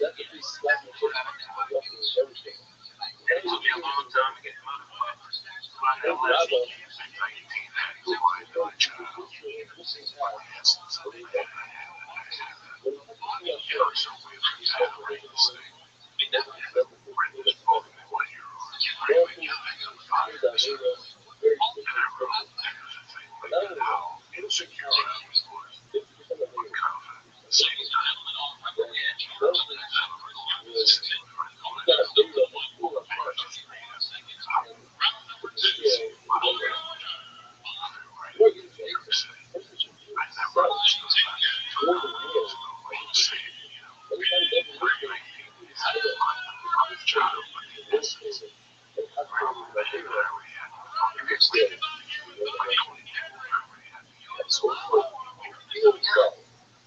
Your 22 is a lot different than today's 22. I mean, it's like you were 22 with the way you had to come up, losing your mom, your stepdad, and all the shit you went through. You were forced way before the biggest part of being a man is realizing you got balls on fucking yourself. You gotta live, you gotta survive, you gotta fucking work. Nothing is free. You gotta fucking have to make it happen. And you had to do that. You had to fucking do it. So you live with a cop, okay? You live with, your other friends, and you go drink in the hatchway. You go down to the gym. You go on a run exam with the man on white.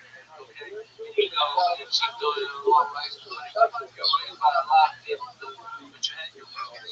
You had to go around where you are. You had to survive. And you weren't given a choice. Today, kids, they ride bikes with helmets. And kids go to school. They got $100,000 in college loans. They got a liberal arts degree. And they're looking at their own college. That was not you. You had no backup plan. No backup plan. Who doesn't?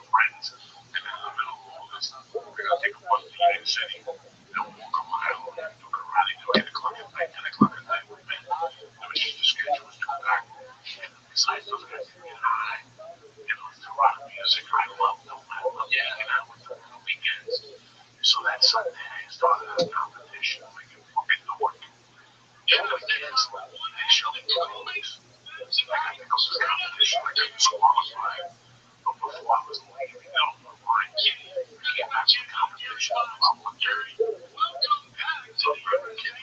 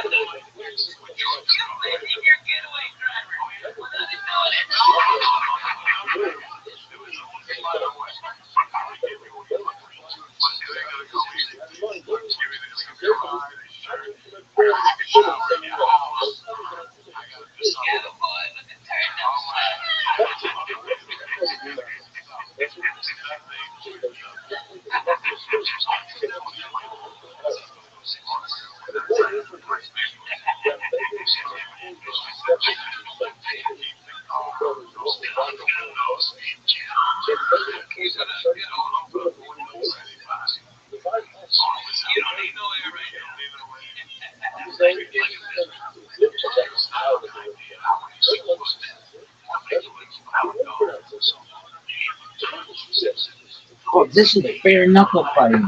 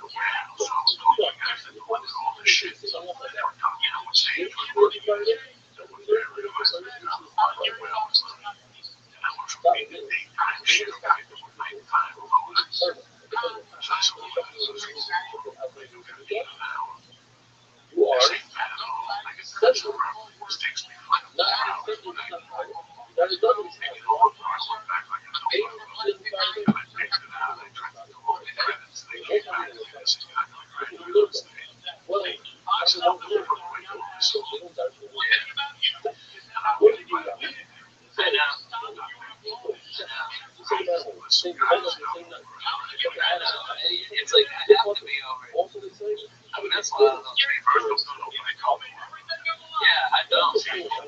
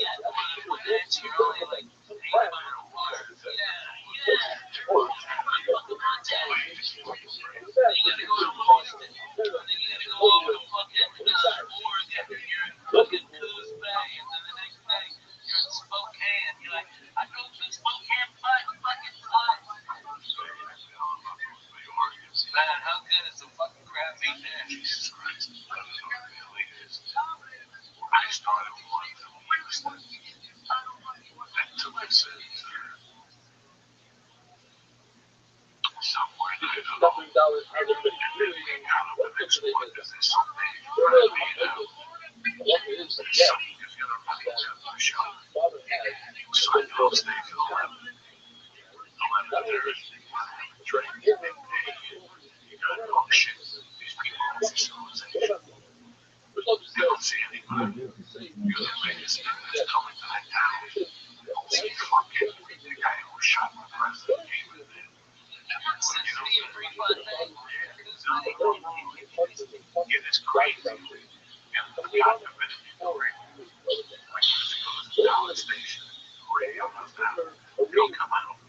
Yeah, California. What's that? So now talk to the day. Fucking 7. They tried in 10 hours to 5:30. The challenge. The show. Right back to bed. And fucking do it all. It's a 6-hour drive. On Friday, I took a train. And if you're lucky, it's the same place, maybe an hour. So I go well. Sometimes you gotta fucking drive all night. Yeah. That's how you gotta drive back. Saturday night. And you know, South driving. How do you do it, Joey, without the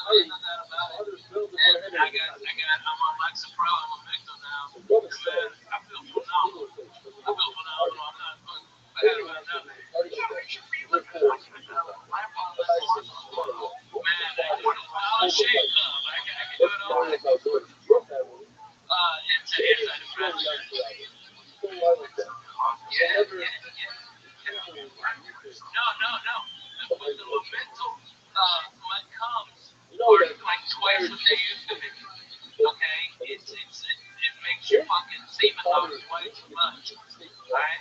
Make my neck get a little sore, so I gotta fucking drop a fact pretty right. Okay? But man, it's like more volume than it's like a fucking wet sock or a ladle of pancake batter up against the wall. It's like stymied when he got hot with the lead.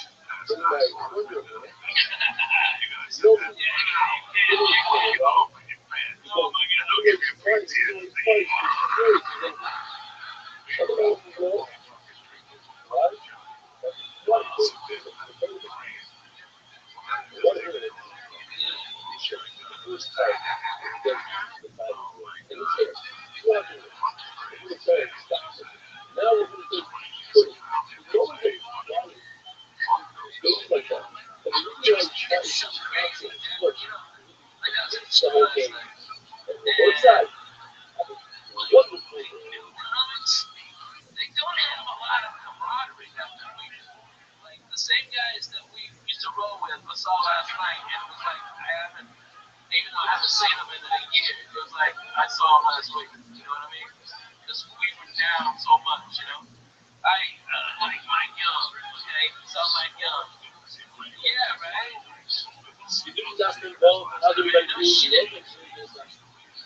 You had me dying with that fucking clock.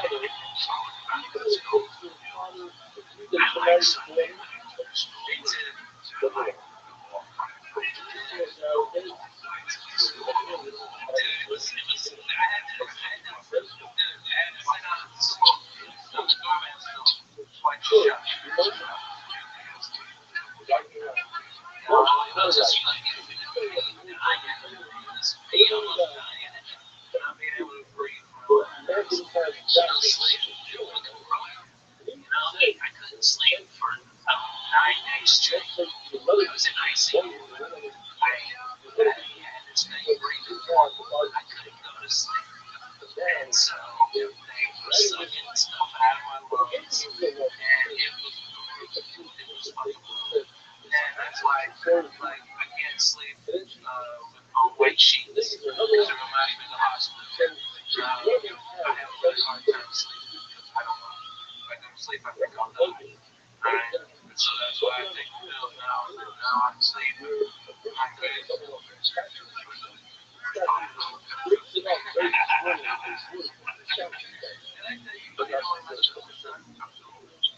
It's so cool.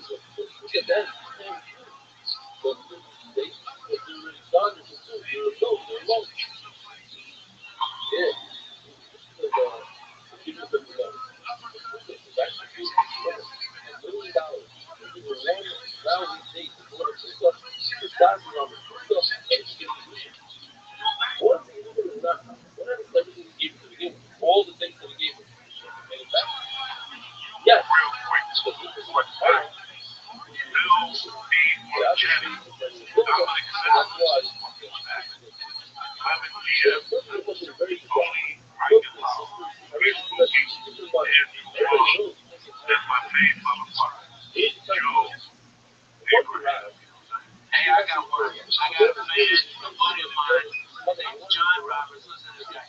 He's an Ojibwa Indian on the Red River reservation up in northern Minnesota. He has big time is adopted, and he's a standing comic, and he's a member of the Church of What's Happening Down. Fuck yeah. John Roberts, you're a fucking funny motherfucker. Alright? And I work with him. The guy's great. He's fucking phenomenal comic. No, dude. They like me, man. I've raised a bunch of money for and I'm like, man, I'm glad that thing happened. I didn't know how fucked the Indians were. I didn't know that. I thought I'd get there like the Trail of Tears. I went to school in Arkansas. This is what happened to the Indians. Okay, it's like after the Trail of Tears. I thought everything just worked out.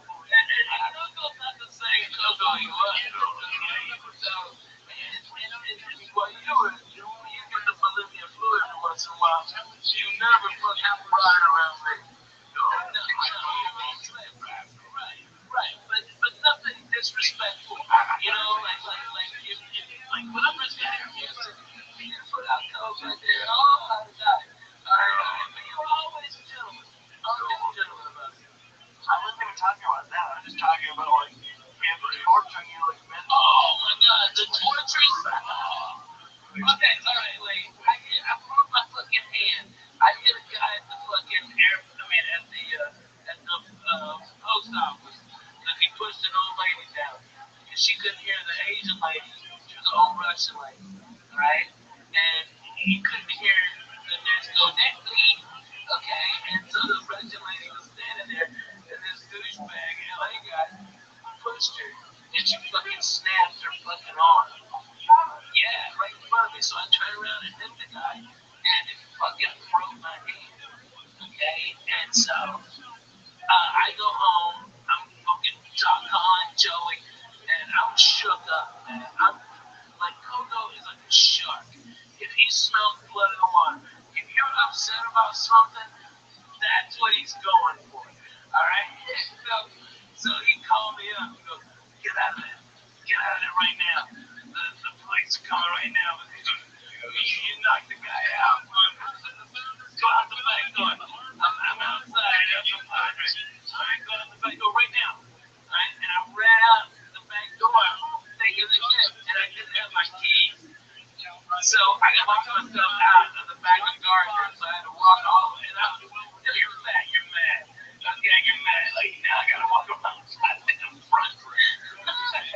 Get in there, but I'm high and I'm thinking about the one that the John wants the house. Okay? You know what I mean?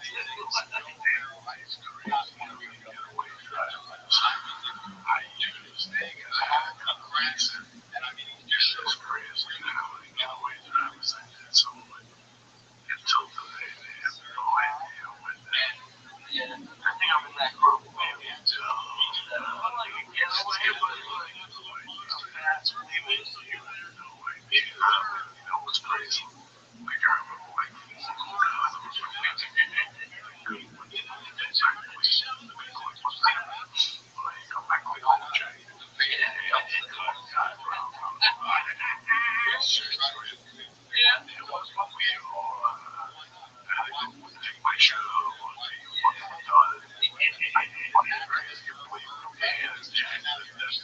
Man, I tell you, oh my God, when I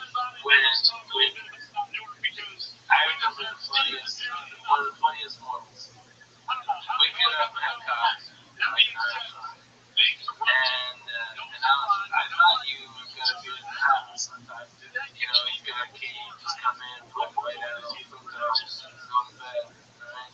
Maybe take a shower, go to sleep. Alright, we didn't give a shit. Alright? And Joey was there. It was about 10 o'clock, and I made breakfast, and no Coco. What happened? So I go over to Gavin Boyd, and there's the king of the zombie, and Olivia flew like a motherfucker. And then you're sitting up just to talk to me, trying. You smell like pussy, coke, booze. Oh my God. I love it. Boy, like these little shit dogs ran up to you and pissed on your head. A little shit dog. Yeah. Well, fucking asshole. They put that dog in there. I know. That's a big move. Dude, I know.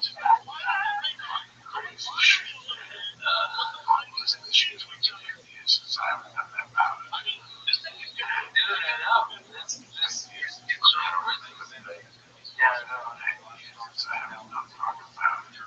It's so crazy.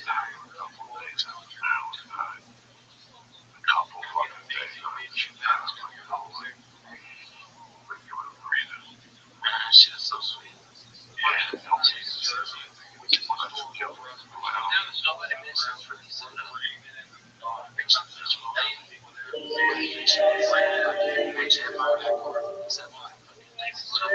What in the fuck?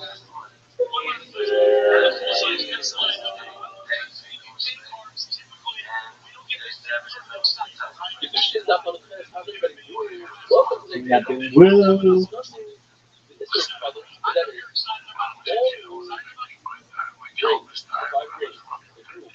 After the second day of also,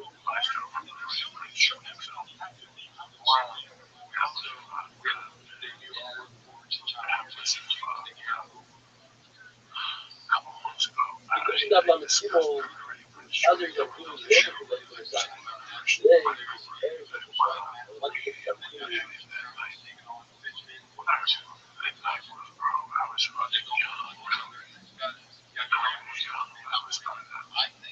you say that blind man, how they're doing welcome to the age of God, private duty is not God. Paul tells us that the best thing to a child to understand and accept sinner from his parent. During that age, like you're a father, it's going to manifest on the thing that age is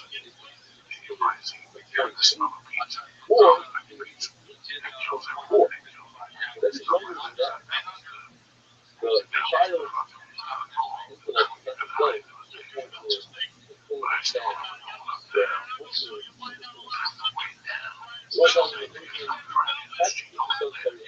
And there are some who say that not only a son, but a person grandson is more meaning the face of a person by the name of the son. And so important for your Christ said, grandfather's son. And let's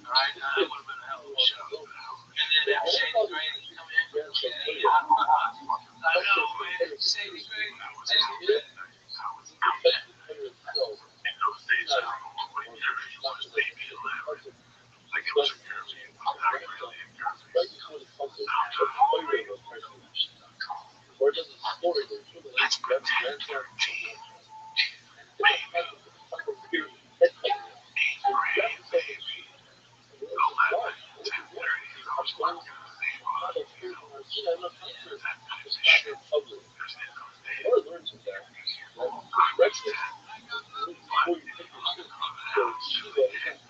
First, you got to stay there, and then you breakfast. Or it says, do it. Flirt with your kids, grandchild, and then you have a little buckle. Then you might stay, remember, buckle your little.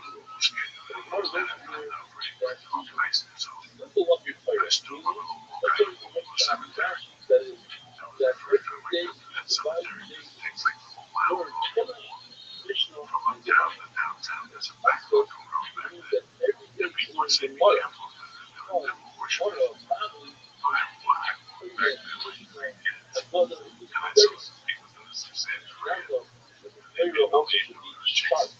Outstanding in the flavor. It's better in some person.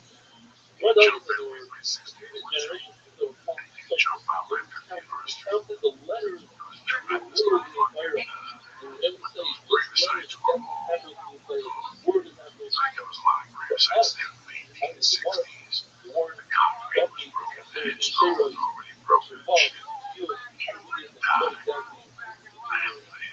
And they also were most of them It's like communists. surely Very long. Over the 20 years, you get some characters like that we knew that were really good. And like where are they now? You know, they're like it's crazy. Last night, that was scary. Last night, I got the father. They were battling.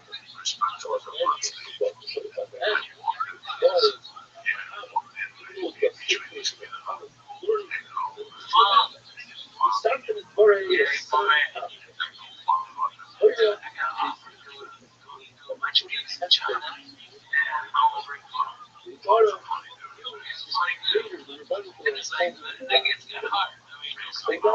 Yo, what's going on, Omnicop? There's like a PvP game, competitive wise, until today. But I'm just not having bad. I keep having bad, and I was almost close enough to rank up. And I lost that because I had to leave because you guys were making me so freaking because I could not shoot. And we kept getting people who were actually working together. Wasn't that some bullshit? Yeah, it was some freaking, they were big. I hate to use the word because I am one. retards. They were actually being retards. They were shooting at me. They were looking at me and shooting me while people were shooting them.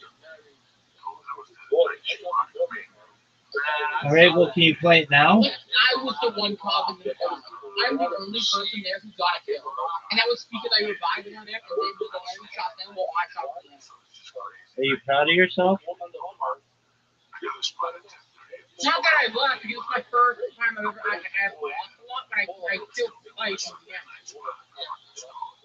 It didn't help that the person who was in my team was named Ada1 Vibrating One. Wow. Are you going to play again? Probably. You stress out while I do it. Oh, yeah, you got to do that. Stretching's important.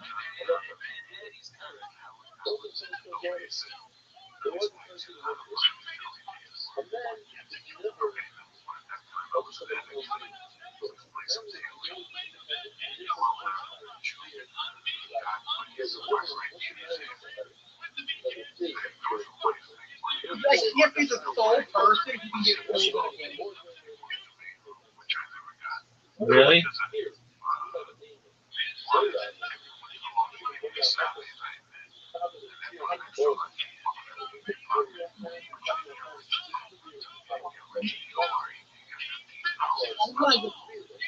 And they actively try to make my vlogging experience worse by being terrible and sabotaging me.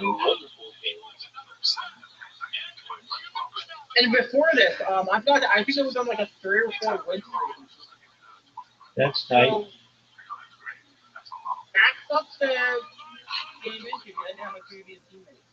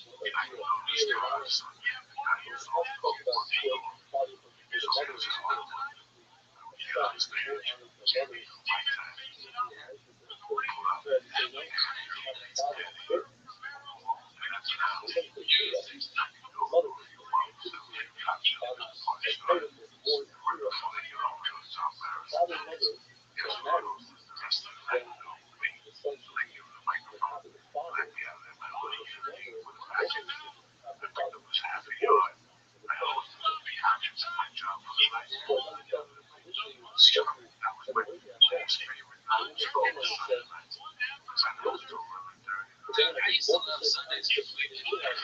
I'd always have cookouts. I mean, you know, in the studio, and it was, I mean, it was a murder drunk comedian. Right? And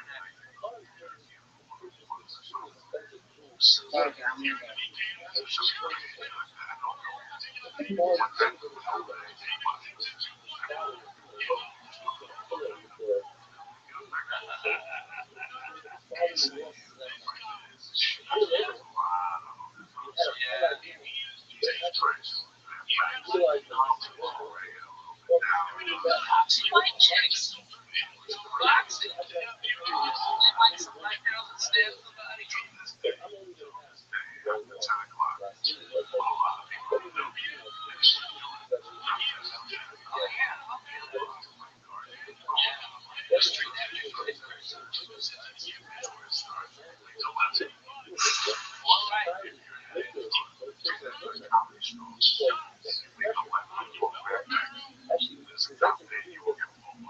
You got a ticket, dude. It's like $200 ticket. I did that. Because I was fucking going to see Doug and to turn around. So I fucking turned like he would. Motherfucker. It's like a boat they pull over and then he's laughing at me. He walks up to her, walking down to his fucking apartment. He doesn't have to come to the horse, you can do shit. He just wanted to ride. Motherfucker. How they get you?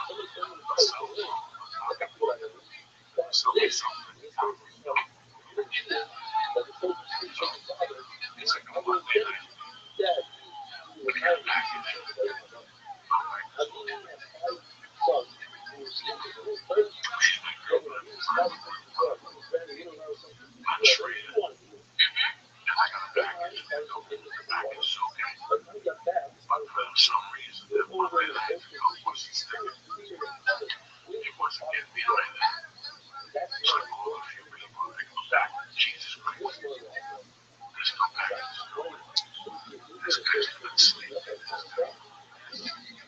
This guy's doing that.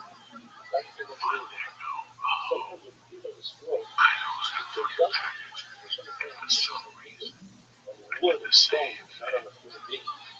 I passed the guy's house. You know what the convenience time we gotta go on the 7-Eleven. And they fucking nailed me down to the wire.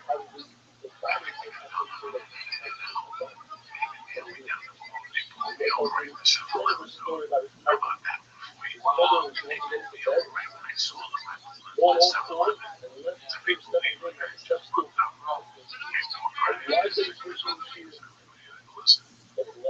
broke the video. Why? If you're coming in and you're blocking something, I'm coming down on the block. I'm at the tail end of it. I'm beating out of you. But I'm still wrong. Okay. I'm talking to these two guys. They're like, boy, you're so damn short sighted. I don't know what. Just very funny. I'm on Sunset. Yeah, I got a 60-foot trailer in the lake. And that's all I need. Just let it go right now. It'll never make a left turn ever. Right forever. Right forever.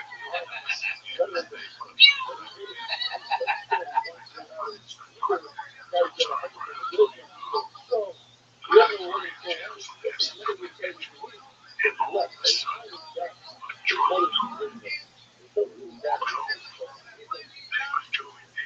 oh shit. They get me out of the and the cop looks up and and showing me his number. They shot both cops looking at me. How you doing, buddy? That's not coming. I just left the house. I just went to 7-Eleven yesterday at 11 tonight. Something was going on and I'm letting go. Just go straight home. Don't let us catch you.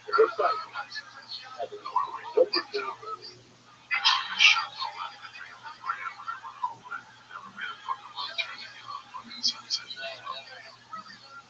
know, I drove my fucking car and everything. They do that on Melrose too, Jim.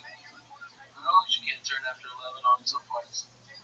Yeah. I think Santa Monica too. Like not Stanley, but on the other side of the fair. How's everybody doing? Back there. Those gates, and they're like, you'll bring your party back here. Alright, you want to turn the train? Same cousin. Go for it. Abby's down the block. We'll get to taste the dick out of the mouth of that Brazilian food next door.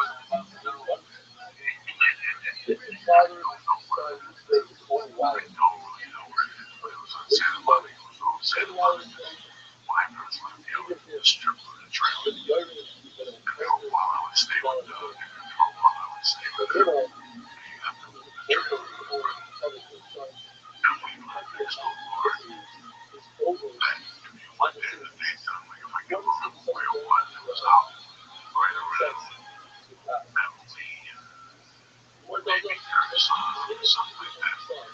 It's probably a fucking building now. But at the time it was a small park. They got that management from the stairs. They only know it was someone there. The place turned into sex central in those days. Even stuff like sleep with Carol on the trail. They finally have met in the secret date night in the fucking 70s. And they were fucking right outside like bellhookers, I guess they were. Out here having sex. Right outside. That shit lasted like 3 nights to me. And I couldn't sleep. I couldn't sleep. And there was no women out there. There was no guys or women. That was looked out there. There was 2 men having sex. The one night joke in yellow with everyone's fights around this shit. See, this is the shit that's on me. Maybe if you did, maybe you would have it. Oh my god. I got acid for that last fucking church. What's happening now? I can do right now. Damn it, I'll go get the steak. Okay, go look at the yellow.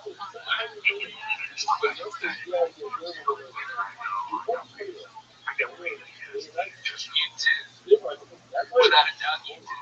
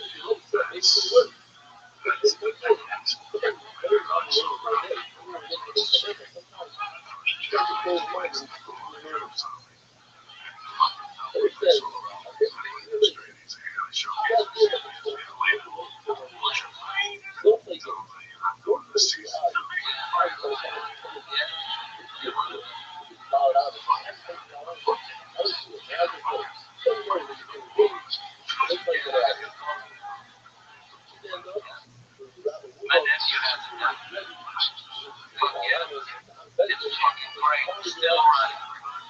400 and something. 400.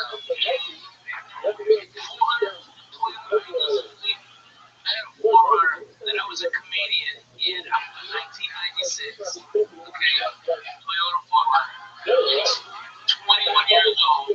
It's got over about half a million miles on it, and it's still going. Still going. No. My nephew had it repainted because I had shined it up so much that I created swirls and shined it up so much. Fucking not the right stuff. And so he had it painted, and it fucking looks cool. Takes it to the back games. It's had to be shit. It's got a 41. It's like that car. You know, the fucking, what it's like. White man, fucking kind of really loud. You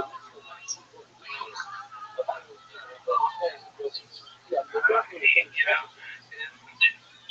it's the same car. My nephew's got it. But I had a good parking spot too.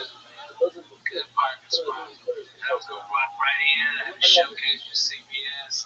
They were all on my ass. And he's like, well, we go get the fucking car. And I'm like, this is serious. Okay, and I was halfway in the middle of the street. And I was so fat that I can't honk it all the way warm-ups.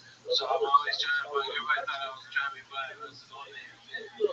So I ended up for it. I got it for free. Big Daddy. Big Daddy. Yeah. Me too. Without a doubt. Everywhere. Why don't they give me free outfits? They went to Rothschild'S, yeah. And then I got everybody in. I got everybody in. I could. Sure. They were super high quality. I had that shit. Yeah.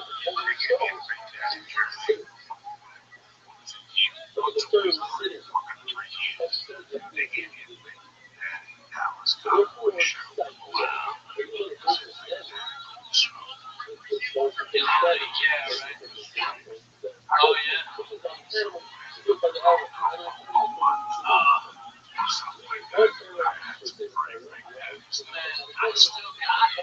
I'm still got it, yeah. And you know what? It's still some of my favorite shit to wear. I fucking love that shit. It's great. I don't know what happened to them. They were so good. There was a lot of those on video.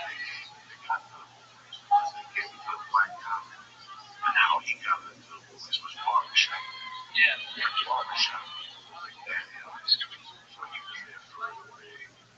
Right. I wore it on TV. All over the place. Yeah. Yeah, they were great. Yeah, and I did that. I wore them. And I got Big Daddy to sponsor a bunch of, I was on those Lowrider magazine car shows around the country. And I got them to sponsor that. So I was getting my airfare paid. Okay, wearing Big Daddy all these places. And they were selling out. I put them in my video when I went to Iraq. I wore Big Daddy. Alright, and it was phenomenal. They make shirts that can breathe so much. It was 135 degrees and my titties didn't smell like vinegar. You know what I mean? That's pretty fucking impressive. It fucking was great shit. Probably have a Big Daddy voting card.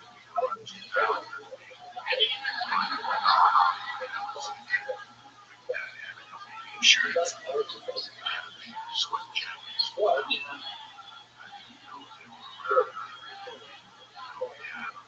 That's one thing. My baby was over with.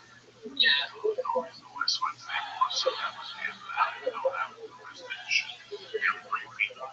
Yeah, so nice.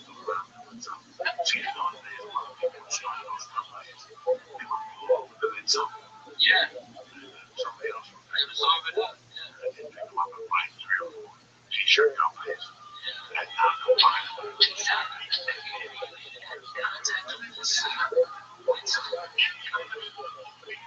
it's a designer, it's easy. He's an actor, he's a bad actor. And he sent me a link to it. Dude, I just got this shit. It's fucking amazing. Every bit of it is fucking phenomenal. I'll get you up into the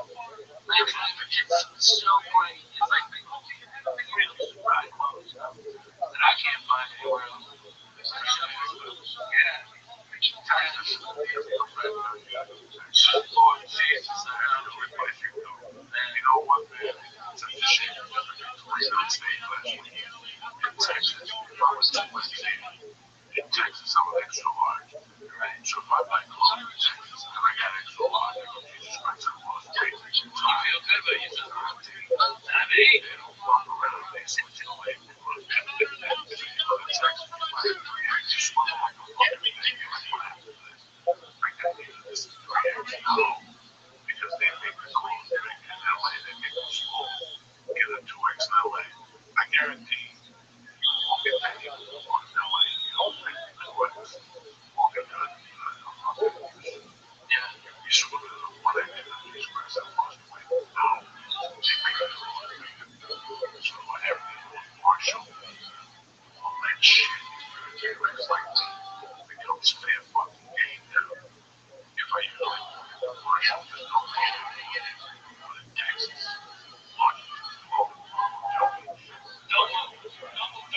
This is my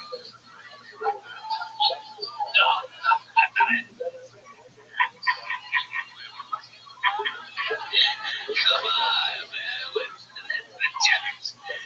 That's not what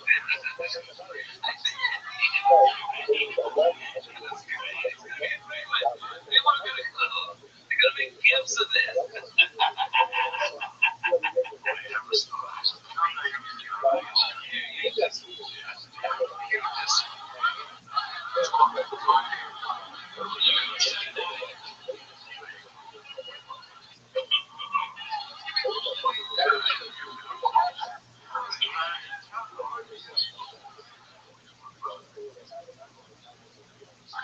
Here is Las Vegas.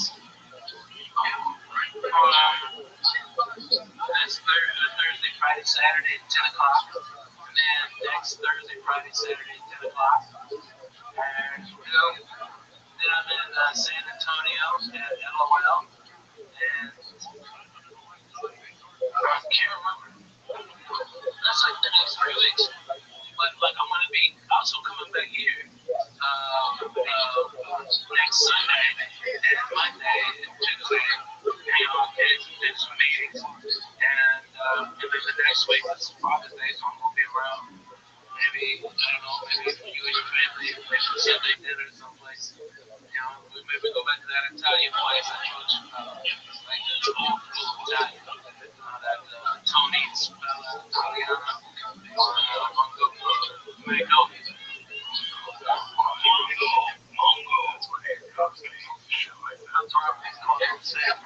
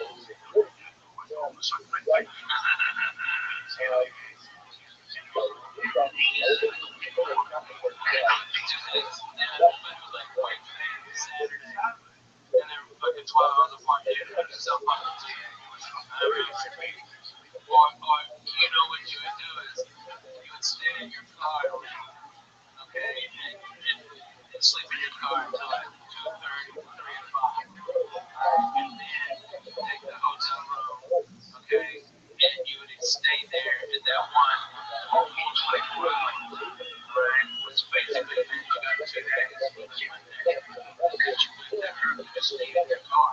Stay up, just leave your car. That's what I would do. And you get free breakfast. Welcome up on free breakfast. Oh my God, I make BLTs left and right because I stole a fucking pound of bacon. I ain't even thinking of mine to get the daylight. That wasn't it. BLTs, fruits, but fucking all the cat from my wife. Alright, and it's staying there, and then they had after the thing, and then get up in the morning, fucking eat up a bunch, and then forgot down to see your one night, actually, you go pick up down to the spot. Oklahoma City, Denver, Boston,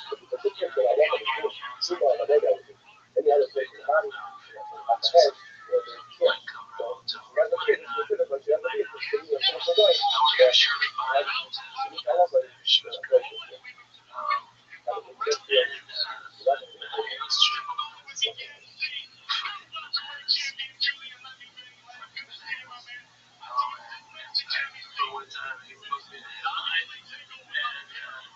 So funny. You could tell by the headline. You could tell I was so mad.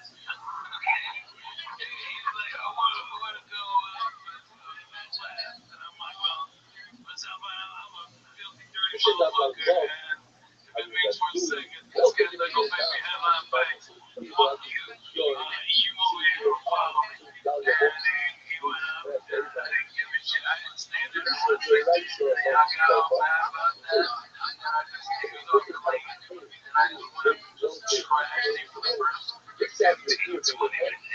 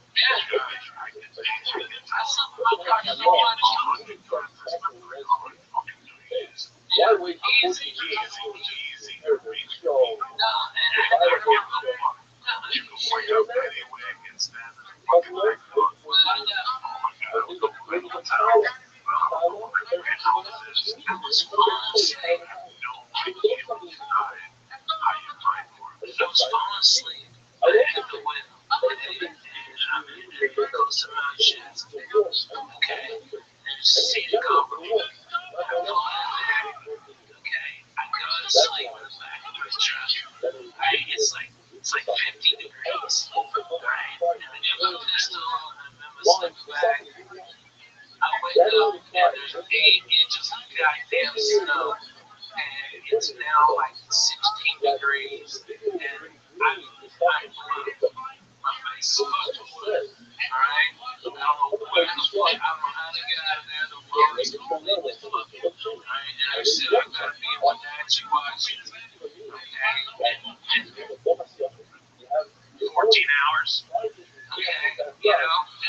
I don't know where the fucking roads are closed. Okay? Or, you know, then you have to cut through fucking White's Pass. Okay? God damn fucking White's Pass. Right? Driving up, you're 9,000, 10,000 feet, something like that. And there's no weather at the bottom. Up there, it's a fucking blizzard. Okay? So you have to fight going to sleep because if, like, I had to shut my car off because I was going to get carbon monoxide poisoning. I was out of the car going, oh my God, I have to write a suicide note. Right. I was going to the fucking yeah. I was going to have to go all the way back to get out of the car, walk. I wish that was a joke. It would take me to Seattle. It would take me 2 hours. It would take me 5 hours. Because I had to stop every 20 minutes to get out of the fucking car. That's what I did. And I would drive to Seattle to a Mexican restaurant. I would give another $25 gig. That's back to fucking Seattle. You're crazy. Man, how many Roger Ball gigs did you do with the female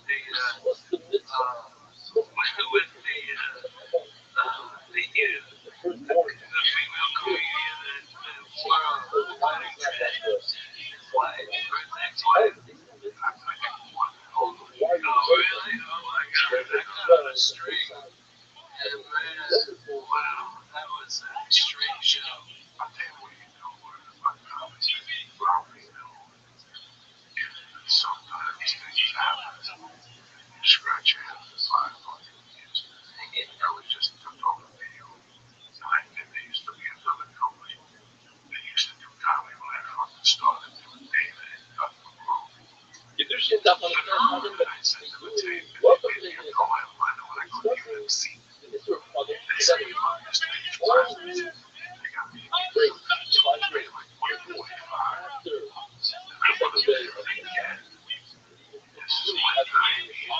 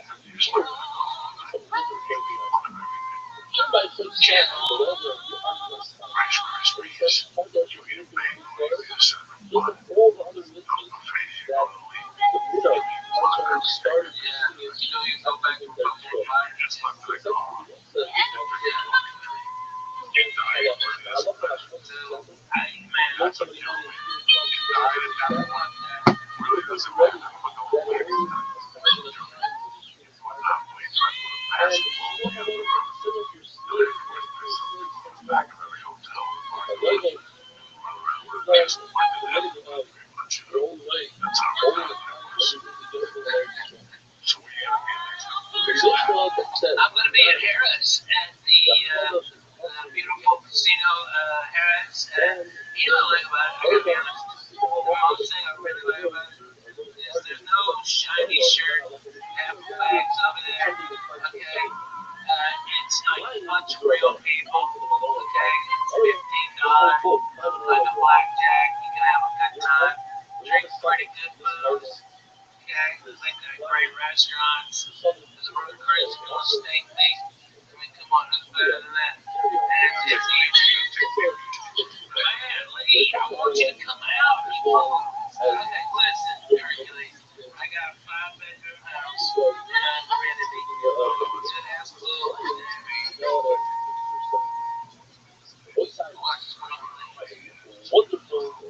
He's got a scam problem.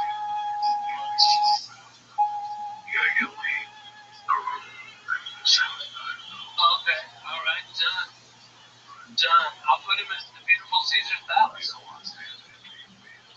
No, good God, no.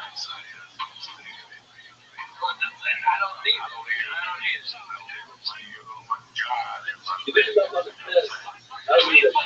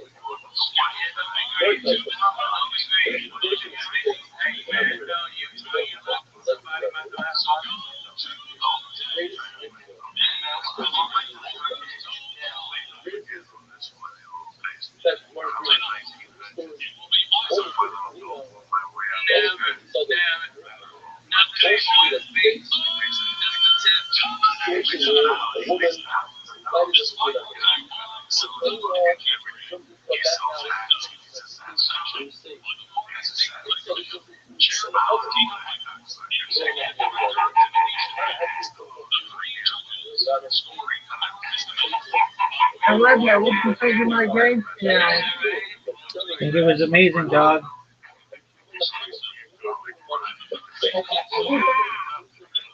We lost. Well, things happen.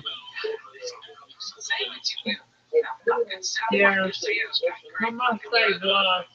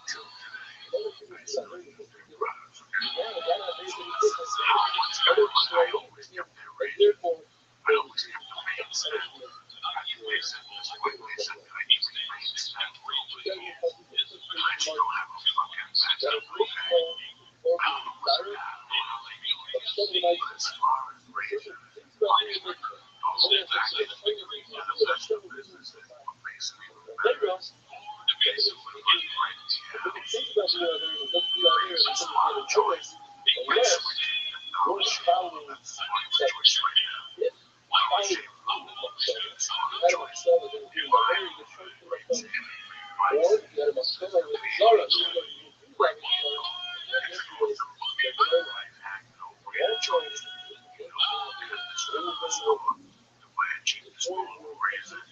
That gave you a cheap shave or the fortune razor. Giving shaving thing else when I used to be yesterday, I used to get a razor with the dice on the shave was an old razor that comes in the shower. That gave my sideburns for my face and not the face. I get like a little too. Guys, that's when the shave was going to work. You can see it with my sideburns.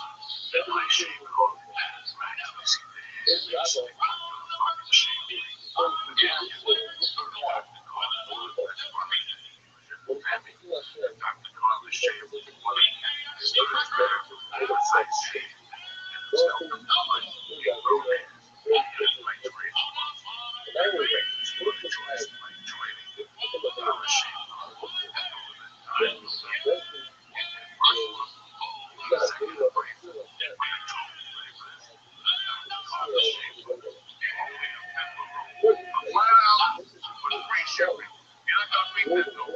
After that, raise it to just a few bucks a month. That's a $15 rally for $5.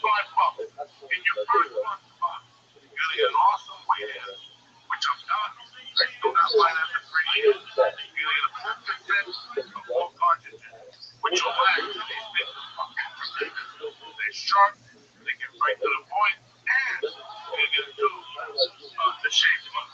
That's your first month. Complete box. Ship automatically.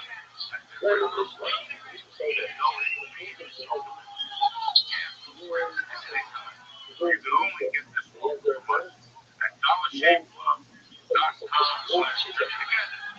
1 month for $5. That's DollarShaveClub.com/church. Again,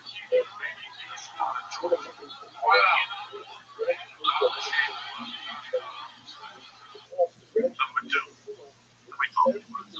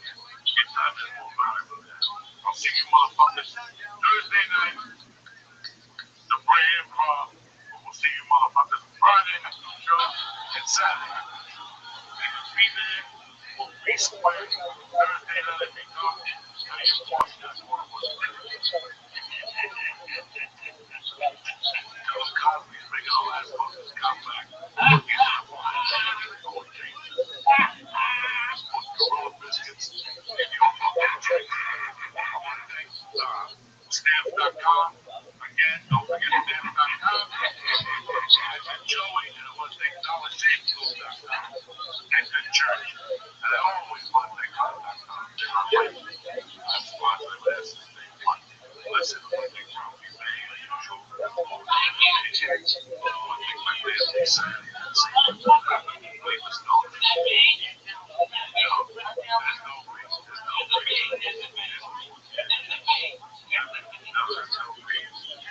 television being waiting 3 hours to come out at the end of the fucking podcast. That thing is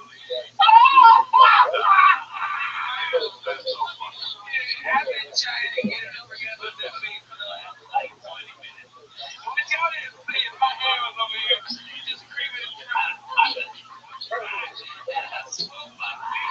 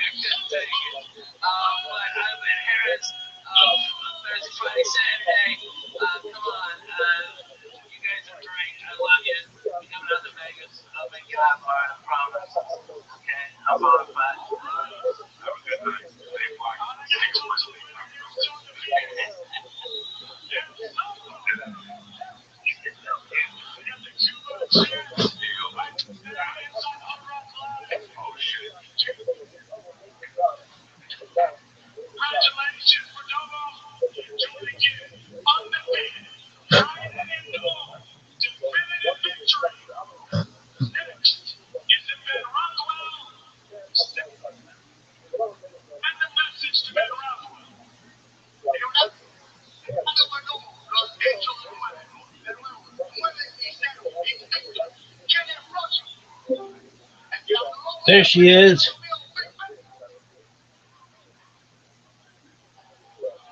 Hello. Hello. How are you? How are you? I'm amazing, ma'am.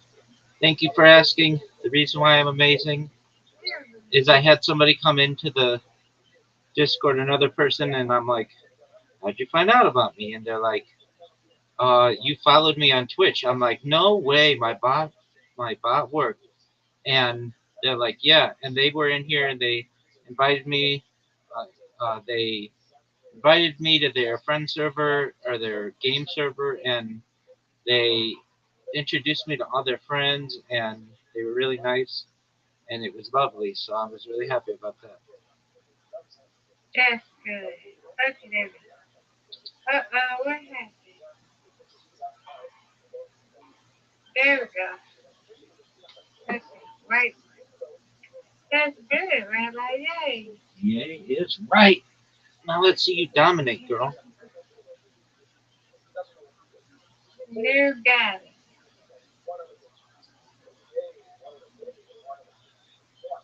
Oh, okay, went too fast. Go ahead, Rabbi. You got it. Oh, for sure, no doubt. That's right. Right. Right. Got it. Boo. Yes. I'll take it though. Mr. Aquarius, that was terrible. Finger slip. That's all. It's like,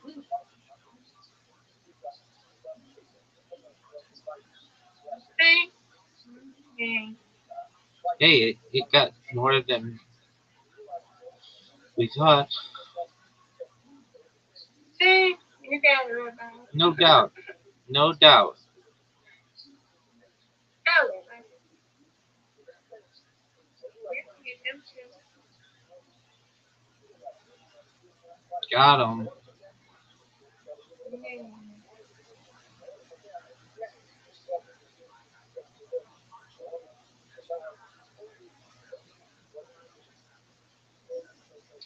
Ooh. All right, get these two. Get these two. Get the pin on the right, and it'll knock down the one on the left. Yeesh. Oh, come on. Come on, it should.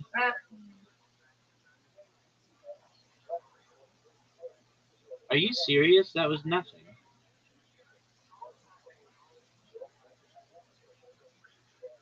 Get it.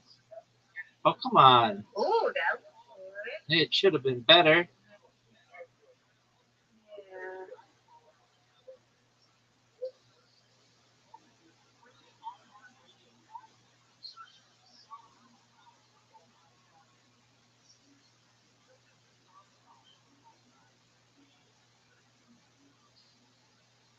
Come on, Rabbi. Oh, no doubt. No doubt. You got it. Right. Oh, come on. Uh-oh. I'm come on down. You get it. Got it. Got it. Yeah. Got it.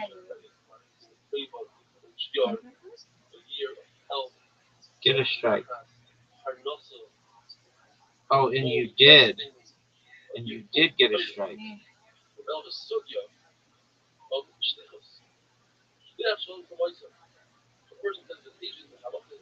All right.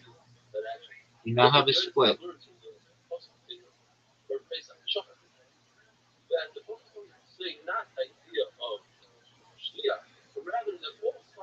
No, you got this, Rabbi. No doubt.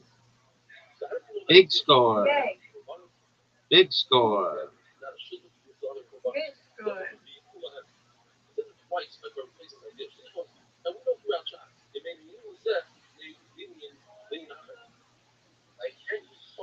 I'll take Yay. it. Good job. I'll take You it. win that. I win, you win, Miss Aquarius. Yeah. Yeah.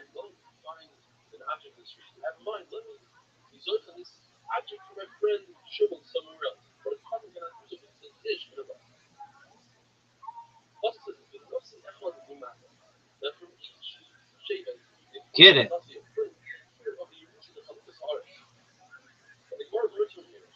Get this one. This one is you. No. That was unreal. Gotta move it up. You got it, Rabbi. Come on. That's big time. That's big time, Miss Aquarius. That's big time.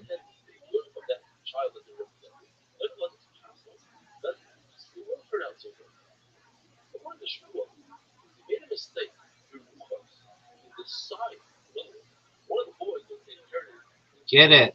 No. Come on, Rabbi. You got it. I can win. Not what I wanted.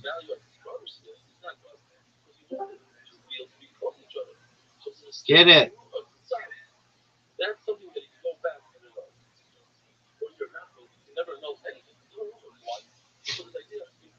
Get it, Miss Aquarius. You got it. No doubt.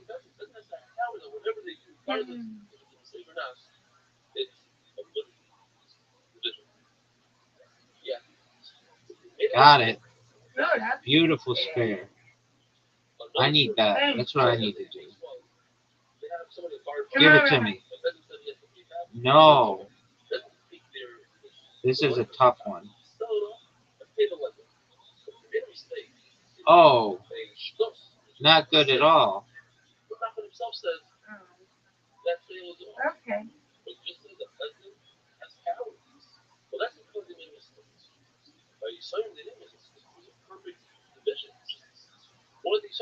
Get it. You got it. Come on. Get it.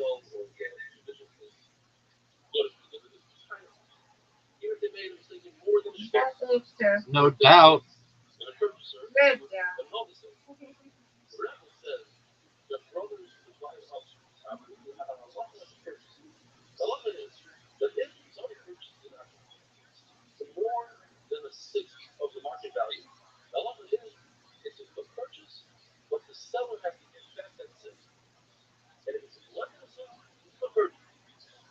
Ooh. No, Rabbi. Let's go. Right.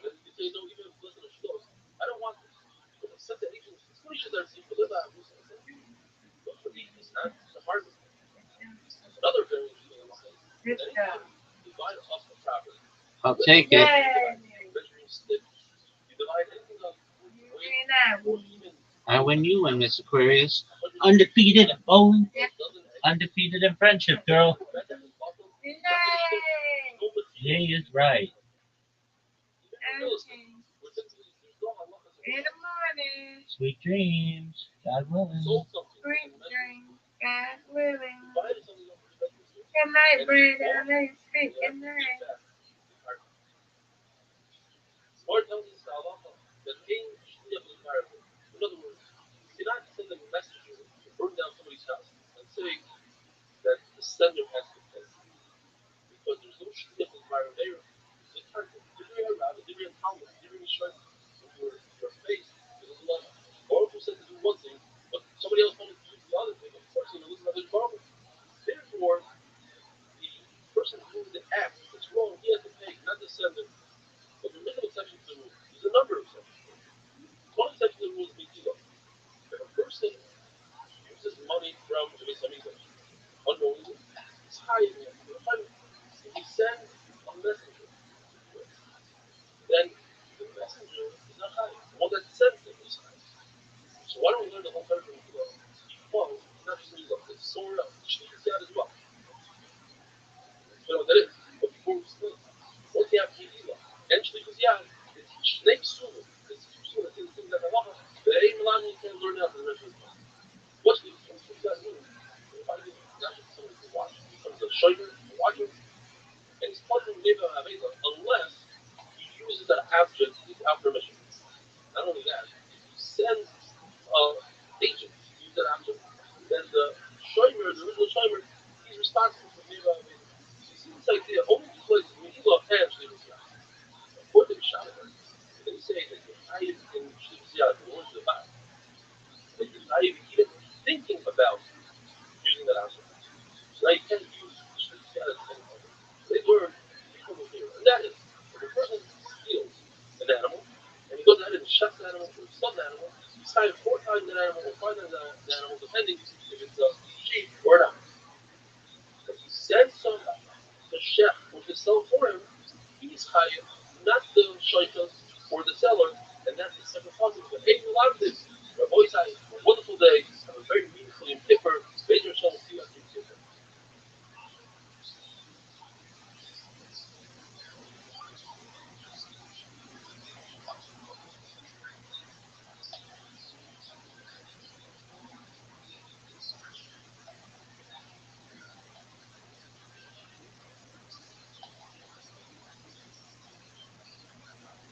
If there should happen, people, as everybody's doing, welcome to the Islam. Yesterday we had the birth about a year. The voice I will the studio of Shalom to voice I for the street application. He fits right in as if I did it. The Lord says to me speaking, I cannot send somebody to do it. So there are exceptions. One of them is in the end, like we said yesterday. Today we're talking about that is the person steals cheap or not. And then he goes ahead and sells it, or he shuts it, he's hired 4 or 5, depending if it's a hot, 5 if it's a cheap, he has to pay 4. A lot of it is that a person who sends a shliach, you shut this ox for me, the shayla doesn't have to pay. The God has to pay. Why? Because it's like material. When you sell something, you need a party to party. You need a purchaser, you need a seller, so too. By people. So here's the concept of yesh shliach. Here's a case where I send a messenger and the sender has to say. Shammai don't say a Lashon and we have to explain it. But the person sending somebody, he hires a ticket to kill somebody.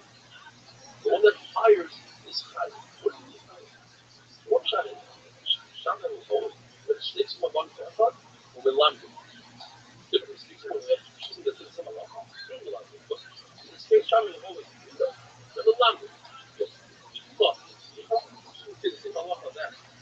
Yesh shliach is very fair, and we learn from the Sefer Yesh shliach is very fair. Problem is, there's another consequence because it's really terrible. The way that happens, instead of checking the relationship that happened with the English, you are the sender. It's not the sender is not higher. The guy that does it is higher. Why? Being shliach is very fair. You have two people on the side, on the right side, and there's one on the other side. Which one you learn from? Well, Shammai won't learn from the first because they don't actually learn from. What does it do that? Say, people animals, the same, they hold up the same night. They shut the animals. I said, they're popular. Also, they say that show you items for a mistake. Awesome. But also, it's little China is that, yes, when it comes to murder, it said there was high. It's a special Allah by murder. It says, I don't have Bella. It said, in the front line. And doesn't know the murder, even though he didn't murder, he didn't know that murder. Especially murder them. Why so the rest of the third of the album doesn't murder? Look at the mother, it's not high at all. Because Uriah was a warrior to the lotion of Adonis. Not to the king. Not the king said Adonis. My master, somebody else. So that alone is high. He saw some other puzzles for killing Uriah. Another child. The chopping men that hire somebody to kill somebody else with higher, prison time, addiction right. So what does Will say? Also, obviously not. Will would say, hire, not for murder. Hire for something else, hire for Roman murder. Child says, no, you gotta put your mind into it. Not you as if you're a real murderer. It's real strong. So it tells us, even if you say that according to Shaman, each tree has inspired you, somebody sends a messenger, you agent to do something, it goes back to the sender. That will work in all that areas of the fire, like Shabbos and stuff. But not for Navarro, like I write and Caleb. We never found anywhere a person benefited from poison Navarro and somebody else makes it. Look at the Shia of the Gemara that wouldn't be still. If somebody sends a people to the college woman, they cannot be a Sophia of Shia Hanasa. The agents really usually do college woman. The day to testify, yes, this woman received confusion. Yes, this Malva was paid back by me, by myself. But if Shia becoming a there's another Shia makes someone that says no. That a Shia could become an agent. Bottom line is, she's asking Shia Hanasa. Who knows that we still is the only Catholic people? Either way you cut it, you have to say that we still hold still Catholic, such thing as and Rab also, obviously not going to argue on the soul lever, also holds Shia Hanasa. Figure out the same halacha applies to that Shia becomes a maid, and the same halacha would apply to murderers by a little bit of Malva. At the end of the day, the Jewish concept we haven't had in a while called Shua assessment. And that is, in addition to the regular Shua, where a person is with a partial slave, he has to make Shua, the whole Musaki, he denies the entire claim, he has to make a Shua assessment. Therefore, the agent brings money from Malva, and he says, and later on testifies, that he gave to Malva, we don't believe him because he twice. Because if you say that he gave back to the life, but the life will invoke the Shua assessment. Now, the person doesn't want to make a Shua. It might be a Dana, but he never wants to make a Shua. We'll always say that he gave to the Malva, and the Malva can invoke, cannot invoke the Shua assessment. Therefore, buys, now we don't. But there, Haggai, Rashi says this comes from the halacha of everything else in person. That is, a storekeeper sometimes extends credit. So if an employer tells a store owner, I want you to give my employees credit, that's how I'm going to pay them the salary. The store owner says, I gave them credit. The employee can say, we never received this. So this one says to the other one, I have nothing to do with it. The one that owes me is the boss. So you go to the boss, and you both of them make sure. The store owner and the employee make sure, and the boss has to pay both of them. So that would be the same idea by us, that the agents have to make sure, and the other day, the labor, they have to pay. A common home, by yet, of a Naira Rosa. What that is, if there's a girl who's either a model, and even a Naira who's 12 and 12 and a half, and she's only engaged, not completely married, it's first stage of marriage. Naira Rosa. So, how long she could receive. Again, in addition to her father receiving get more, even though she's in her father's domain, she can still receive it. The Shalish takes that a step further and says, just as the same, when she receive again, she can also receive her tuition because tuition is not the same. You got to the high school, whatever you do by again, you get tuition, whatever you do by again. The point we're going to know is the distinction between Gita and Kiddushin. That by Kiddushin, the humble agree that only the father can accept it. Why? Because this Kiddushin takes her out of the father's domain and he doesn't allow the daughter to receive the Kiddushin. Another halacha is but any girl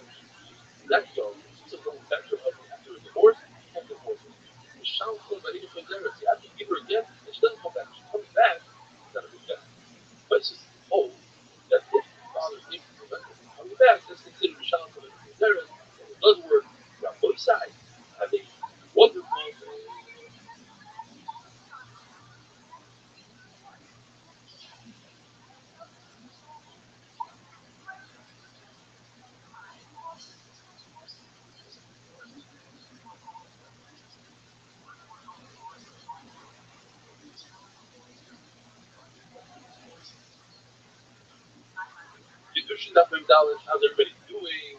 Welcome to the Minute Daf. So in the middle of Machlekes, the law is, I guess, that if the father has a young daughter, and she's married, not only does he receive a get for her, but she can also receive it. What about Machlekes? What about Kiddushin? First of all, says, say, just like she receives the get, Kiddushin, she has to lie something. What if she's engaged? She receives Kiddushin, her father's Kiddushin, and then her husband or father dies without children. She becomes the Yavama. She calls the other guy. Goes one of the things. But wanted to give her a ring. That's called Maima, because it only is effective if the Rabbanon by Yavama. That he did it because of the father. But if she's a Naira, well, there's no, really because of the father. Why not? Why should it? Because with the Raisa, she's Skuta. Skuta means that the bonds will attach to the Yavam someone.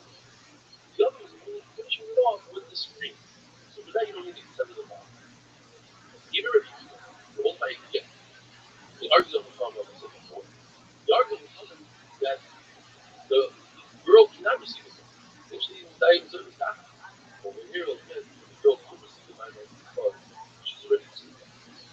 Some say, according to my father, a Naira doesn't need the doctor's father by Naira because consider Naira something that can be done even forcefully done for her. Because Rabbi told him that he compares Naira to the regular action of evil, just like evil doesn't even accept it. So too, the act of Kedushin, though it goes to the Rabbanan, still is done on part.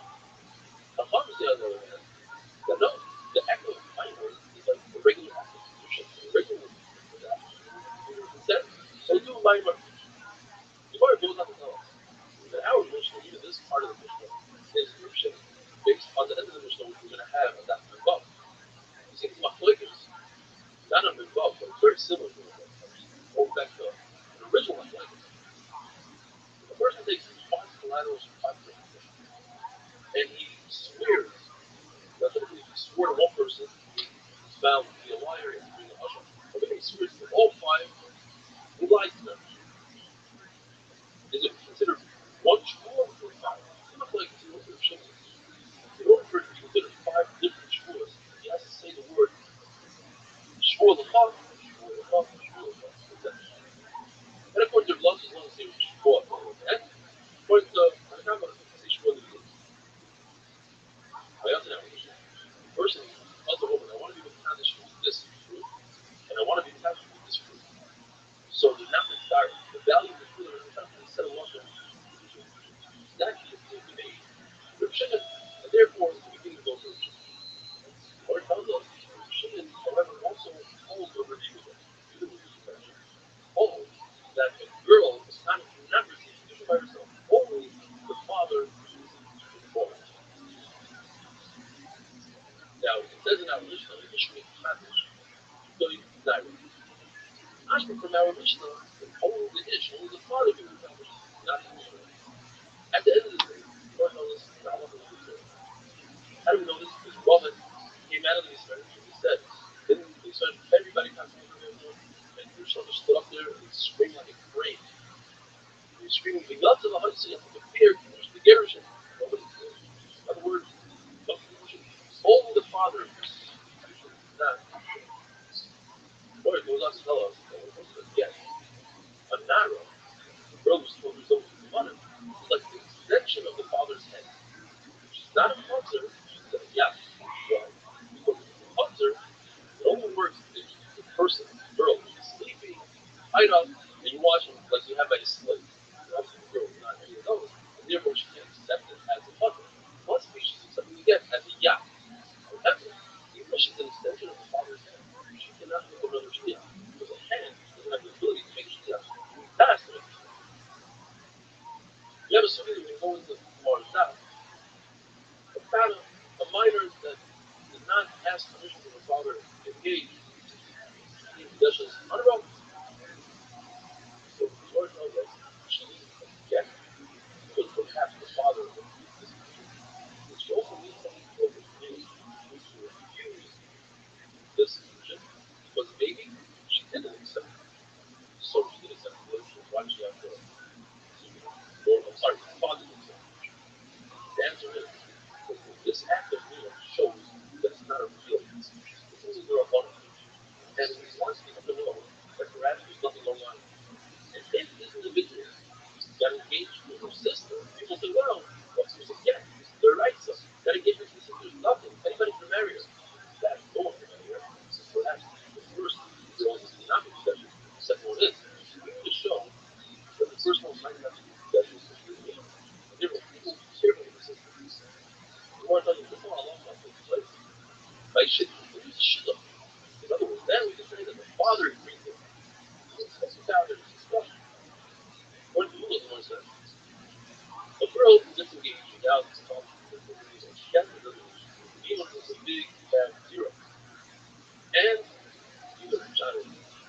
Rothschild'S, or some say who was talking about moving in a cave, is that we found that she got engaged to herself, according to the Lord. He said, he's talking about it, in other words, she's already married.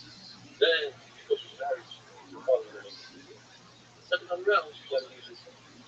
This that we find that father sells his gold to the talking about that he sold her as a couple, and the master married her.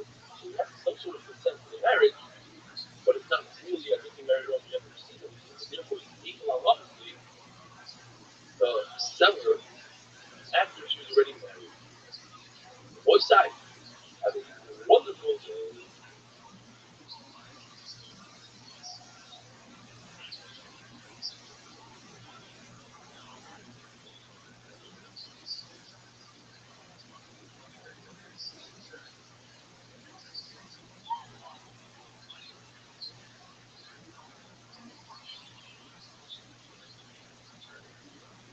Kiddushin, Dr. Hey, how's everybody doing? Welcome to the Kiddushin.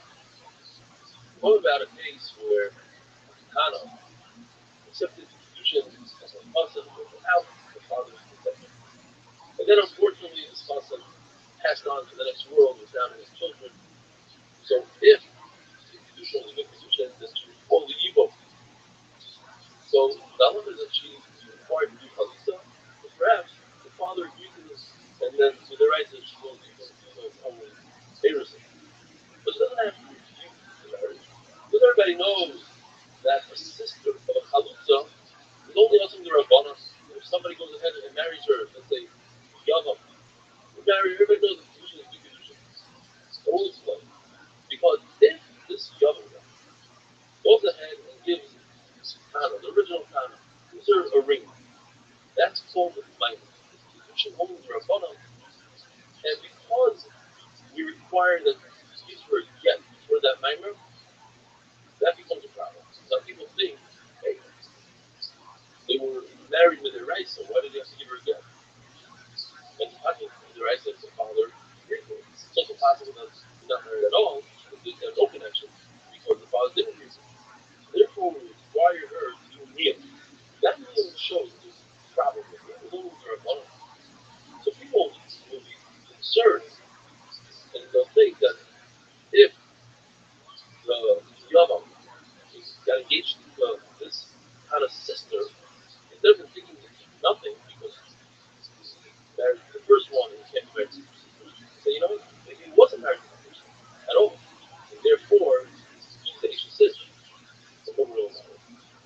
So I wonder, we're not concerned that maybe his father agreed with the deal.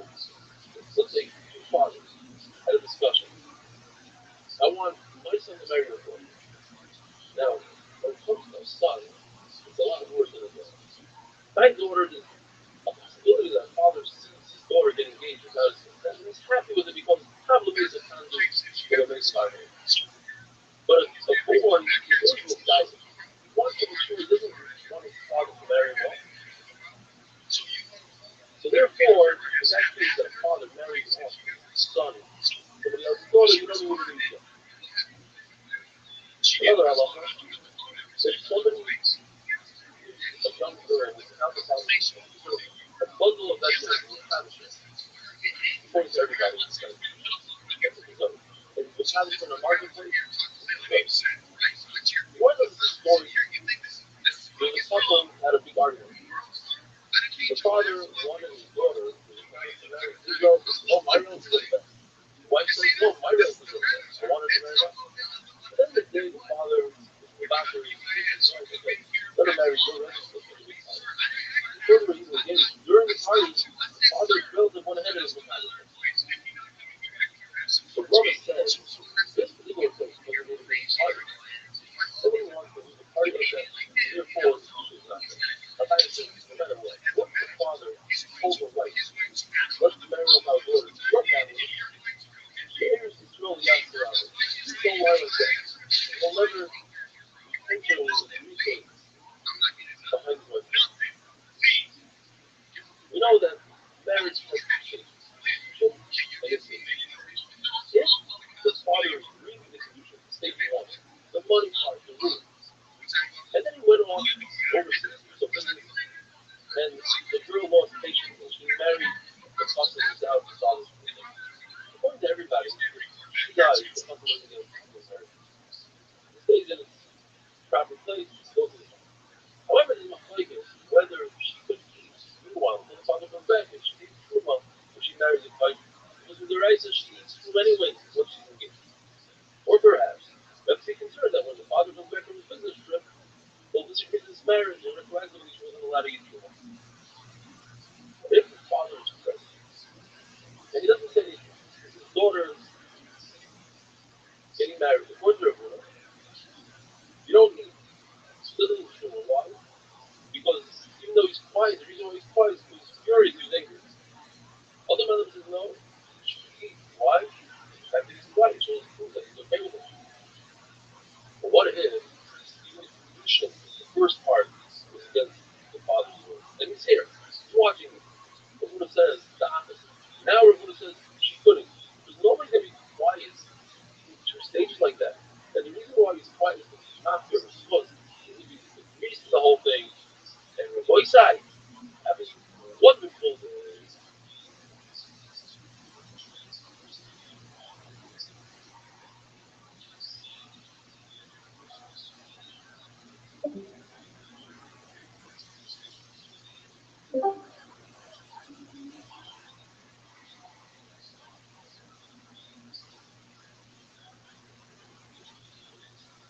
there's stuff involved. How's everybody doing? Welcome to Israel.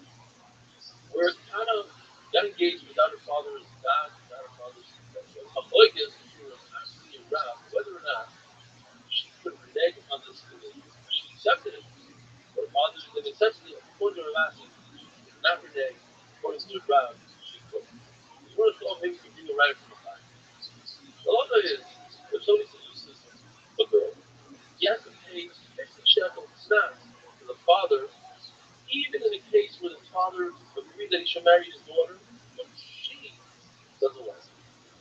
So this is still our case. Because over here we don't have the father's will to begin with.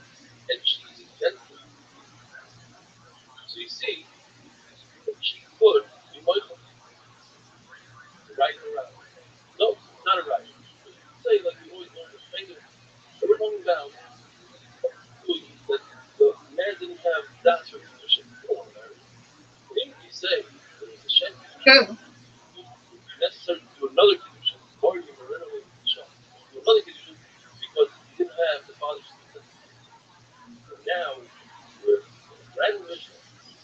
If a person uses a lotion, he says she takes a fruit, she takes a date, and he says it's actually for a zoo. And then she eats the date, and then gives her another one. So if one of them has the sugar fruit, it's good news. But like this, what exactly is this? What do you understand from the beginning? Where a person says a double lashon, statue of the zoo, the statue of the zoo, breaks it up very strongly with the word statue, statue. Then the physician, even though she's eating something that she has immediate satisfaction enough, nevertheless, no physician doesn't work. What your Rabbi is talking about the end of the mission. It doesn't say statue, statue, but rather it says statue of the zoo. All of the things together. Shavakuta, then is a kedusha. And the kedusha is, if she eats it right away, then you need the last date should have a shavakuta. And from here, the Gemara says, we see a number. First one we see, if somebody gets engaged, he tries to make a kedusha with a will with a loan, it doesn't work. Because over here, you see, it doesn't work unless there's a shavakuta. Then you can't use the previous date because they're already gone, they're consumed, they're alone, they're alone. Yeah. Listen to the weakness of the law. The prudence, the guy should give this woman $1 million. They're using one lousy date that's where the fruta, her das is on the fruta, and it's good condition. What if the condition is not hot? What happens to everything he gave to begin with? All the things that he gave her? She has to pay it back? Yes. Because this was matana, it would be a good condition.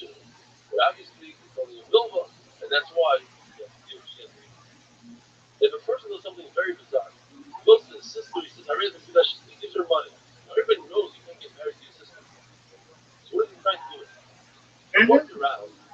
She has to return the money. Well, you know, right, you want to watch it. Figure it doesn't take it in a funny way. She won't accept it. According to school, if you do a gift, she doesn't understand. The reason why you didn't say, here's a gift, you did it in a funny question. You don't want to embarrass her. You figure she's not going to accept it. A lot of it is that when a person separates flour from dough, that's great to get to the flour. But what if he separates flour from flour? A lot of it is that you must return the flour. The Gemara wonders why. When you return the flour? So the Gemara tells us because of concern that the kind is going to fall in the trap. He's going to forget, and he's not going to realize that what Yishmael gave him is higher and more flour. And he's going to take that flour and add it to his own personal flour, and he's going to make bread out of it without the average flour. And it's never. Also, the other night, other shot is no time won't make this mistake. The concern is that he's strong with this thing. Strong with things, it's fine. He's average flour from flour. You really know this supposed to take from dough. Oh no, that's just the way he's thinking that it's fine. When you used to take from flour, you could take from flour. The truth is no. Gracious, I would say say. Flour is only given from dough, not from flour. Now, there's a number of things where it goes into it. Perhaps the coin should keep the flour, but just give a little bit of some icers from that flour that he gave. Right? Back to the straw. Similar from a pot that has preparation, which is the rice is high in consummation, on a pot that doesn't have a hole in the bottom, which is other consummation in the rice. Or if you say you should take truma, you should go ahead and take truma again, like the truma from a non-perforated pot. Perforated, it's different. A pot is different than what it says in the book. Pot, the person understands that he made a mistake there. The one that's high with it. Once you want all of flour, he's going to be late, he's not going to want to take food. In the case of a sour, spoiled watermelon, so here we say, Yaakov Yisrael, which takes a second truma. But in fact, for the rice, the first truma, Rabbi side have a wonderful, also a beautiful Yaakov.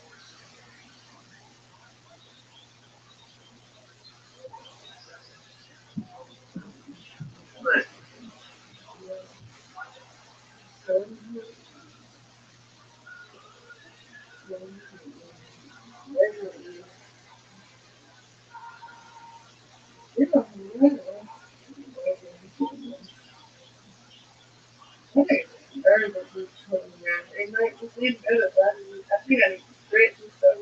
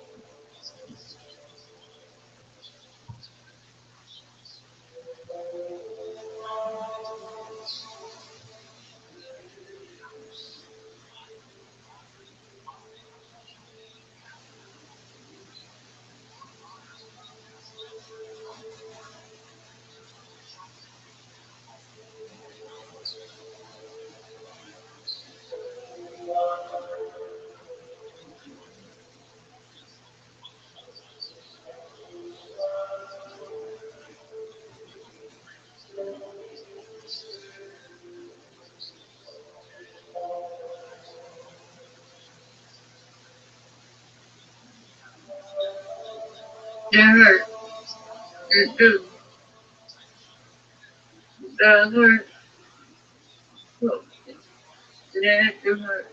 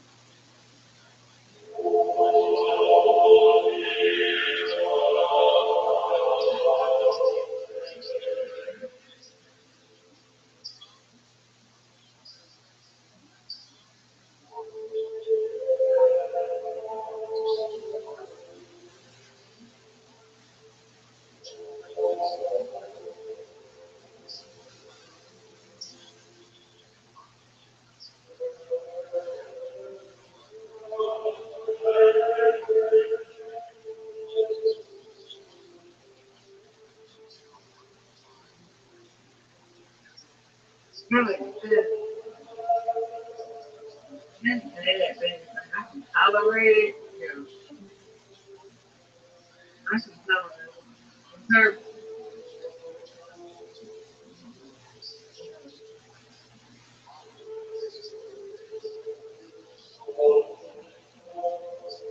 Her, get that out.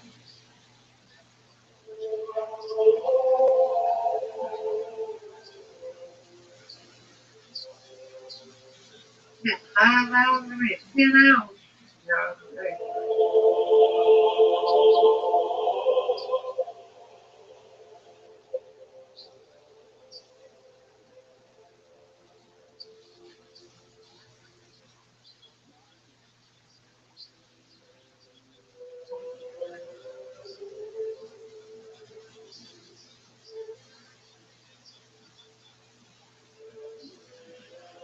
yeah.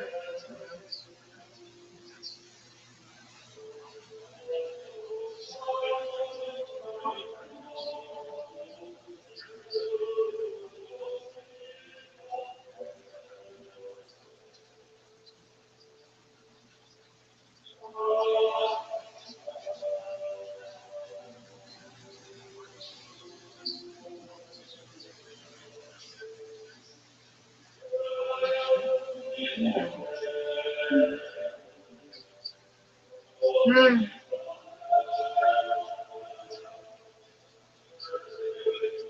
I think it's a man going with her.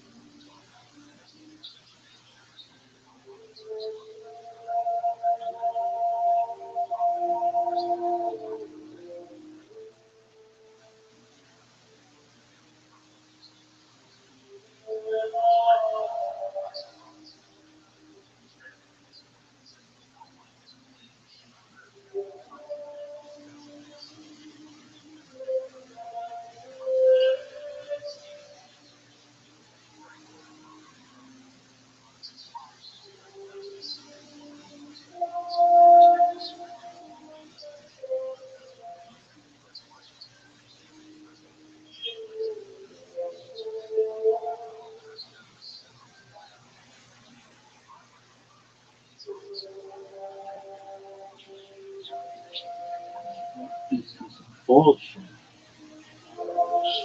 Dog, shut the fuck up. This is bullshit.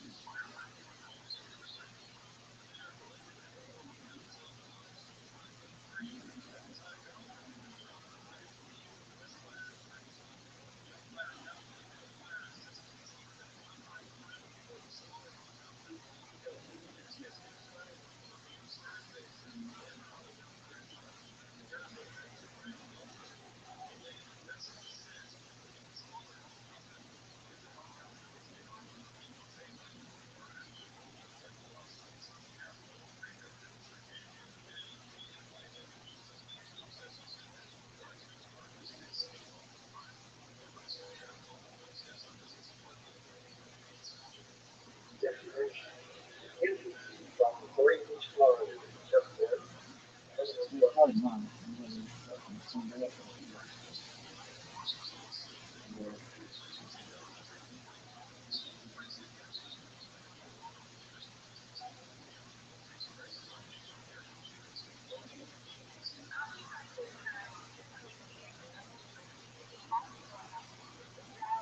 he was just fucking fat and activist and that fucking.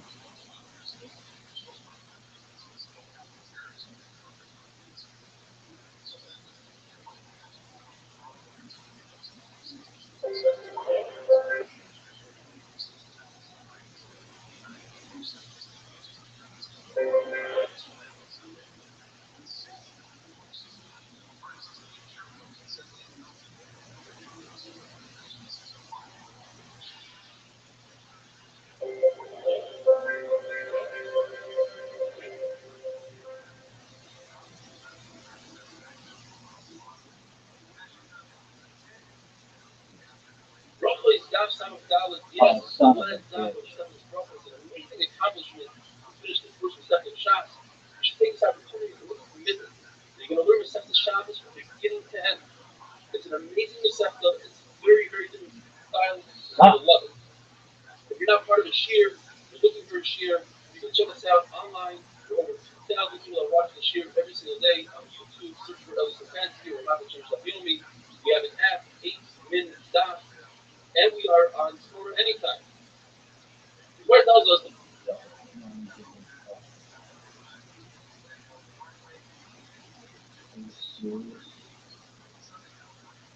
Serious.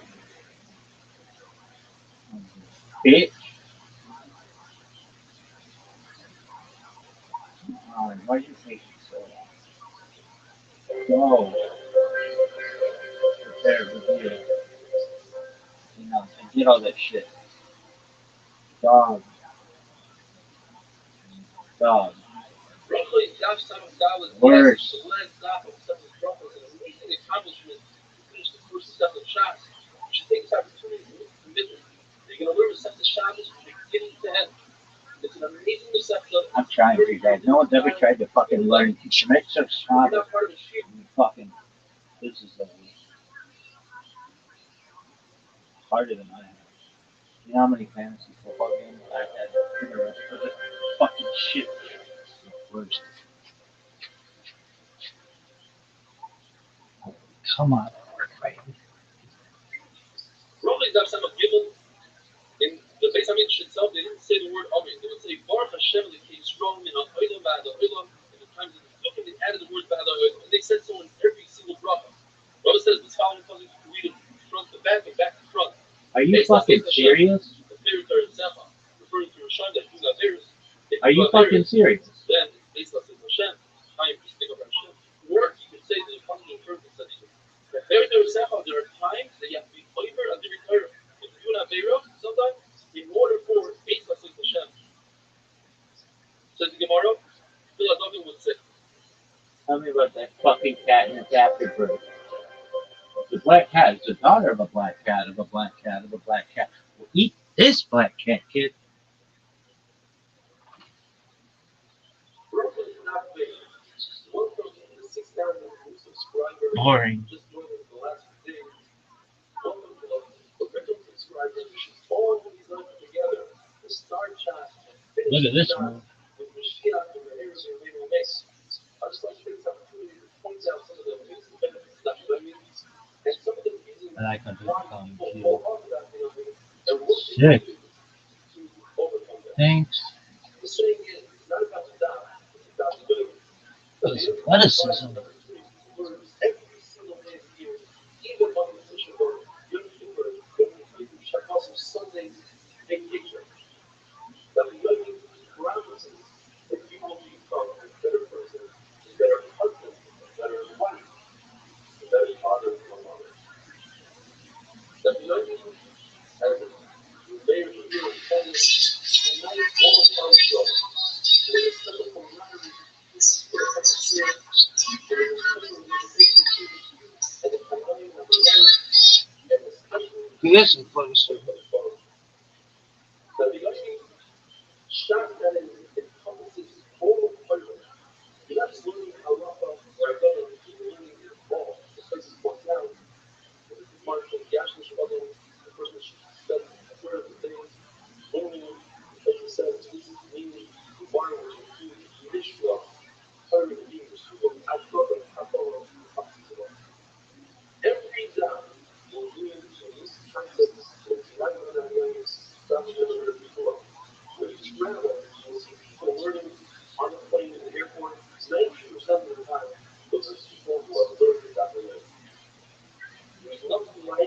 starting off the day with a feeling back to 145 minutes an hour of prayer.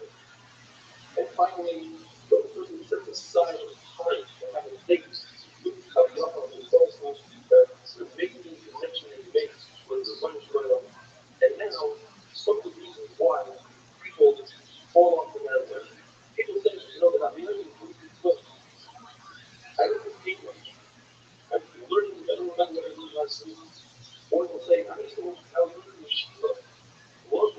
This is not the proper way to learn water. To learn it slow, levels, they're all down the point.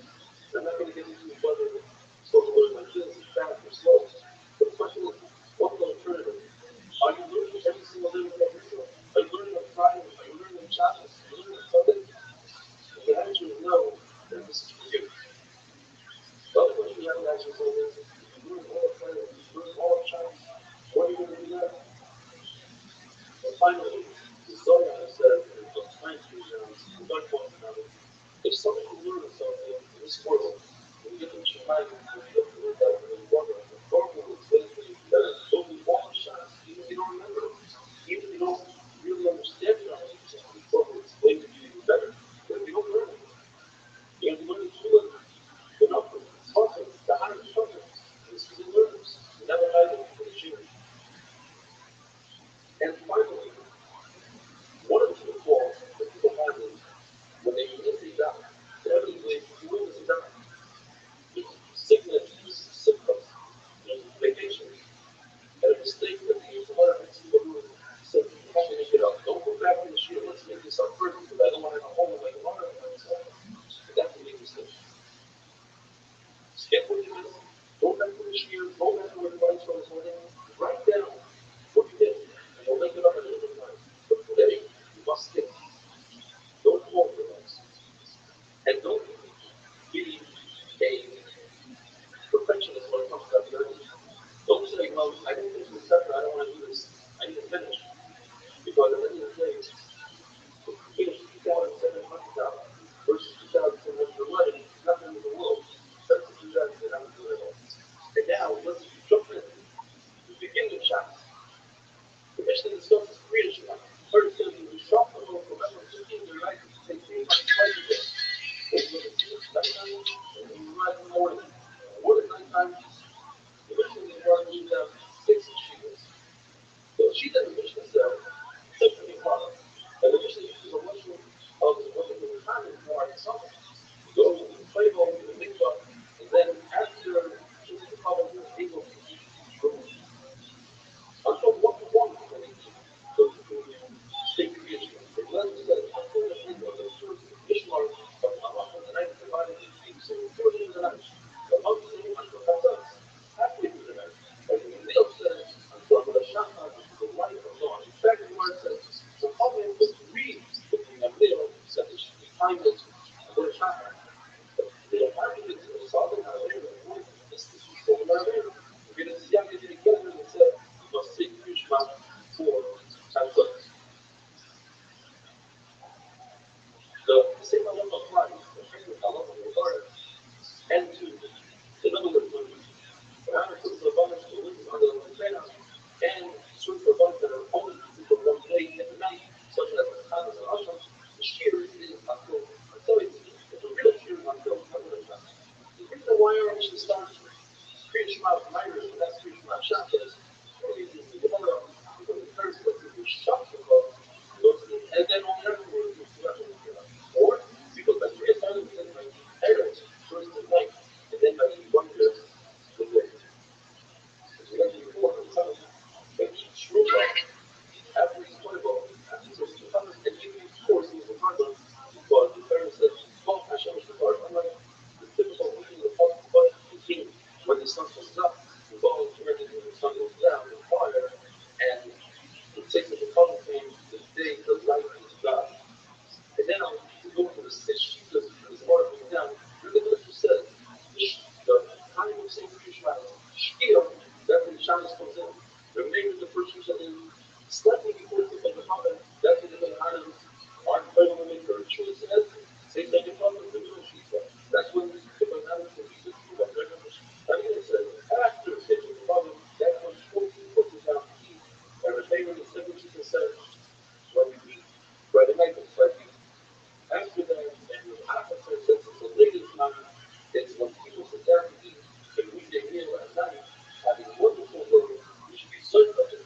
shots together all the way.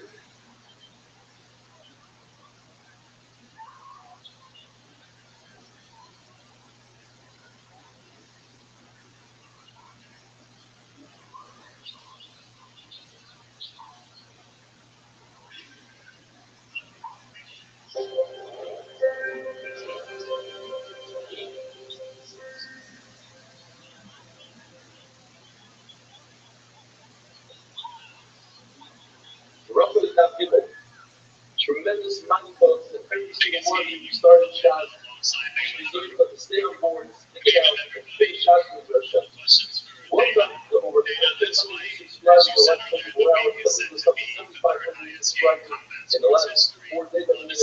Our goal was to get to 10,000 subscribers. We're almost there. So start out, just send out the link, put on your chat, put your friends about it. Over to the message that kind of give them the but you want to make sweeping changes to the policy, reformat that is meant to protect minors. Bring the business model that currently has your company already paid out $375 million in antitrust lawsuits. It has two potential pending class action lawsuits. This is obviously a level of discussion. We're not talking about that, Senator, because those are both made. The second markets at the beginning of the third benchmark, the babies went up early. And when a couple weeks up, one started coming to the market. For the other side, only a few shots talking about every couple of weeks. And the third benchmark was raised income. I don't think it's that. But the question is, the dark blue, and one side talking to you. So they want to know it's not the same. I can suppose it's playing how he rolls like a lion.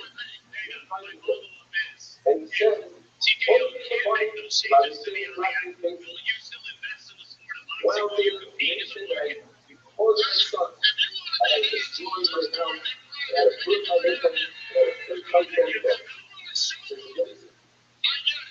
I was one of the ones. Well, I got it. I went off that, and I went to ruin. Play out the house tonight. And when I went to that door, and I came and said, "Show it." I said, "Show the level of value money." What did it say? I got it. Got it. Got it. Got it. Show it. So we made that really big deal from it. First of all, we don't believe we were put on. It's traveling, we got our way, and then we got it. We got having any and so the other continued that with one year of the church that I heard. Boy, that sounded like a picture. Skating was what it said. What is the one that people say that I might find out on Sunday with a McGregor? So the basic combat sports history coming on saying that they come in the last 10 years.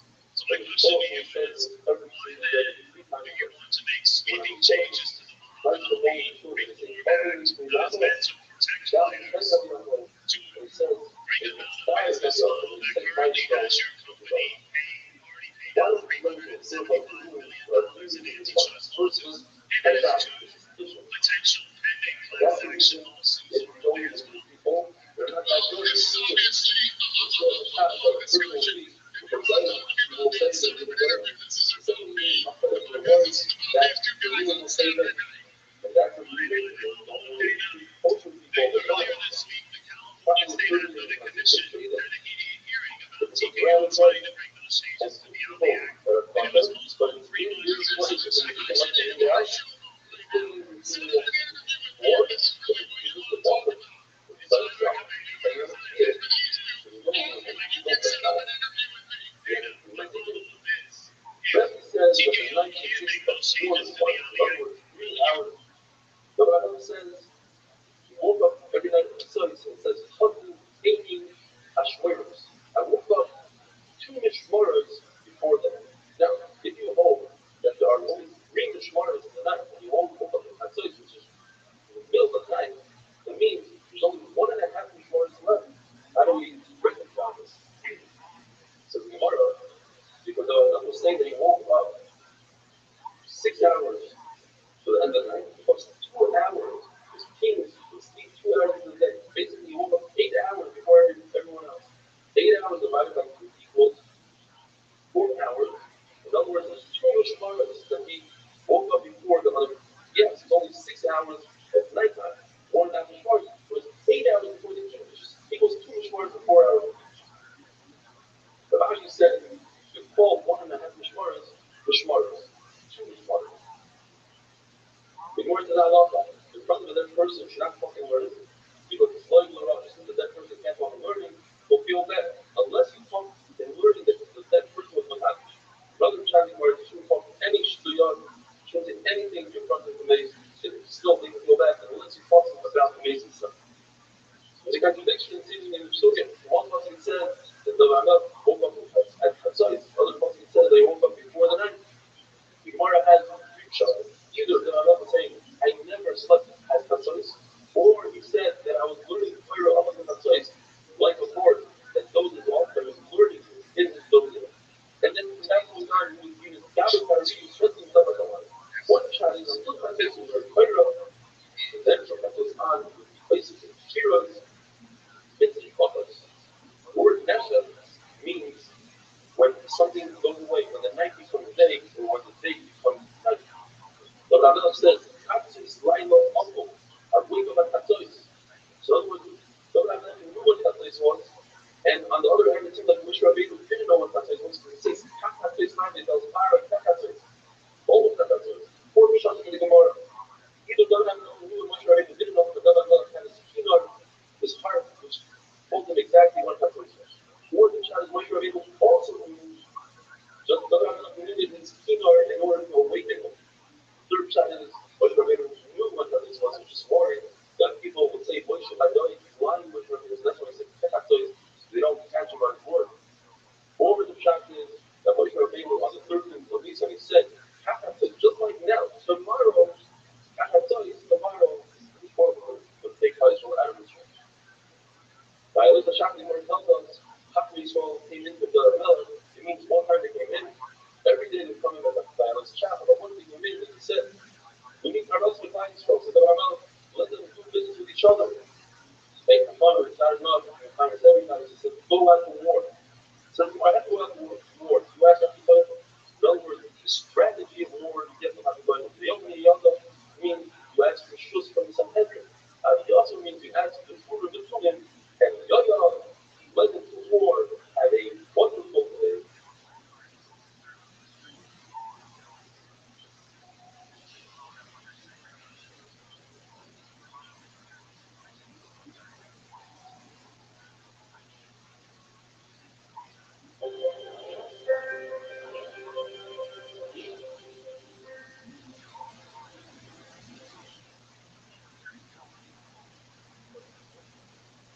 Roughly $1,000. I'd like to thank each and every one of you. 3 months back, I found out my sister-in-law got sick.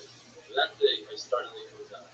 Just recently, I promised her that we're supposed to report Shleiva and try to get 10,000 subscribers during the Sima Shot. Back today, Baruch Hashem, we're supposed to achieve that monumental occasion, and Shoshana Brazia Vasilko should have the Jewish Shleiva. I also like to thank over 1,500 people the regular 42-minute cheer. You can find that on YouTube, search under Dan Steve or Rabbi Jamie, and subscribe. Pasuk says in Miller, Rabbi Miller says, Shomer Nafshi, Pasuk Ani. Rabbi Miller says that the only thing of a Pasuk is Shomer. The only thing of a Pasuk appears that the other kings of the world get up 3 hours a day, and I get up exercise. Or the other kings, they sit around with your friends, while I, captain, the local rabbi, I check out afterwards with my fingers, I get my hands bloody to make sure that women aren't hard to their husbands. I'm a Pasuk. I ask Mishposhas, known as Mishposhas. The reason why it's called Mishposhas is because it embarrasses David Amelech. David Amelech asks him questions and he says, this is hard, this is kosher. And he embarrasses him in Allah. He's not much better than David in Allah. But David Amelech got his revenge. Because when they had a son Daniel, he was called Kilah because he was able to embarrass Mishposhas in Allah. That is the famous passage, Kulei Nizanti, Lira Kutul Hashem. The word Yule has that on top of it. The Rabbi wasn't sure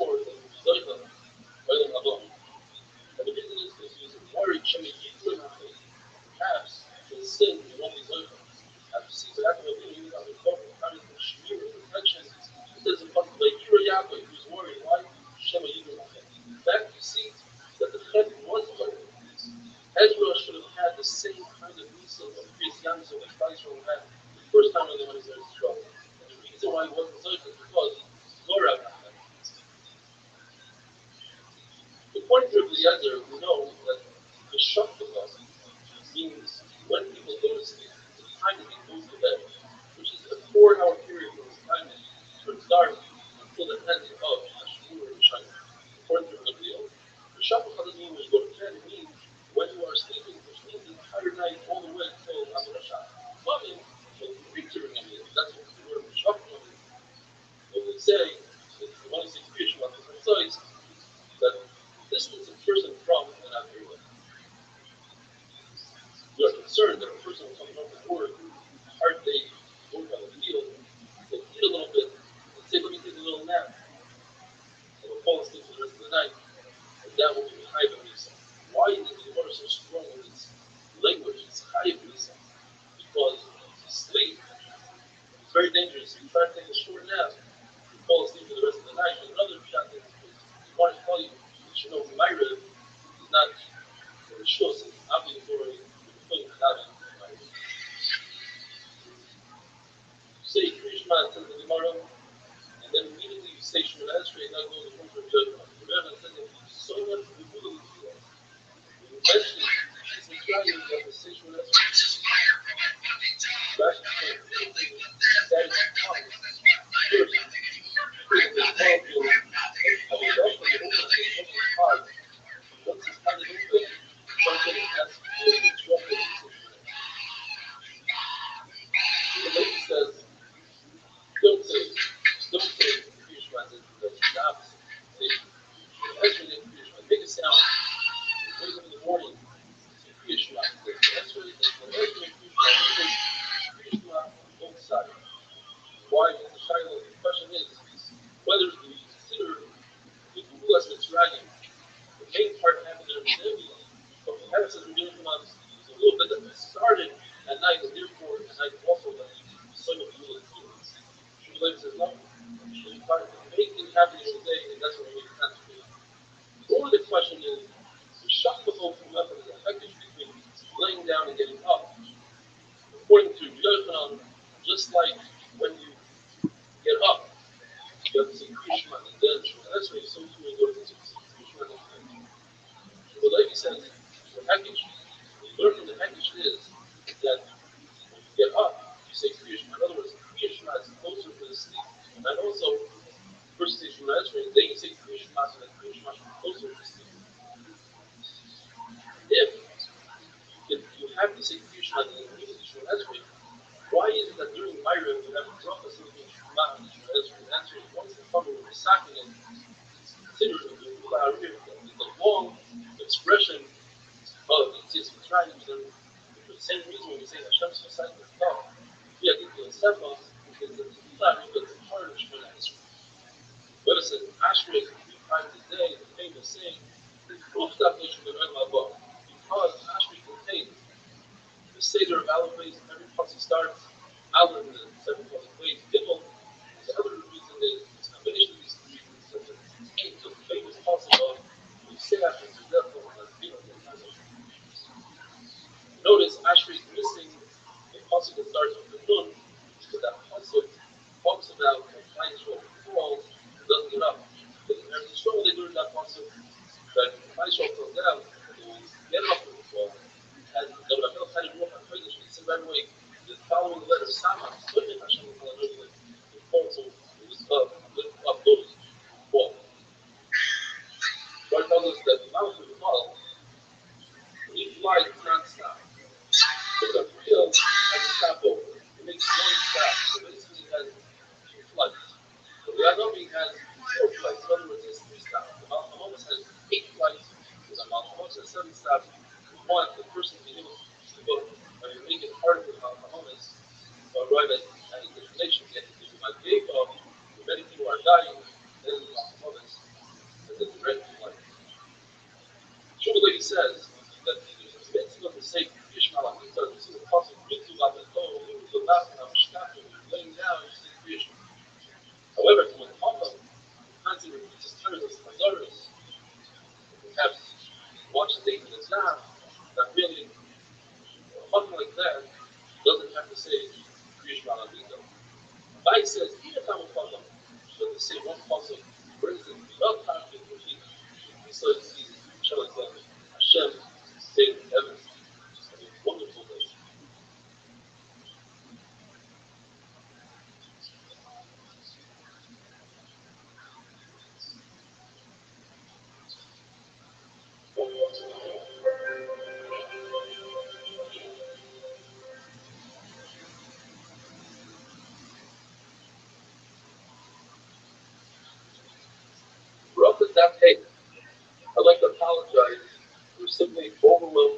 that's the amount of new subscribers that we just had today, and it's very difficult for us to get the video out to everybody. We're working on it with technology, and hopefully in the next few days we'll have it all sorted out.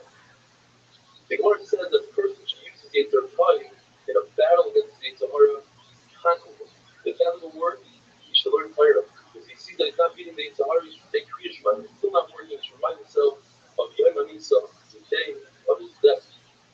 This has come as a surprise to some people that even Shas, all of Shas, came down to Moshe Rabbeinu on Sinai. As we learned in the passage, the Edom of Chashuva so Evan, that's referring to the Zuba, says in Israel, back Torah. The one is obligated to learn Torah. Hamisha comes to Torah. The mitzvah is referring to Mishnayos. Asher Pesachti is the being mitzvah. If we write something, how do I get halacha? From Gemara. So not derive halacha from a Mishnah, rather than Gemara, and all these came from Moshe Rabbeinu. The Gemara discusses Kriya Shema himself. That Kriya Shema acts as a double-edged sword. It took away the Matikim, and Rothschild says to get rid of the sword. So the Mishnah, I don't need a puzzle for that. Every kid knows that the Bible says if you do everything as the Bible tells you for a matter for something that's trying with a single level, Torah is something that gets rid of the sword. So if you go for it, don't learn Torah as a child, then what you send terribly is sword. The Bible doesn't act like a regular person who gives a friend to somebody. When he sells something, he's upset. Before he gave him the Torah and he's excited about it. He says, the Rothschild'S, that the person has a surah, and this is the site delight. The person should check to see what kind of function is it. During my day, Joe Rogan podcast by night. You can't figure it out. It's true if you thought you're not learning very about the Torah. And if you're not, you should understand that it's true to my habit. He wasn't told about the invasion until like last moment. Air support was crucial for your good success. He denied air support. A bunch of people died. We're going to die, right? So those guys on the ground, my friend Evan, my friend Rabbi, who was a ranger himself, I met him. He was the best. I love him, dude. I love him. But he said, like those guys, those are those killers. And if they think that they lost their brothers, because this fucking piece of shit didn't give them the air support they deserved, it was Kennedy's idea, and you tell them that you want to get that guy killed, like, oh, fucking sign me up. Those guys will do it. He's like, those would be the type of guys who would have to do something like that, and they would probably tell you this would be a perfect way to do it, right? With a tight little turn. Because Dave says, by the way, because conspiracies get, everybody gets binary on this one way or another. I believe there's a far beyond the world. Take that shot, it's never shot away. Your phone check, the rifle's on, it was not that far. I'm not saying he can do it 100 times out of 100, right? But the possibility of him having that rifle ready, he's got a scope, he's got a rest. The car comes into view, the sight onto his back, he squeezed off round, squeeze off round, you get a headshot. That's 100% possible. Sure, I still buy it, right? I don't think he acted alone. He can't do it. He might have done it. He might have shot at him. He might have even hit him once. There was other people. He was a patsy. I think what he said, I'm just a patsy, right? So the way he said it was not like the guy who goes to it. The way he said it was like, I can't believe they set me up. Exactly. Like, exactly. So I think he was acting on a bunch of air. I just don't think he pulled the trigger, right? Or he didn't pull the trigger. He was one of many people that pulled the trigger. That's what I think. Yeah. But there was other people saying, oh, he couldn't have made those shots. The rifle scope was off. That's, you don't know what the fuck you're talking about. Because I can get your rifle scope off in 5 seconds. Okay, the rifle scope's perfect. It's 0 minutes. Bang, the shots are around. Try it. It's going to be all like 6 inches into a yard. You're going to play with that. They're fragile. They require micro adjustments. And he carried on himself. Over the borders to the west side of the country. He said, they rifle that's not used. This is a reminder of the students of a habit of the gold brigade. But the other decided he didn't have children born to a habit. The only distinction, they never had children that like social and the children of all time losing a child that's spiritual habits.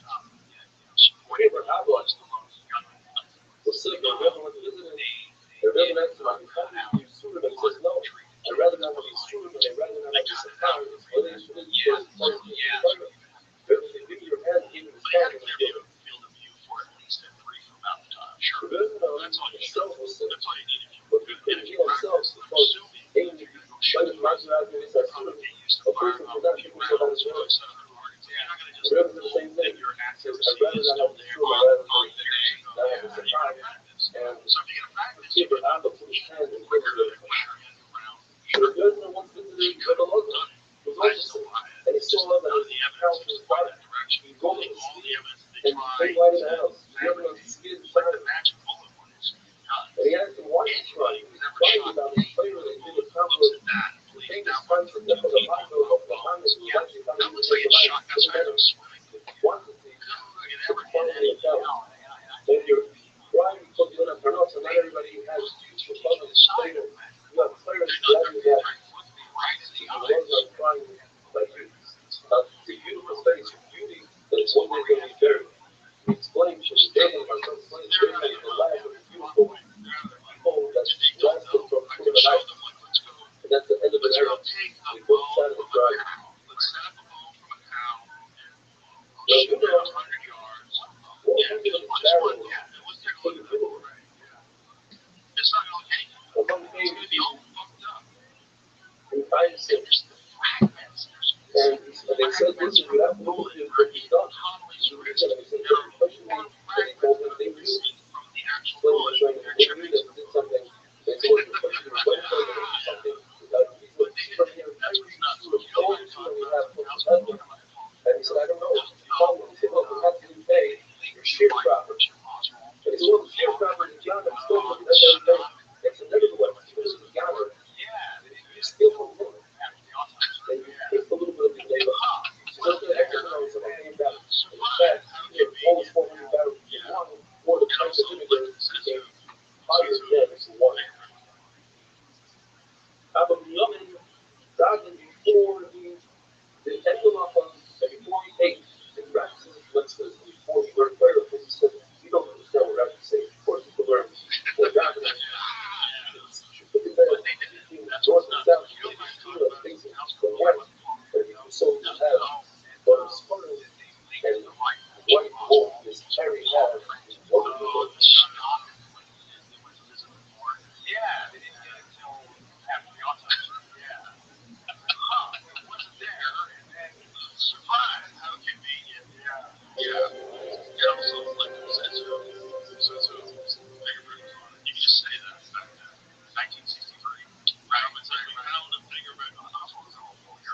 Rothschild'S vote. We have to get capacity to see shaders. We're so scared of what's surviving.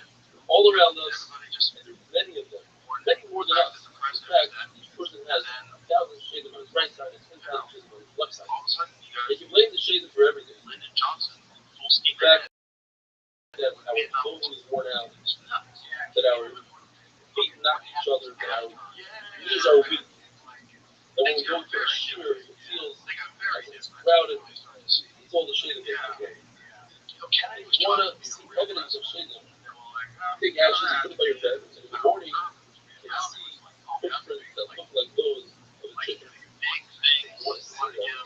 That's dangerous. You can't have a black cat, female black cat, who's the eldest, who's the daughter of another black female eldest cat. After birth, bird is actually the eye, then shaded. She tried to strip, and it actually damaged him part of his abdomen to heal. But the Yamin continues to say, Allah says, that Tefillah is heard only in shade. He says, Shikoya and the Tefillah, but the Tefillah is seen, there's powerful styles of soul that comes to the Indian actually before he gets there. Of course, Mark was here with the towers, the lions, the Pharaoh, over there, he was there when the first is served by himself. This is not what you do. So, is that from yourself, that is explicitly written down in a sefer that's for everybody to see. That ritual slaves and private slaves are like a show. It says in the Pasuk,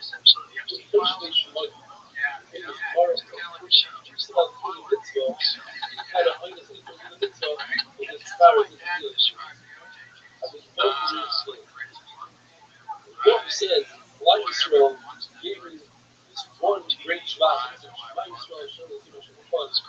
I'm going to say, one of the Mishnahs comes here, one of the battles he has, Goy Gadol and the parasha of Goy Gadol. In the second bag, he says, Hashem Yisrael and the parasha of Amchas. The third bag, he says, Oh yeah, so the fourth bag, he says, if a person is just coming to show and he doesn't show up, where's this guy? If he finds out that because he went for the mitzvah, the person will have like. If he finds out that he went for bar mitzvah, and also will have like. The time means the word that the time says. This is what unfortunately for the person is so much fun. It's a council that he doesn't have more time for davening. He'll learn. He takes that time instead of learning. He goes to nonsense. Nothing will take away from the learning that he's supposed to learn. Stay and learn. Nothing will happen. Make the same time. The Rebbe says that the most possible meaning is that the Yad Kodesh gets the sense of person as a criminal place. That means that he's like a criminal. It says that's why Ezra and Shemot Temple.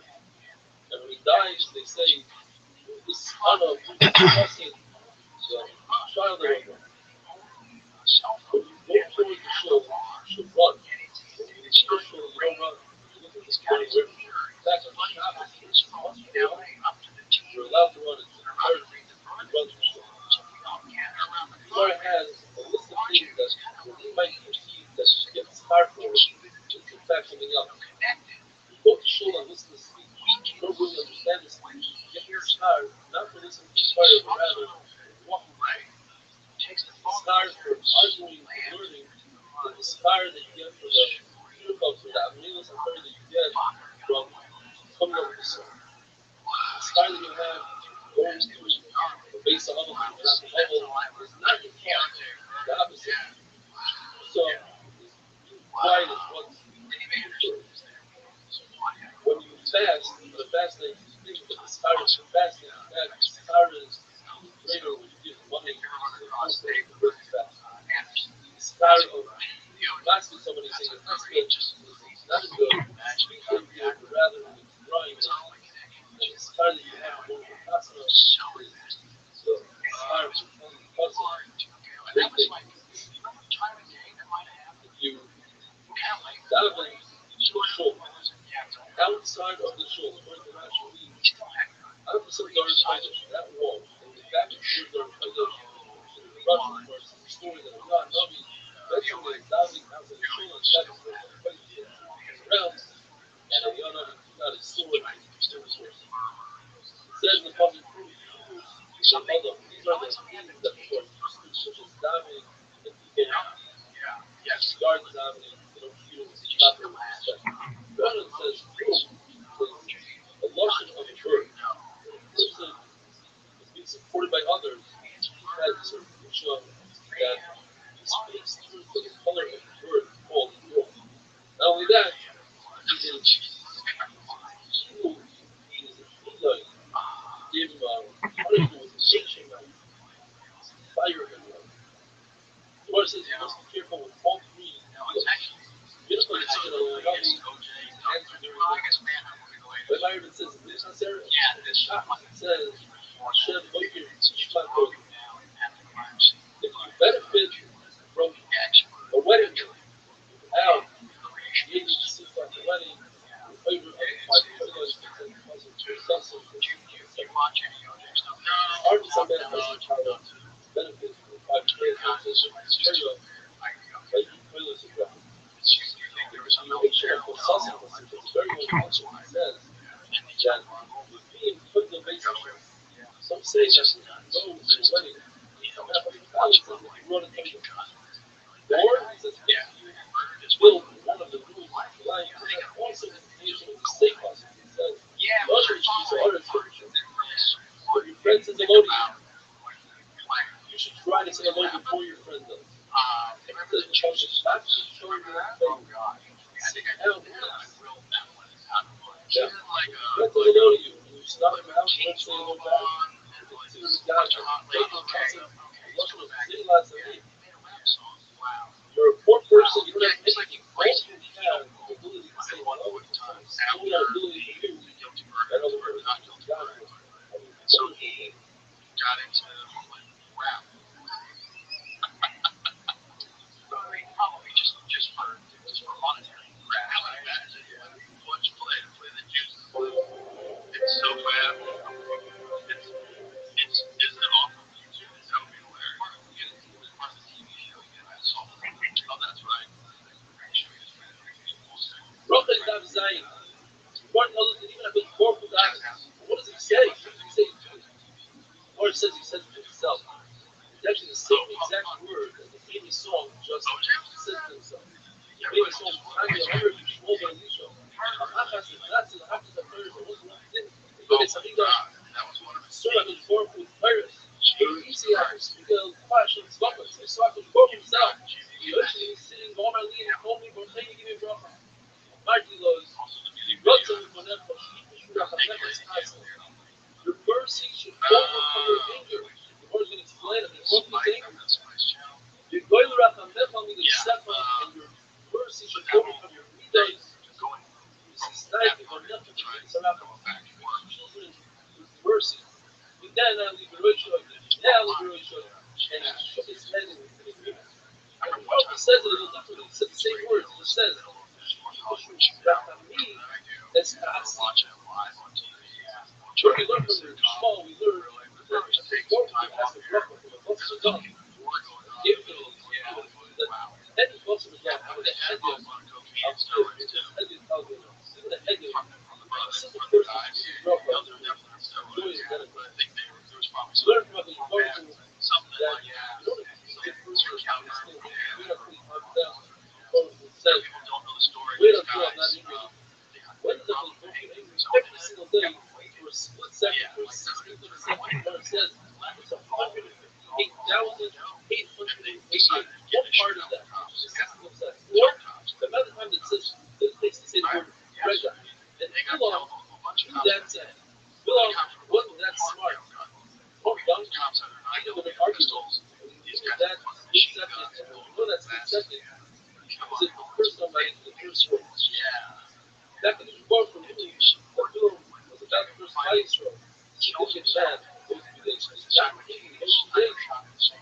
As a show, there wouldn't be anything left. Once to the story, Shulman Levy was upset at a certain dude who was bothering him. So he wanted to kill him. The thing was, the chickens tied it to his leg. It was a signal. When the chicken's hope turns from red to white, that's the time that the show's said. He waited there, and he noticed that he fell asleep. He realized that the Simon Shemayim asked him to go to the It says, Racham of Akomas, or the Moshe as the Linus, even on the death.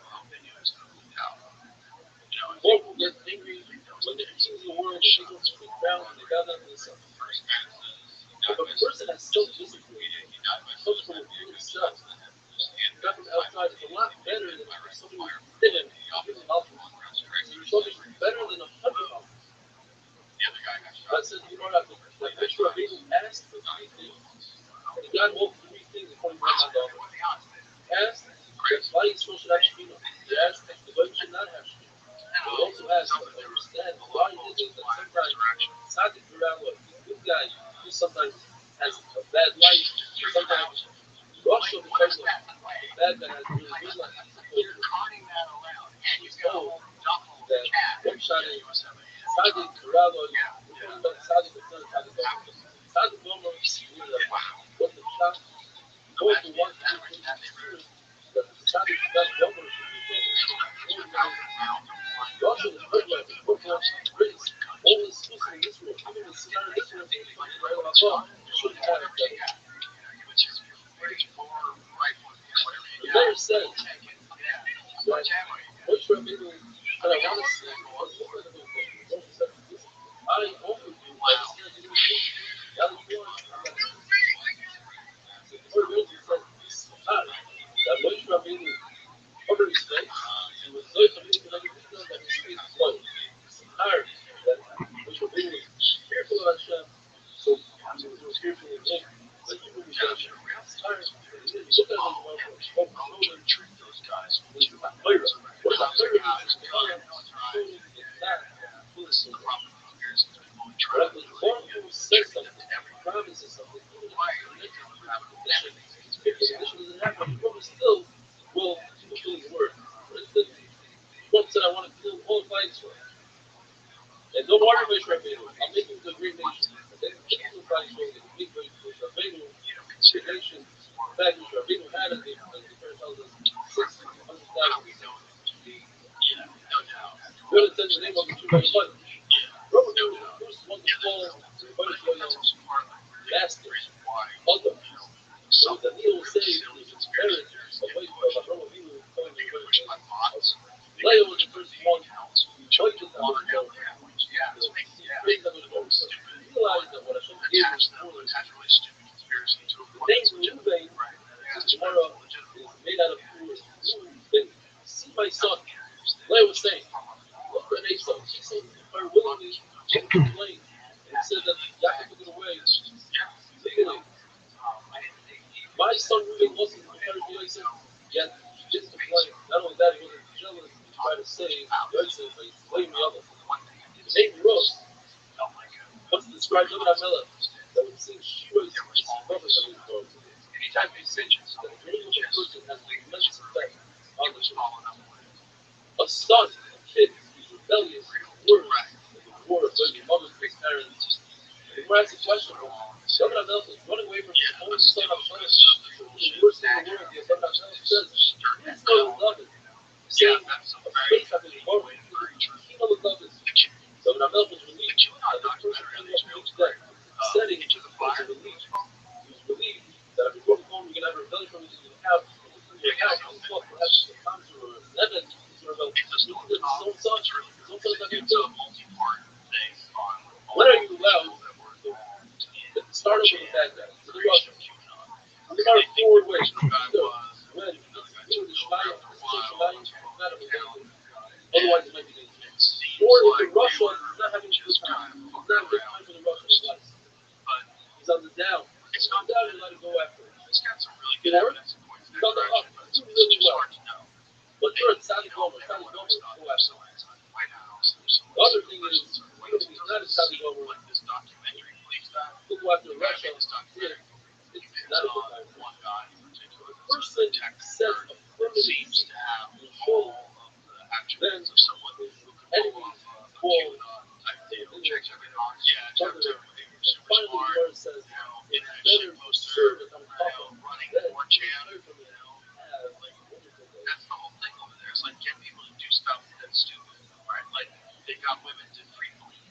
They start pushing this idea that it's the patriarchy's making you wear a tampon, and you should just your menstrual cycle should just flow in your pants and hairs. And it's like a sign of your strong femininity. It was just them being crazy, and then a bunch of women just adopted it. Rabbi Daptas, today must be one of the highlights of his academic career. I was thinking over the Gemara Tanya, Rabbi Shmuel ben Elisha, when suddenly one guy started singing the Beitz Avram free song, and then the entire group, 60, 70 guys together, it was an unbelievable feeling. If you want to be part of like a Shemach Chevra, a fun, entertaining cheer, check us out on YouTube on the Veterans Stefanski. Understand why there are close to 2,000 subscribers. Now look at it. If a person has an illness, he's sick, and he can't make it to show, and he can't gather 10 people to his home, it's preferable that he should daven at the same time that they're davening in shul.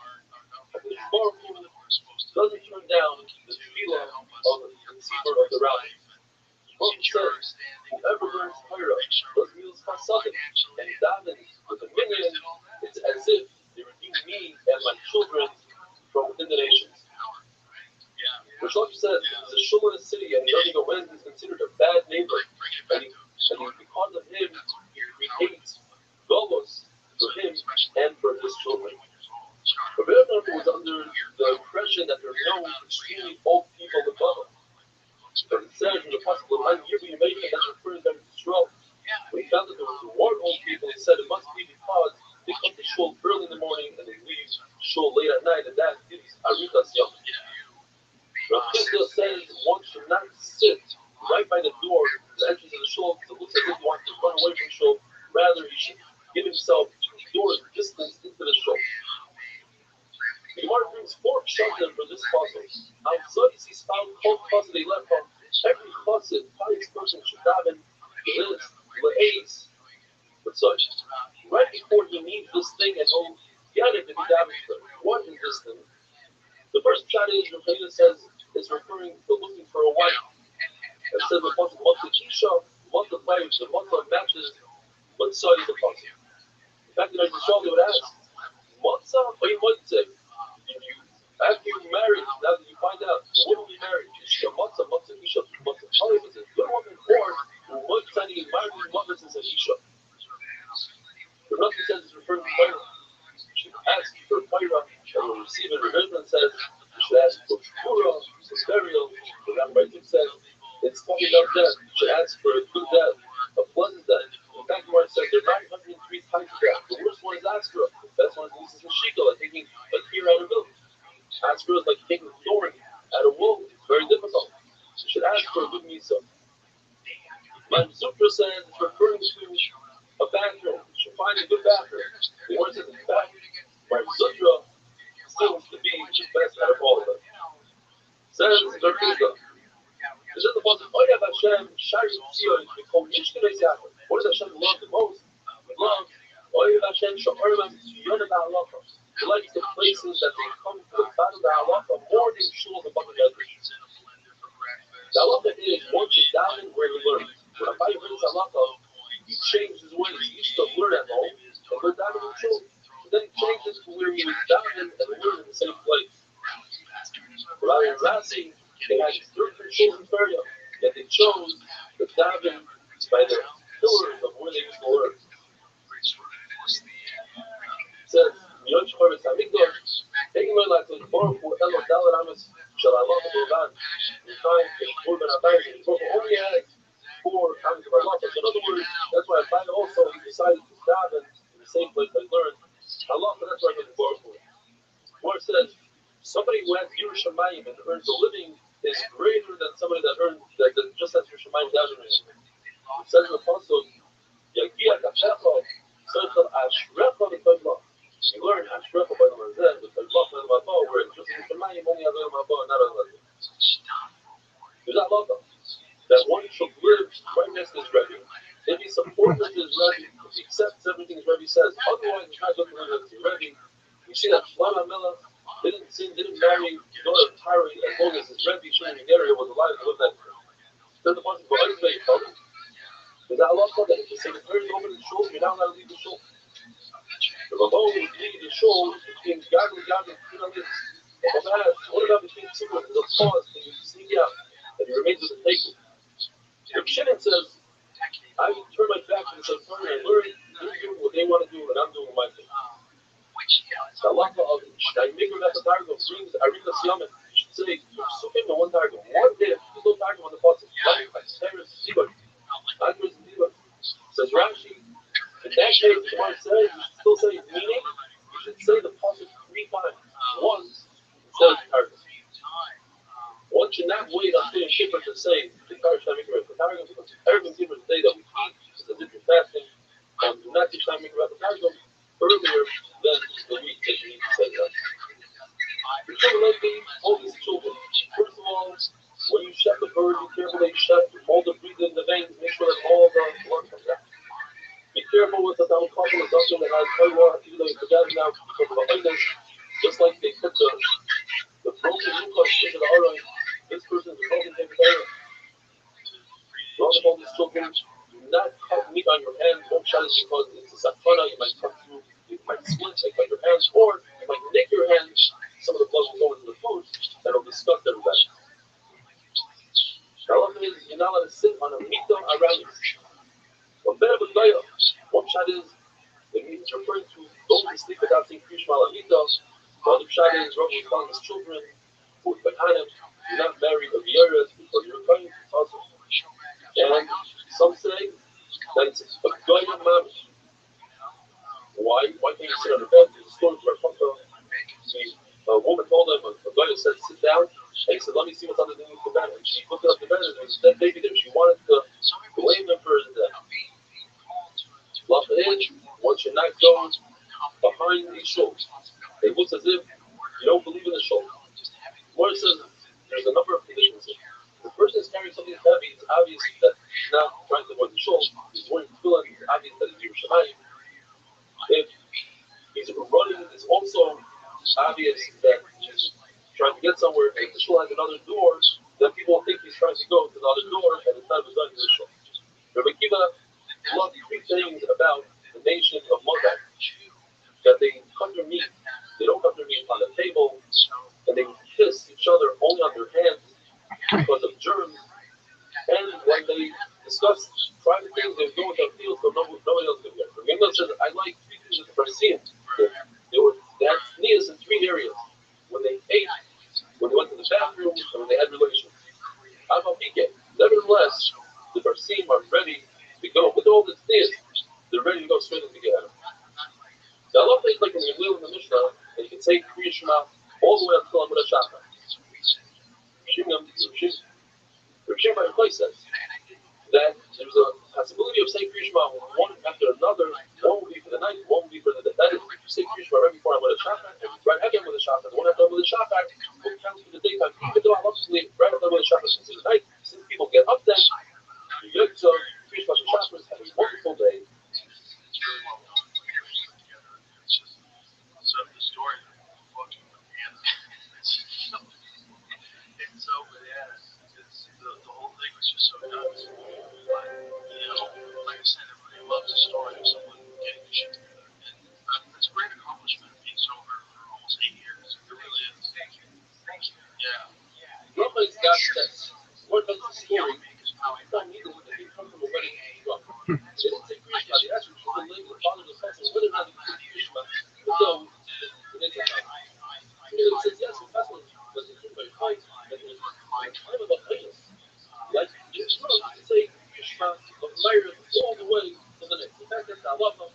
So you just Krishna of Myra. If that doesn't work out, you have a all of the things behind us, we go to the next accomplishment. In our mission we had, was the son of a meal, he also went away, but didn't even have a nervous. He come on, bro, he asked him a meal, the Christian was, yes, I'm a meal, over the shop. But they weren't sure whether or not something was the Rabbi. Are you the father or not? They knew their father, they weren't sure if the father was yes, I'm a agree with him. Sheer, really, I'm a meal, I'm with a shop. I'm going to get the father, say Krishma before that says. Let me know Zaire has it. Clear shop. That's the word for that. It's learned down that behind every Pesach is only up to the first was the whole behind every Pesach is always the morning. People learn from the word puzzle. Puzzle the whole is hastiness and flights, right? What they can do. In the morning, so therefore you can eat from Pesach till the morning. That's the whole puzzle is very the Lutheran, they were in a rush to get flights from out. The Ula started so it's like the players want to play so out. In reality, high school only left following the war. The policy that seemingly has a 3-way contradiction. It says, shut the door. When you shut the Ramirez, which means that it says, why Hashem was learned, why Hashem, the first Shkia. It says, why do you say something like this? Which one is it?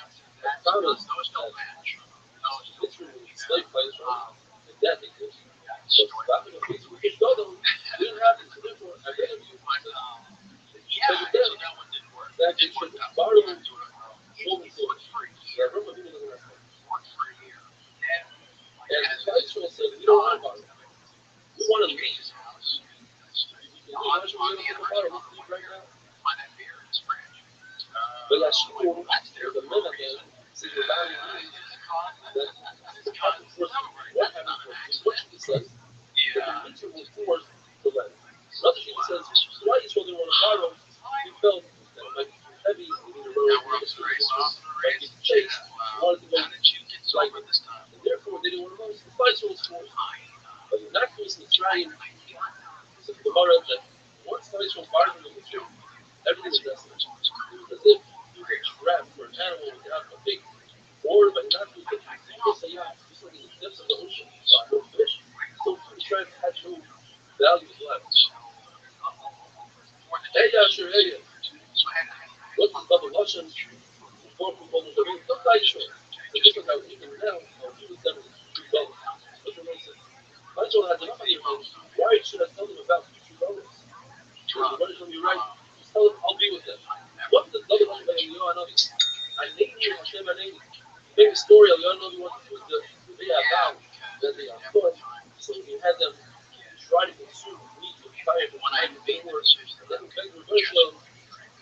Look at that.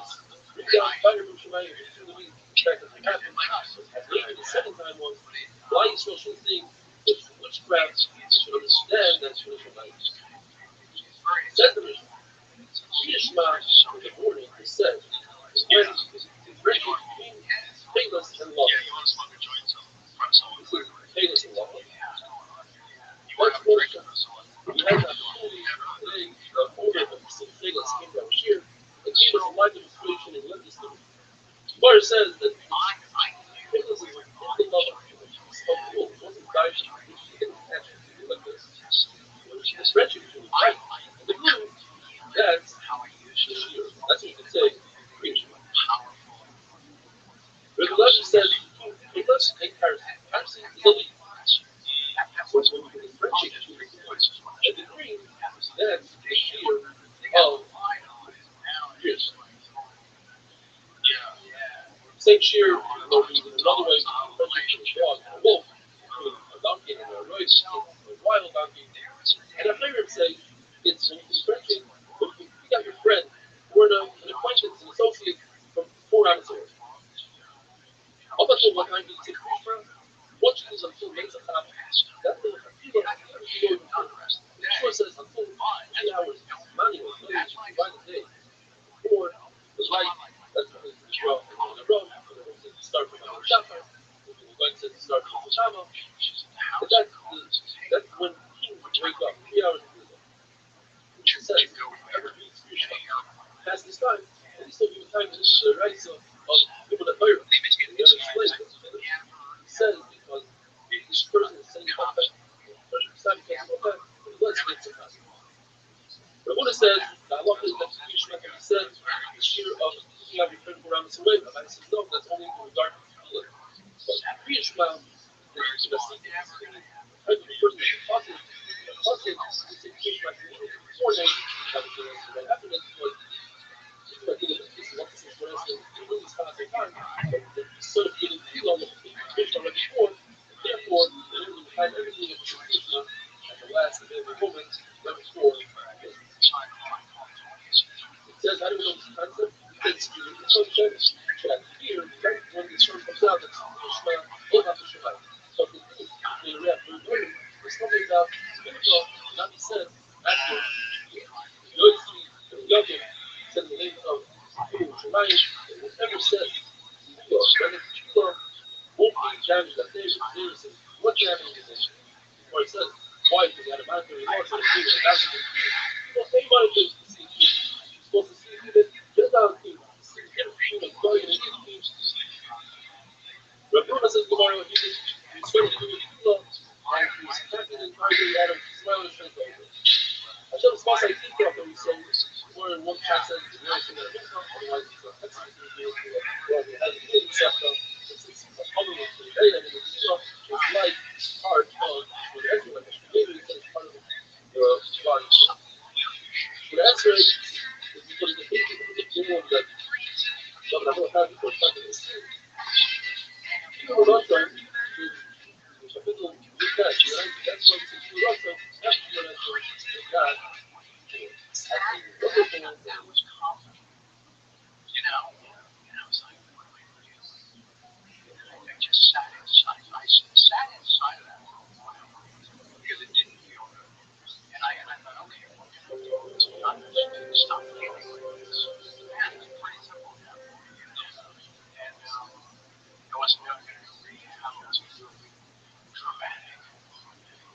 Daf Yud, the Gemara tells us a story that a mayor had really bad neighbors. So he died and he should die. Rory, his famous wife, told him that's not the way to do it. You're probably thinking, how can I in order to get rid of all the Chatoim? Yes, get rid of the sins, but don't get rid of the sinner. What you should do is David and the Tshuva, David and the Tshuva, and the Shaish and Tshuva. And you made one that really, how does the puzzle make sense? The Navi, because he didn't get birth, came out of the soil, and she said, shut up. Look at the end of the puzzle. Lots of love about the Geula, because there will be many more advice from the Shrine than Edom. In fact, the word Akara is referring to that our children don't go into Gehenna, but your children do. Why is it that Dav and Amela took the parak of Avshalom, Ibn Avshalom, the third parak of Zillah, and the parak of Fields and Shol is all the way at parak of Zion? Shouldn't be the happy. It's not in order of how it happened. So he told them, we believe in the concept called Smucha. When a pasuk next to another pasuk or parak does mention another parak, we learn something from it. We learn when the parak goes to Malta, but which is parak based. Somebody might tell you, how is it possible that God is going to rebel against the Father? I'll tell you, look, my own son rebelled against his father. Rabbi explains that his father against his father. He was the Chosma. The story has tested on Shaila. When my mouth learned about his father's daughter, that he had to look at Kodesh later on in life about 5 times that he's in different worlds. One of them was the world in his mother's womb. He said Shira instead of broken up about it. When he came out and he looked at gazed at the stars and the Bajolas, he said another broken up. And when he nursed, he also said about broken up. He shot the beginning because humans are different than animals. You nurse from a clean place, or you nurse not in the Mokim Erba. And he said Shira when he had the forming of the Rishayim, and when he spoke about their death. The Shira Kazi says that it corresponds to having Baruch in the Neshama the 5 times.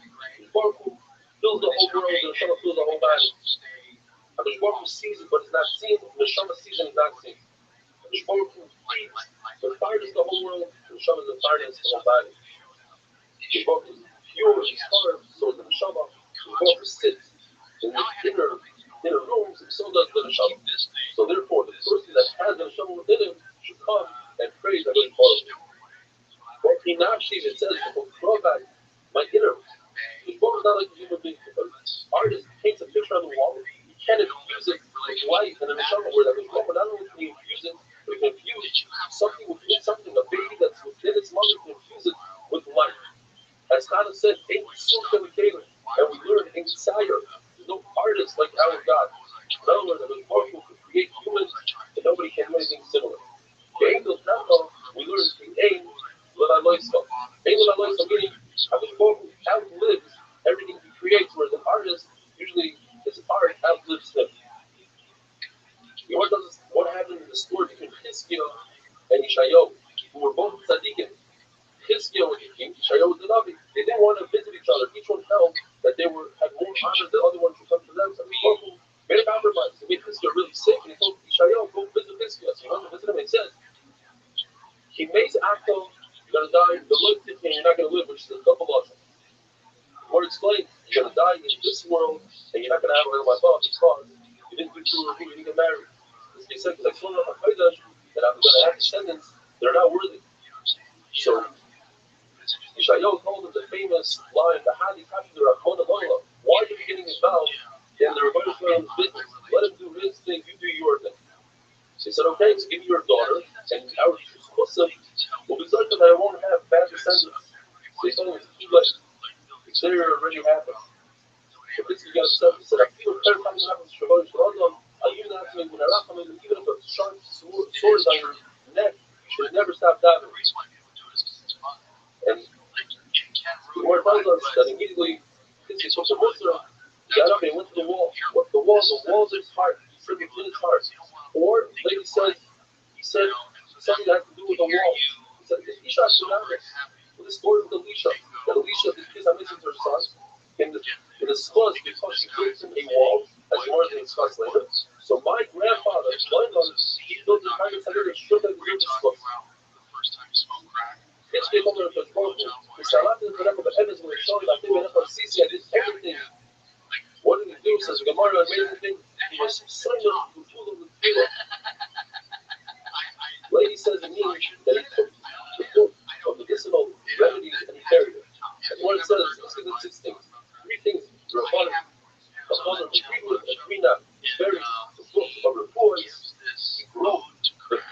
snake. I'm Rabbi made people started doing that. And when his father, the Rothschild died, he dragged his body in the streets out of town. Bro, show people this is what happens when you have a desire. Those two things are coming to. But when we didn't agree to that, when he plucked up the water of Yisrael in order to create that the social behavior should have water, he didn't agree to that. He said, let us go do it. When Fiske gave the door to the golden doors, he didn't agree to that. And when he did, he put a place and made an extra mark every year. On the last day of Other, he said that's not good because that last day could be Nissan, and because it could be Nissan, you don't do people on that day.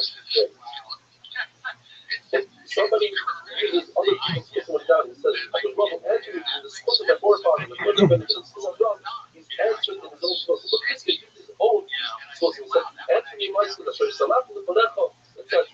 So they use the school of God. Now going back to the story of Isha Shudanians and Elisha, she said, let's make him a wall. My question is, where did she put Elisha? She put him in a poker like Santa, and she had to build a wall to divide the Santa. And then, what does Aliyah mean? Aliyah usually means attic. It means she put it in the best of her house. Or China, she put it in the attic. And she had to build a roof. So why is it called here a wall? Because it's called. Roof is the Russian of roofing. It says that she's put a bed, a table, a chair, and a lamp. The Lord says, Elisha benefited from it. You're not benefiting from it. But Shmuel would refuse favors. He was building a suitcase. Wherever he went, he had all his belongings with him. She knew more than her husband that Elisha was coming. How did she know? She noticed that flies wouldn't land on his table. Another child is she noticed that his sheep were pink, they didn't have any hair on them. Whereas Yeshar's Gehazi didn't have any. He grabbed her inappropriately. Says Gemara that if a person posts on the top of and gives from his own belongings to the other person, as if he's not going to come. What does real love mean? First one is that you shouldn't stand in a high place when you daven, being a man with Hashem. There should be no haughtiness when it comes to daven. You're supposed to put your feet together like we do during the last break, and you're not supposed to eat and drink before daven. So, as if you have gaiva and then you try to imam with Shemai. Shmuel said out to Yeshua, the Kriya Shema said until 3 hours into the day. Right? He said that say Kriya Shema after this man says if you were the kind of fire. But you should say Kriya Shema before or right after. The Fiske agrees with that.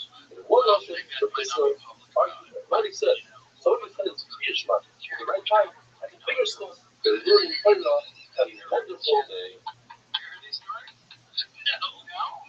Oh, yeah, they had a doctor that carried his coat or distributed that and only gave him just what he needed. Yeah, I don't know. These are just shit right there. Exactly. The doctor, the fucking leather satchel. Carry your coke around. Yeah, it's just close. I'm big for it. Okay, stop it out. As we learn, once it says, you must say Kriya Shema, when people go to sleep and when people get up. We try to make it a step further than they say. Just like when we go to sleep, we're laying down. So we say Kriya Shema Shel Arvis, you have to be in a laying position. If we say Kriya Shema Shel Shachris, you have to be standing up. Otherwise, the pasuk would say, "My boy, you're Mubarak." Some say, "Wait a minute." The pasuk says, "Well, let's go there." You must say Kriya Shema even when you're walking on the way. Walking is not laying down; it's not even standing. Therefore, say until you can say Kriya Shema when you're sitting, standing, laying, and even while you're working. All Pesach Misham agree that for the words of Shachar forever, you can learn a big thing. That somebody that's placing a mitzvah, he's preoccupied doing another mitzvah, he's called from saying Kriya Shema. We will let the Chalader teaches us that not only a person that's actually doing a physical mitzvah, but even somebody like a cousin who's part of in Machshava, his mind is preoccupied, he's also called from Kriya Shema since he's about to marry a psula. If he's marrying an almana, he's not occupied, and therefore he's tired. You need a combination of two things. You need to be preoccupied, and it has to be with the mitzvah. So therefore, somebody's about to lose his shit singing, that's not enough to be more pure from saying Kriya Shema because it's not a mitzvah. And Allah, who's preoccupied, just lost a loved one, and it's very bizarre. He's also chayiv in all mitzvahs. Besides, because people say Taher, and since he has apron on his head, and he's bizarre, he's punished. Even though we still use Rabbi Chavadera to teach us this concept that placing the mitzvah you ponder, nevertheless they learn the physical word Rabbi Chavadera that's talking about the person that's walking and not laying down. One of the story, Rabbi Shmuel and Rabbi Elazar are together. Rabbi Shmuel was laying down, Rabbi Elazar was standing. So the time came to say Rabbi Shmuel, Rabbi Elazar decided to lay down like the Shabbos. And Rabbi Shmuel was laying down, jumped up, and said, So I can't really ever describe my heritage without hearing his voice. Star Parade, Star War, that's fun. Just like, wow, she left me with that. We have this handwritten notes that are sort of coming up. Yeah, for one of his sideshow appearances, we have this handwritten note. So we're in the elevator. Puerto Rican, right? Yeah, no way. I'm building the book called Wilshire on Wilshire. Oh, wow. Gosh. It's cool as hell. You always kind of look at like, all right, who's the bagman? Who's this guy? Where is he? You know, or who's the bagman for that night? Yeah. Was it a team? No, it was a rotating. Dangerfield party till the end. Yeah, he did. He kept that chair rolling. Yeah, he went down. Yeah. The same building for a while. Even Dangerfield? Yeah, no way. I'm building the book called Wilshire on Wilshire. Oh, wow. Gosh, I saw it twice. I got in the elevator with him one time.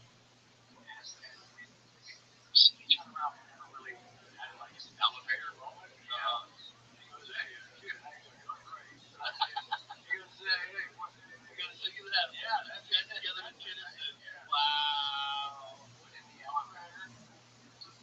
So you're right. He was funny just in his photos. Yeah, just the photos. Doing nothing. It was so good, dude.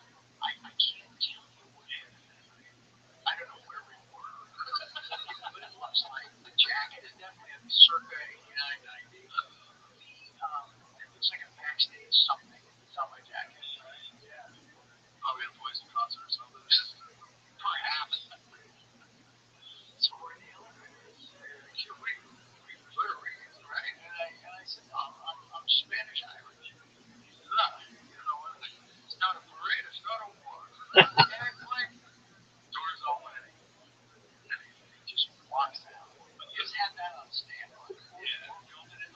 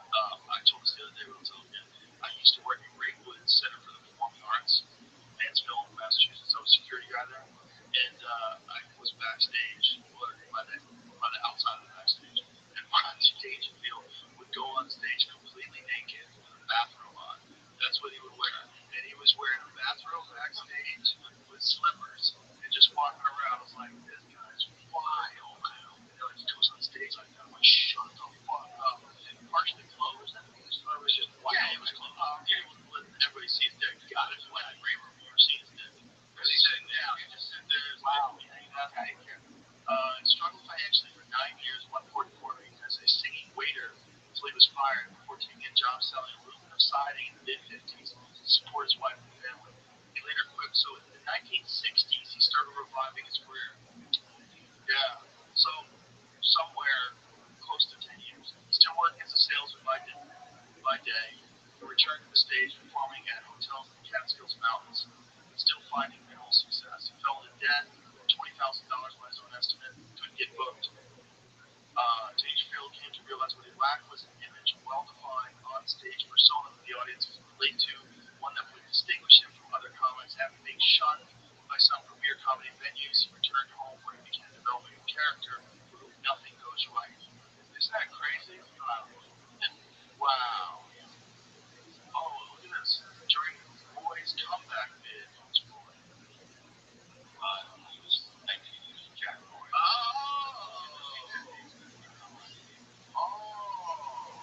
Wow. I used to check it out for Talisman.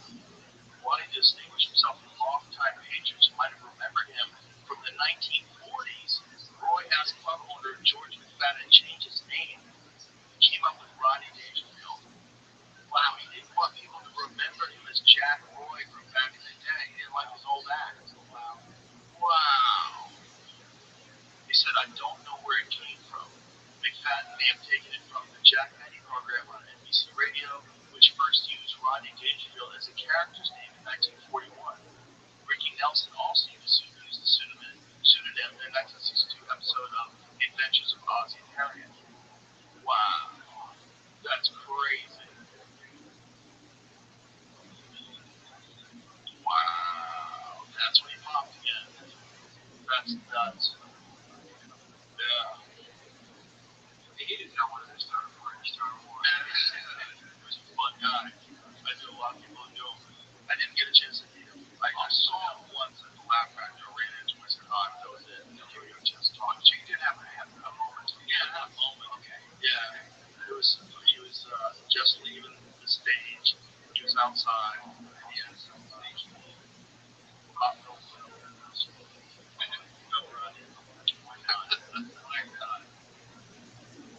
It was probably his wife. His wife was donating us these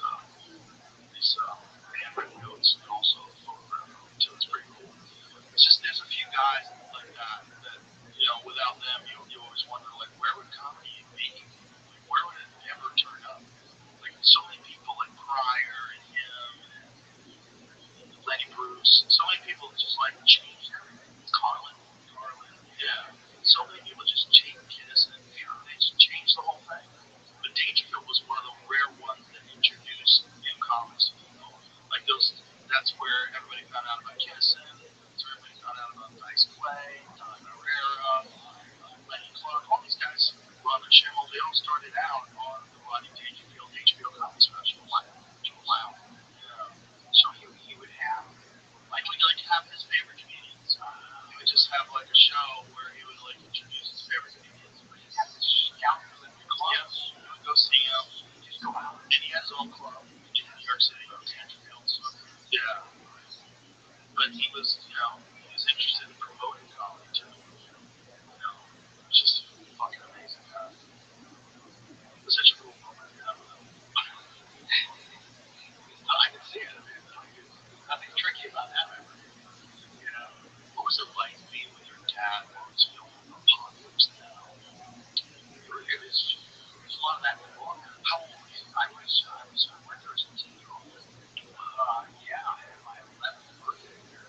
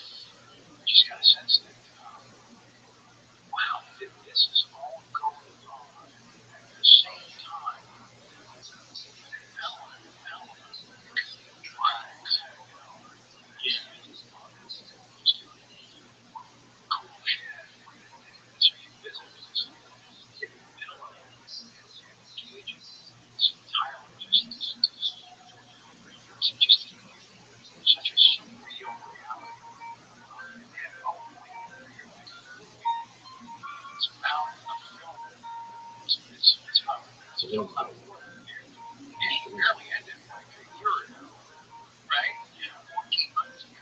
Yeah. I got 75, right? So, yeah, it was like right at the tail end of it.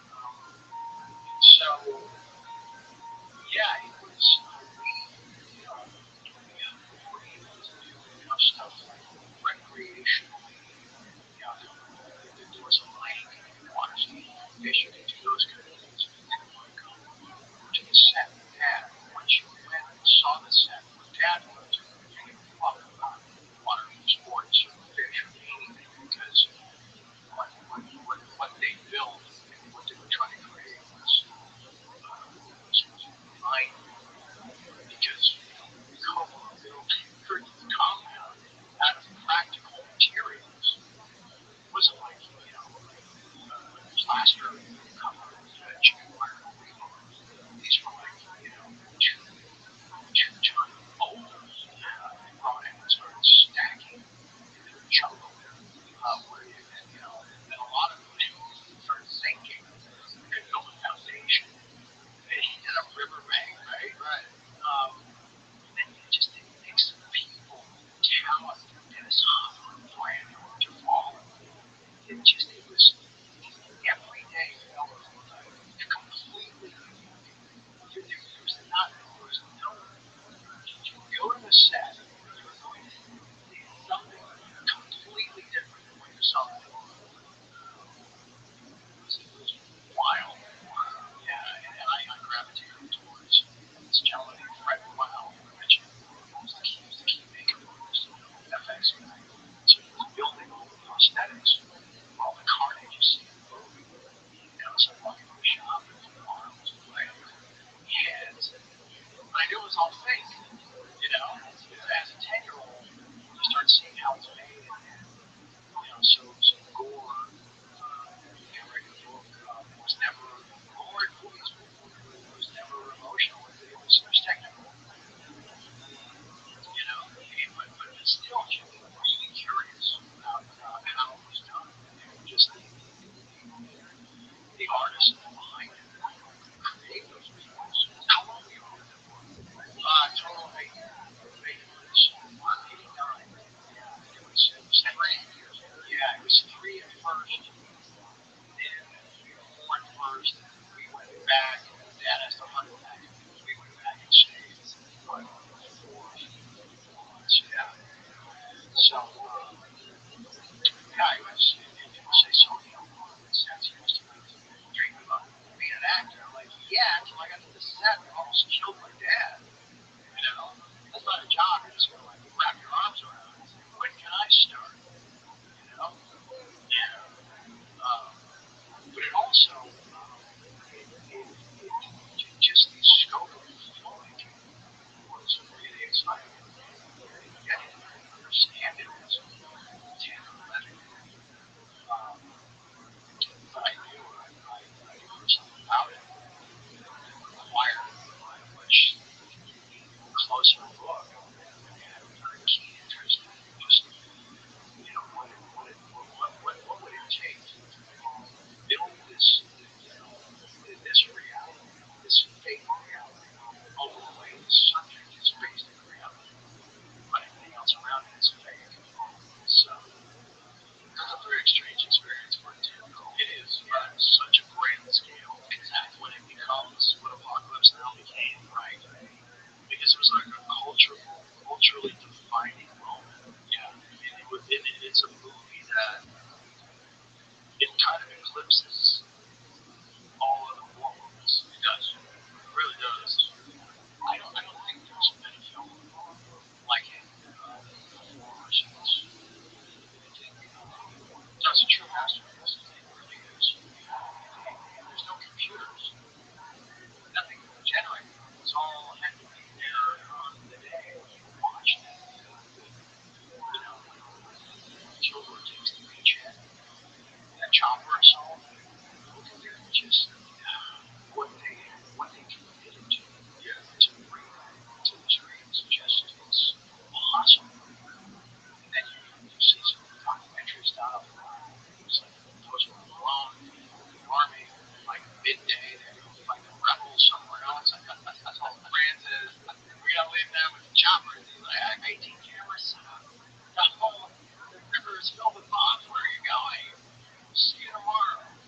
Stuff like that. Yes. Wild.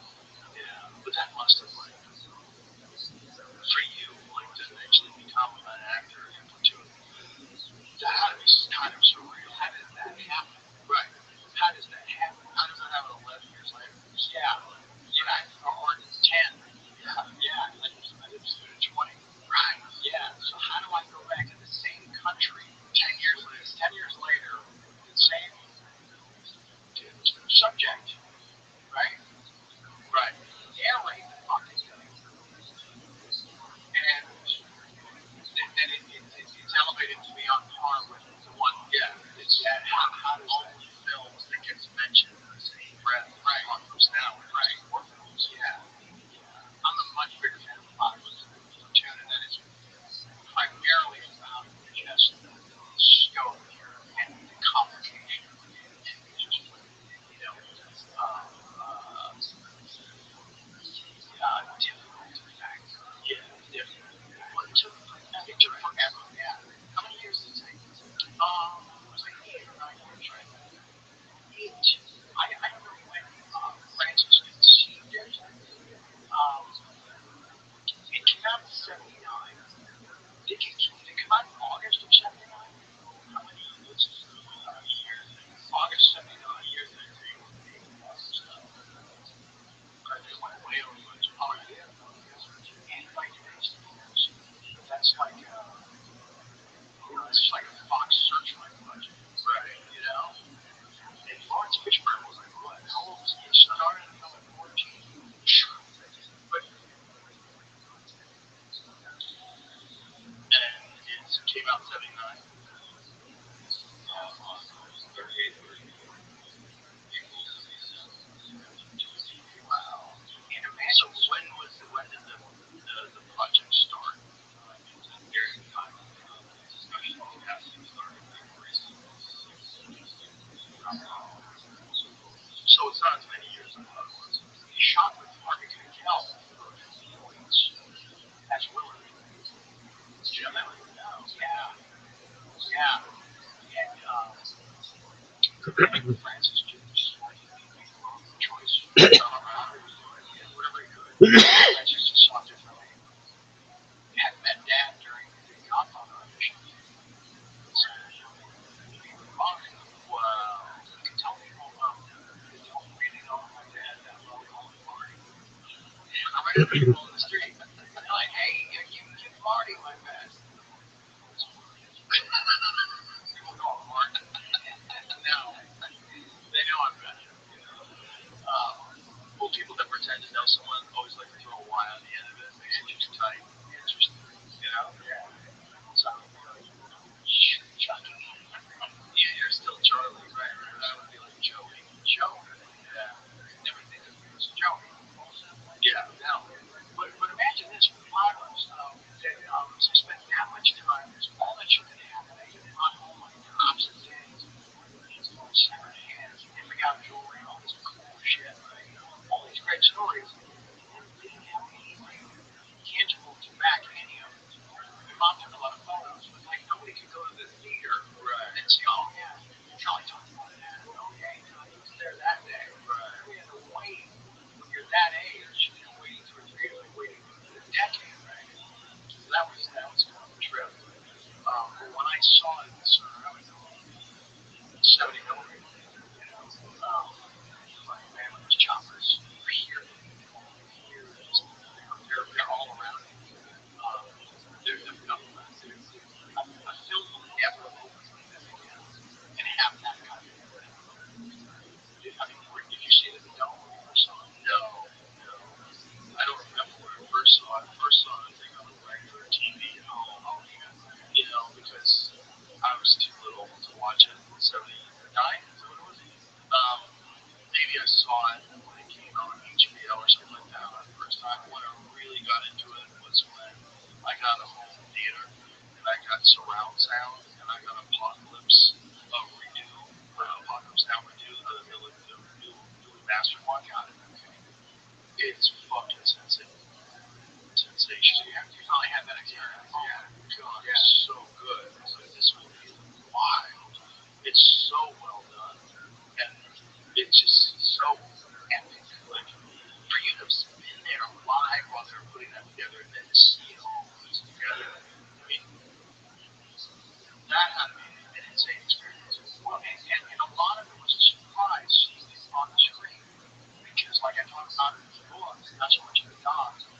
hard to get close to the action on those.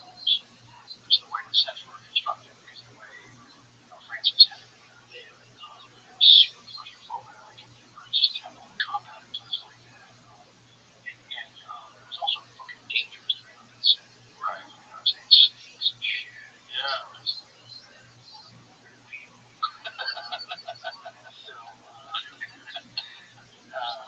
Yeah, Francis is just like, I'm going to come home. Wow. But yeah, so then it's like I wasn't there for any of the chocolate salt. I could see Hopper in the distance, and then those cameras walking there, I couldn't really see. So I didn't see that. So Dad first steps off the road to compound, and Hopper's in the car. Yeah, he got cigarettes. It's just like, so to have that kind of, that to have been there that long and still be, it's completely fresh cinematic experience was a trip. Did you ever get imposter syndrome when you were doing Platoon? Did you ever get like, how the fuck am I here? Because it's so quick between you being 10, right, being in the jungle, woman filming, now to you starring in Platoon. Had you settled into that, or were you ever like, how the fuck do I deserve this? One is that John Cryer says in the documentary, right? Excuse me. Yeah, you're on. It's very insightful. Yeah, very insightful. Yeah. He said that you probably feel like you don't deserve all this. So sure, fuck it all up. Sure. He's not wrong. Not wrong. But, and then I had a comment. So interview the other day, and I said, well, what the fuck, John? You kind of like laid that on me, like, a couple decades sooner, man.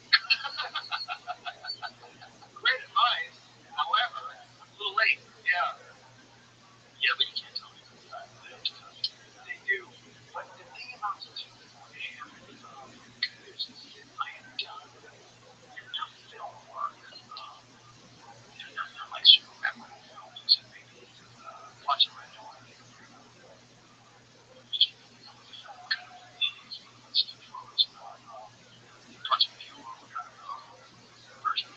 Sure. But yeah, so it was just sort of getting more comfortable in front of camera, more comfortable sort of getting to think on film, and actually, breathe on film. It sounds like actor schmactor. It's actually a thing. You're talking about controlling your breath. Every other area of life, sure, right? Yeah, and the same is true as an actor, for sure. Doing the show, I've been doing 2.5. That first scene, I was usually off. I was usually like, I'm about to make an entry from somewhere back there. She was smoking up just trying to figure out the first scene. But then you hear the stage go quiet, right? Somebody else, speaking, sound market. And then if I can get that last breath to go to the bottom, I knew this first take was going to be awesome. When the breath stopped about like in the sternum, I was fucked. Shallow breath. Yeah. And then you can't, then you're chasing the thing. Yeah, and that first thing is just a pancake. Which sucks because that's the first time the audience didn't see it. Right. You want that one to be, there's a cute girl in the crowd. That's the one you want her watching. Yeah. Not the second one where she's already heard the fucking jokes. Right. But I got like, oh, this show sucks. Exactly. The live performance thing is weird because they don't really do it anymore. I mean, I don't think there's very many shows that still do that kind of a sitcom in front of a live audience. There's very few. Like, Tim Allen show still does. What was that on?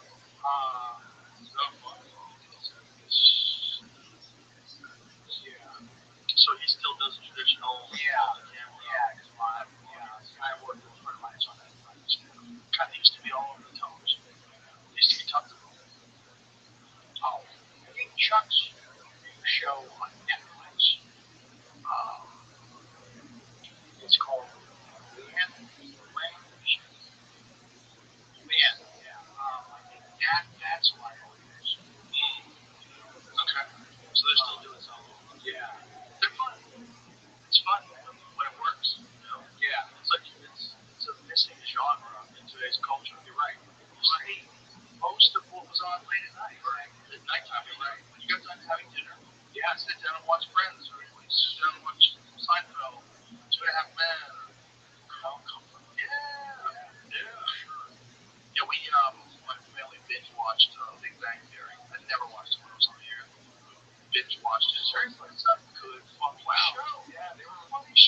I was like, it's a corny sitcom. Bullshit. It's a good show. Right on. Solid show. Right on. Yeah. That kid, that young man. Yeah. Yeah. Jim. Right. Had some of the most complicated dialogue that anybody has had ever. Yeah, he's the first autistic star of an action or of a sitcom. There you go. Yeah. Yeah. Where you're kind of celebrating his emotional disconnection. Yeah. Like delivering it like great man. Just it is the laser. Yeah. It's a really well written show. Very funny. That guy Chuck Norris, how many fucking hits? That guy's had a ton of hits. Yeah. Maybe more than anybody. Probably. Sitcom world. Yeah. Yeah. Yeah. Yeah, so am I. So am I. No, that sucked having that out there. I did finally actually remember that fucking thing. I'm not gonna. Oh, okay. Yeah. It's the other component to that freaking tour, to that meltdown, to that thing. There was a moment when I was only in rehab for like, I don't know, 3 weeks or 5. It wasn't like one of those extended stays. It was just like just like a little nothing space, whatever they call it. And I got the call when I renegotiated the giant contract for season 8 and 9, And I was on the phone. I said, I don't think so. But they're like, well, you don't think you're going to get paid? I don't think we should do it, right? I think 7 is like,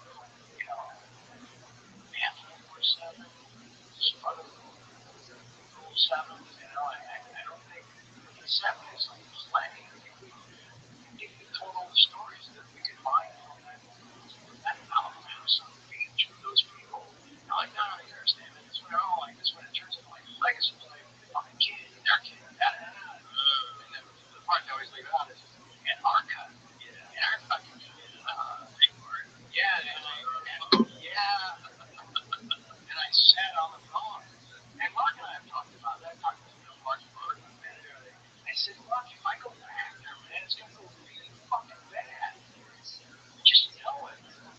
He's like, well, you're projecting that. I said, I'm not projecting shit, man. I'm just smart enough to know how I feel about it now. With clarity and some fun from the thing. And if I go back, I got a bad feeling like, why going back to work with Senor Morales? Just that I run up against the thing that I lost passion for the show, I lost passion for the process. Okay, so that if you went and just did it just for the money, you would find some ways to stimulate yourself. Exactly. Oh, yeah. Then I would have to do something to enhance. I said that about a lot of guys that got caught on shows that sucked. I knew a lot of guys who got caught on shows where they were getting paid, but they did not like the show, and it was like a bad sitcom. And those guys all went crazy. Those guys all started doing a lot of drugs, or they started spending too much money, or something, right? It's something to distract themselves, because they did not like what they were doing, and they didn't feel satisfied, right? But they were getting so much money, right? So like, what am I going to do? I'm getting $100,000 a week, right? Yeah, I was making $54,000 an hour. That's pre-taxes, so when I said no to season 8 and 9, I feel like, do I don't say dress? Right? Oh, I'll really put that to do. Poor Major, you don't surround us that way. Let's go. No, but that was after I kind of crowbarred into it. Right. I had crowbarred. I had to ultimately say yes. But it was just, I was just the wrong guy in that moment, in that pocket of time. Give that much fucking money to, man. Right. And like, I buy a bunch of cars, and I buy a bunch of girls over, and then just say pick one. And then you did that other thing where you had that other show after that you got paid like a ton of money in advance for, right? You talking about anger management? Yes. It's supposed to get paid. It was called a 1090. Yeah, it was a scenario, something like that. Say, look, you're not going to get a ton on the fun side, but you're going to be, you're going to own a third of the show. Like 37, 38% of the show. So we're going to do 100 episodes.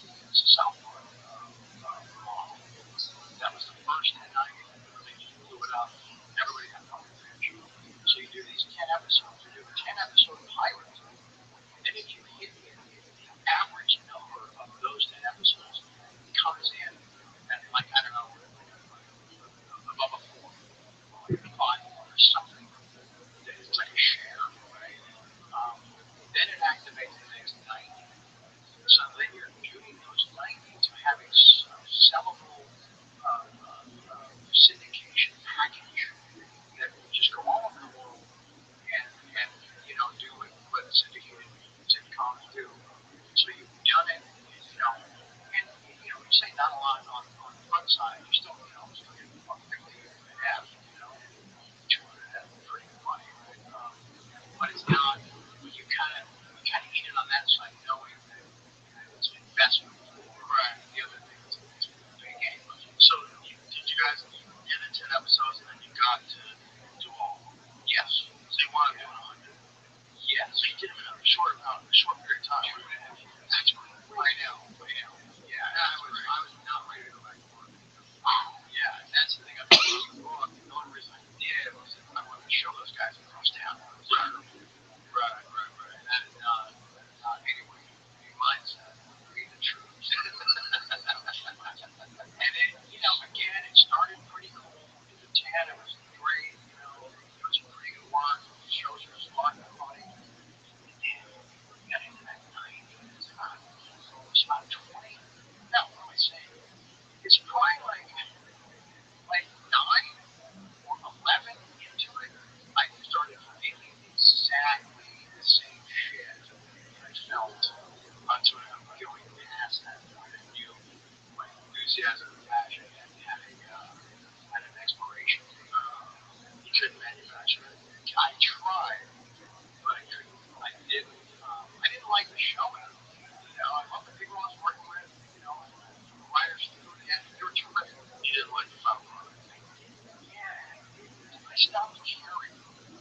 But I still, had enough dough to keep the lifestyle and all that other fun shit going on. And just stayed way too fucking high to really engage in this thing. I was doing this thing, Joe. I was fucking high. I couldn't support it. Whoever showed up now, hey, come on. There's plenty to go around. And then, there's this thing I think I felt like I was time traveling from like 1 a.m. to like 7. It felt like 11, I don't know, 15 minutes. Whereas, 9 to midnight felt normal. Wow, we have plenty of time to do everything. And then, like, the hours are leading into like settling and joy. Those just vanish. And then you guys were like, someone banging on my fucking door. Sideways. Wow.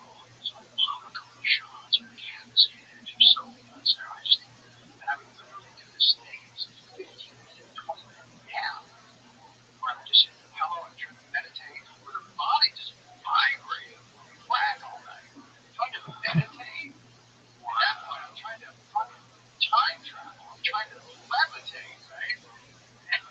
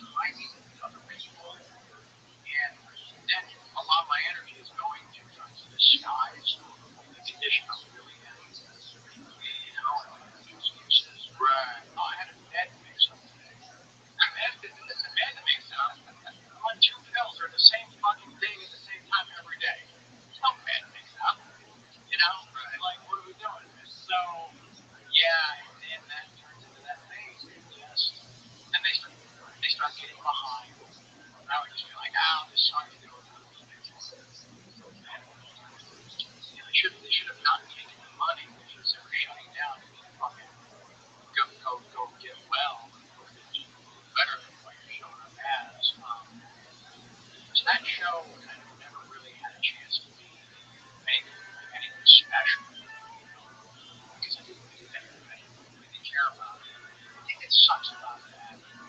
It's like, think about all the energy, all the people put into it, and committing to it because I saw yes. Right. And there's also those people that were rooting for you because they saw what happened with 2.5 Men, the big public disaster. You leave, is his career ruined? Oh no, look, he's got another show. Oh, Charlie's back. Did you even say, okay, so we're doing that video, but after that last one night of the real watch, he's on the back on another show. Like, what did he do between then and there? Well, the narrative on you was, as an outsider, was that you were one of the rare guys who could party like that but still pull it off and have a career. Right. And I think your ex-wife said that she never worried about you. You would always land on your feet. Because you were very talented, and you were also very loved. Thank you. Like, which is one of the reasons why people embraced you when you were talking about how much crack you were doing. You know, when you were saying all that, people they weren't mad at you.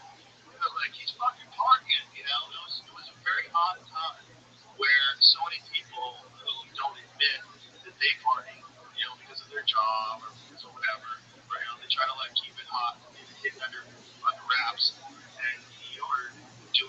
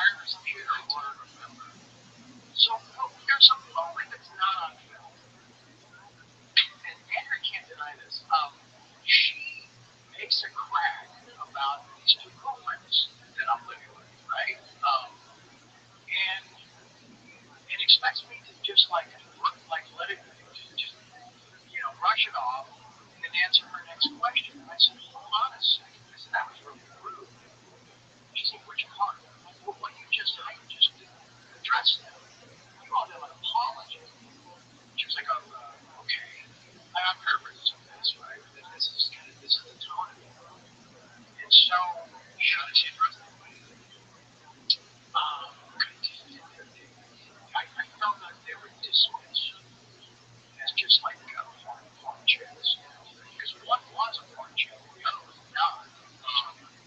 And daddy, so she kind of got rolled into that unfairly, you know. So, no, then they, you know, Andrew's like, oh, yeah, okay, you know, I'm sorry, I didn't find that, you know. But I'm over here, you know, with the thing, and I'm not letting it go. I asked her to apologize. We should have been past it. Now I'm stupid. Yeah, so wrapped up now. Yeah, and that's what it turned into. And then I was starting hearing Brian stuff, and I'm like, I don't know, man, I'm tired of lying. And it all just, and then it got away from me, and I couldn't pull it back. Wow. And it's like, okay, well, it's different. It's kind of fucking interesting and unique and whatever, man. Well, let's just you know, let's just have a quiet night and we'll see how that plays out. You know? And I wake up into a world of not the world I said goodnight to 6 hours earlier. And something like my friends are banging on the door. People are just, you know, sending me videos and stuff. Dude, fucking the world's on fire with your shit, man. Like, alright, what's that mean? There's like songs, rap songs. People like marching on the street, starting t-shirts, and it's just gone. It exploded. Yeah. So it's not like I can jump on my roof with a bullhorn and say, alright everybody, okay, let's just, you know, you can see fighters were saying the entire blood. They were jumping around about the sea. Yeah, I mean, it got away from you. Penetrated. Yeah, cheap penetration. Well, no one had ever done anything like that before. I wasn't thinking about that in the moment. I was just fucking pissed. I wasn't gonna be this sissy Charles Bragg from the 90s. Bragg, this convergence of all these elements and all these emotions and all these feelings, and also the stand that I had for myself. You know, it was like, all right, let's pick some targets. And, you know, it would have been nice if it was sort of, if I could have just sort of converted, just kind of, you know, away from it. You know, have you ever thought of what your life would be like if you didn't do that interview? I started to. No, I started to try to walk into that village, but as soon as I go around, none of it really makes sense because I can't really imagine it. You know, what do you think it would work like? It's hard to kind of put those pieces together. I wonder if you would have gotten sober. Interesting. You mean today's sober? Yeah. So you might have had to have that complete chaos, tailspin, free fall crash publicly to just eventually like gather your shit together and go, okay, all right, time to learn and grow. Obviously, that wasn't smart. Let's do it differently. Right? Let's get it together step by step, day by day. And here you are, almost 9 years later. Almost 8 years. Yeah. That's you always wonder, like maybe you have to have that was your rock bottom moment, and it was public, you know, the whole world got to see it. Yeah, just a purge of all of it, and you know, and still you have to battle with this reinforcement because now everybody is loving the fact that you know you're winning, and that you know you're talking about how much crack you smoke and how crazy it is. You know, it's hot girls and everything. He's winning. And so that was no incentive at all to get healthy, right? Which is kind of nuts. And not only that, financially, it kind of helps you to let go off the rails. So you kind of built for that, you know? Like, and then you have this big tour. Everybody's coming out to see you, right? You know, which was crazy for you to do. Like, the first one where you did it with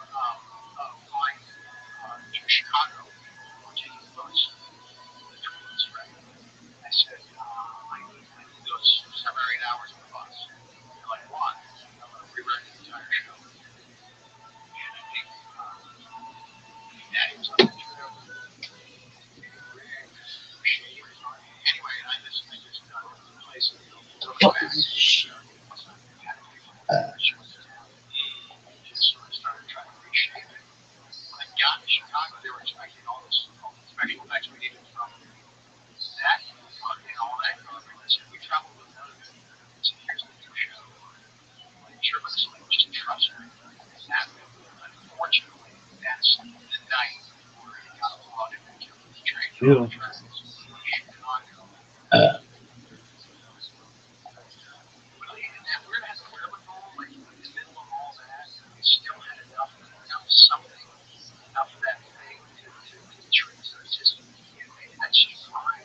Certainly, it was also that's the impact of public humiliation. Look at this athleticism right here. This is real impressive, isn't it?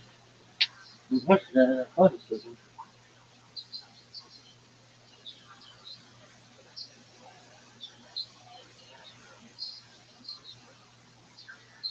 Look at this move. Oh, really? What's going on up there? Nothing. Look at this move, though.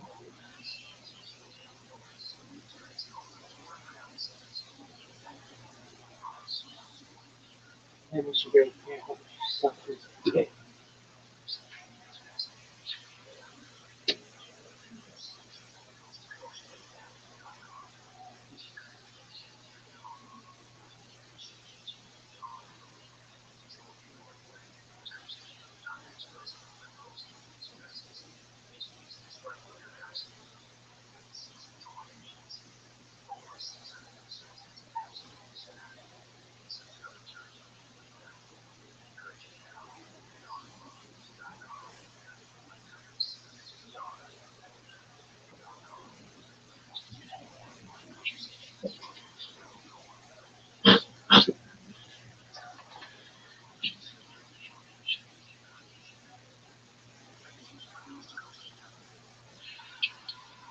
Thank you. Yeah, enough. How about that? Time to get this. How about that? Get this thing back on track. Yeah. This Just a conversation. Imagine that. Yeah. I didn't reinvent anything. No. And I had all home. I wrote a letter is what it was. Dear Chicago. And like this whole thing, including and yeah, so I got back on my side, and we sat down. Yeah, people realized also you were figuring this tour thing out on the fly. Yeah, it was essentially it was 21 cities in like 24 days with no act.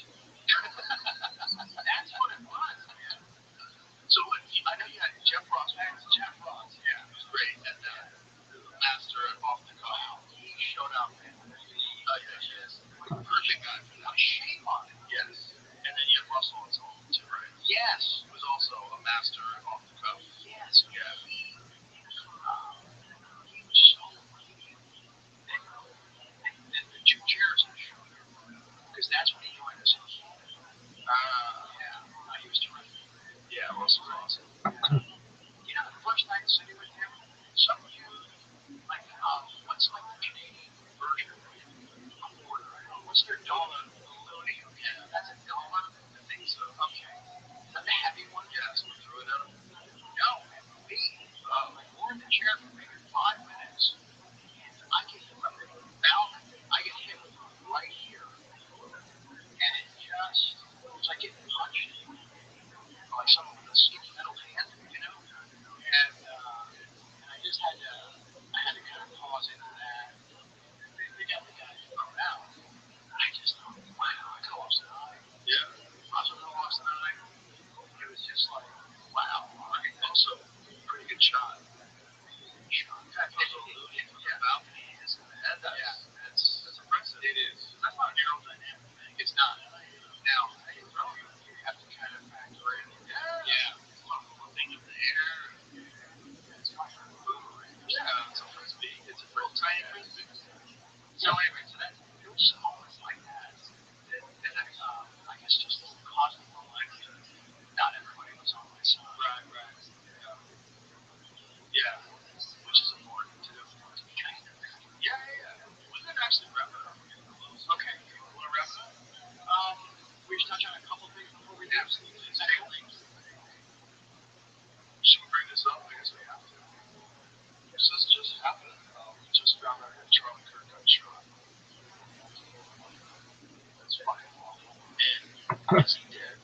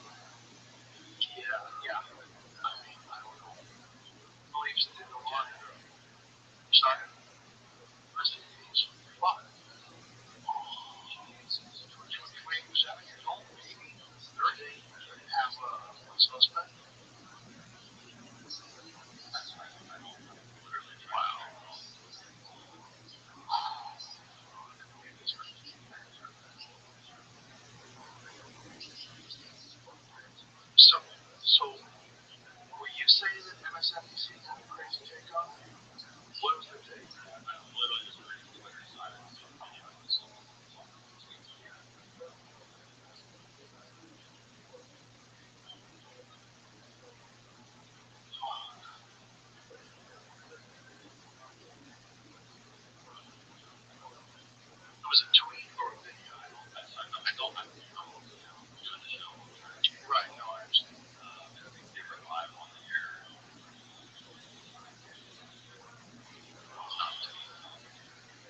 So it's someone's hot take. Yeah, that's a crazy take. Crazy take is. What was the take that they deserved it? Right.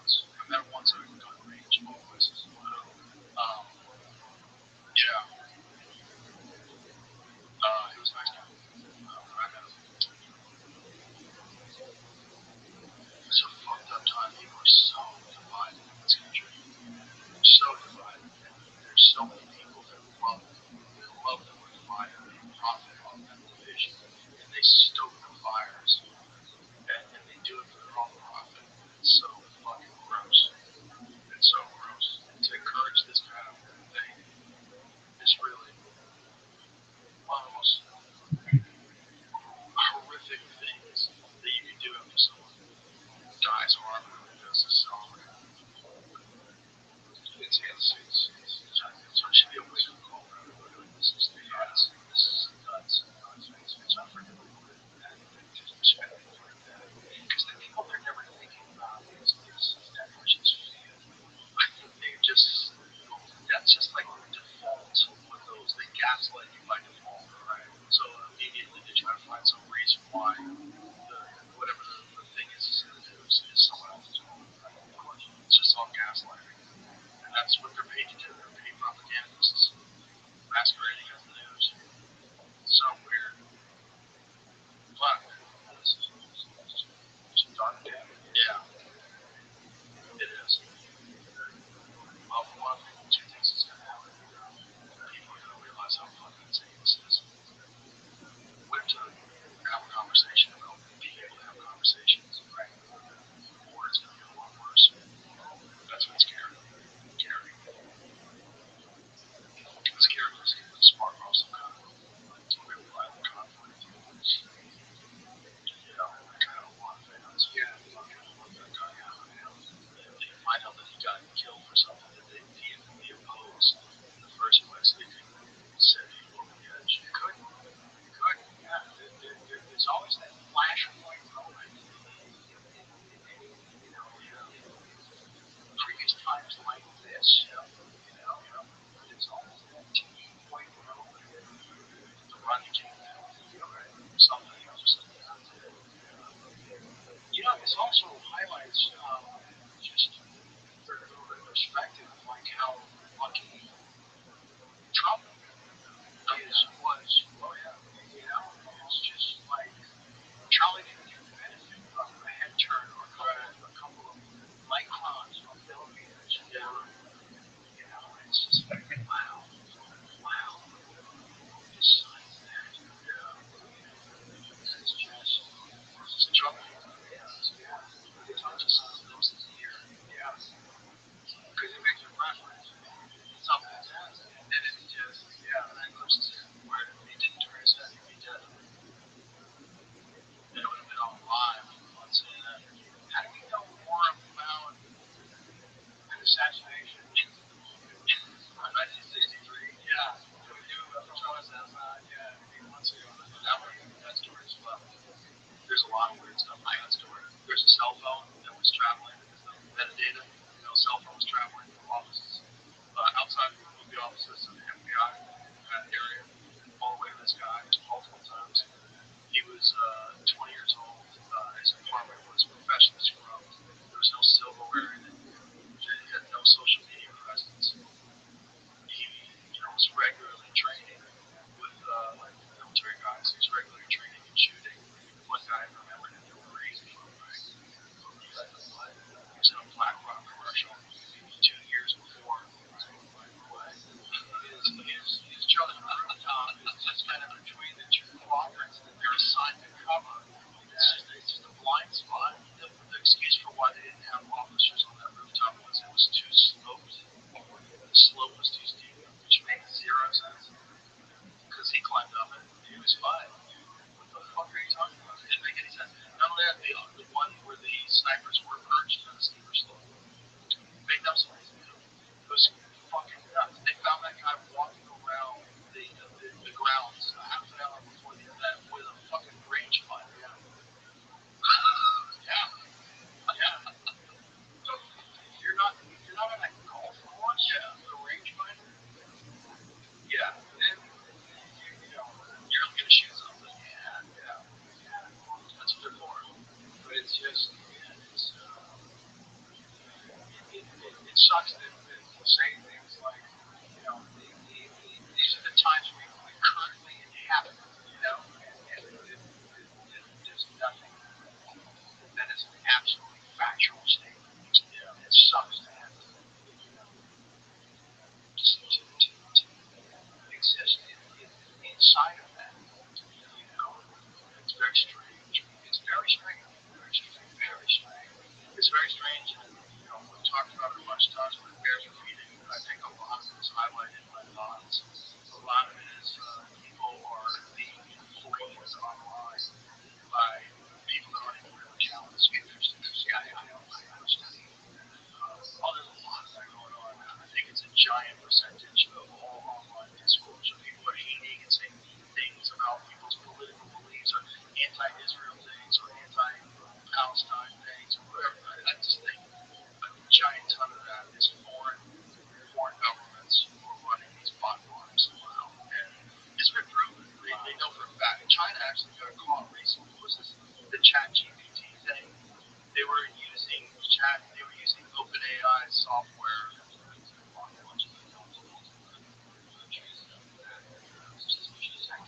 Yeah, and they were commenting on like blocking USAID money and a bunch of different like political subjects. And what they're basically doing is just getting people to fight. Just that's what they want. They want constant fighting, constant input, constant like we have to take action. We have to, it's constantly stoking the flames. Right. So it's not even organic. Some of it's organic for sure, but a lot of it's being enhanced by foreign governments for sure. And probably some of it by our own government.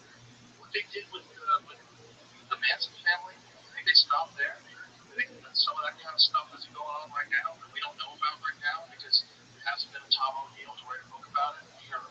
Sure. And we also never know which stuff was the beta test for that specific type of program or that specific type of op to be rolled out.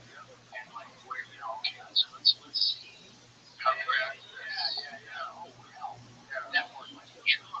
Okay, activate one of those. Yeah. Jesus.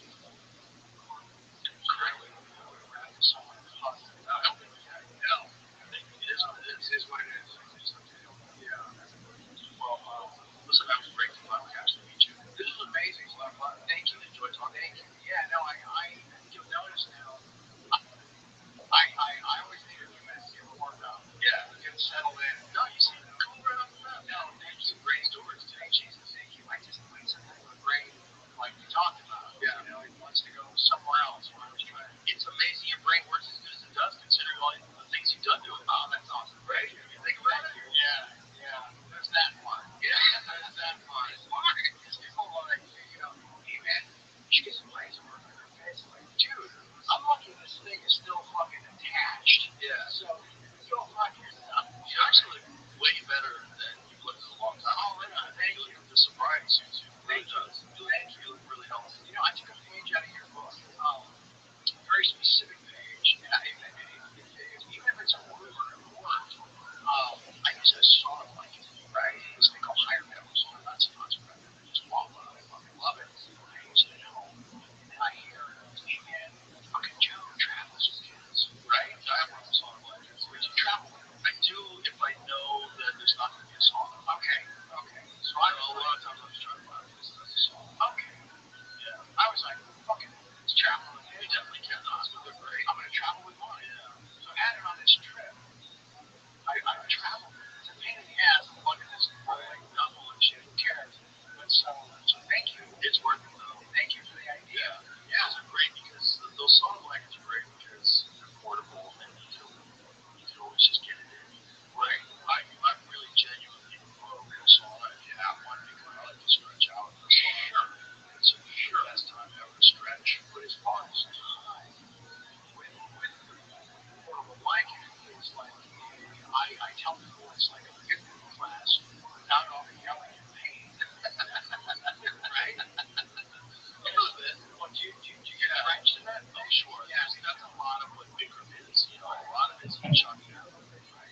It's also the yoga, the exercises, which are great, and also the fact that you're more pliable when you're really bored, you heat it up like that, which really helps.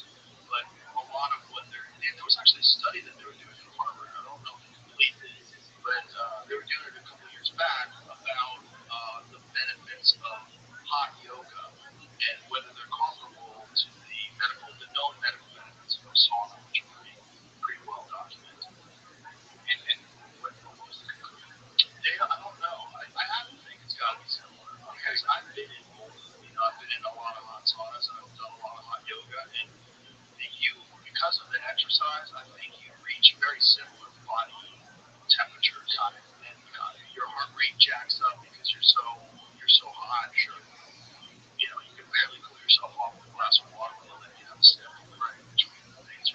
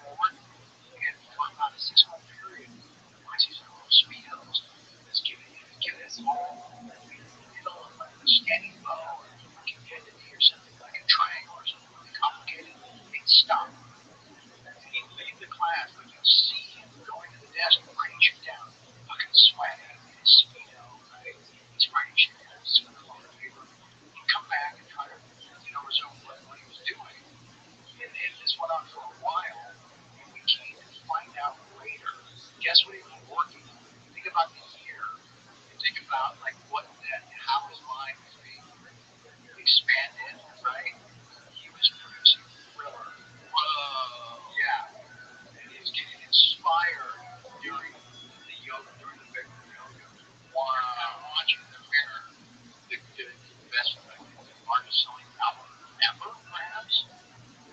Right? Probably. Yeah. It's got to be up there. Being built behind us. Wow. Kind of trip, right? Yeah. Wow. That shows you how hybrid dialed in he is. Yeah. Even in the middle of the yoga class, got to run out. He's probably thinking about it with every pose. Exactly. So it's right now. Wow. It's supposed to be a lot of things in class. But Quincy Jones has to write some shit down for Charlie. You gotta let him leave. Yeah. It's that fast. Yeah. He gets the best. All right, brother. This is just an absolute pleasure. Thank you. An honor. Thank you for being here. Yeah, it's a pleasure. Thank you. All right. Bye, brother.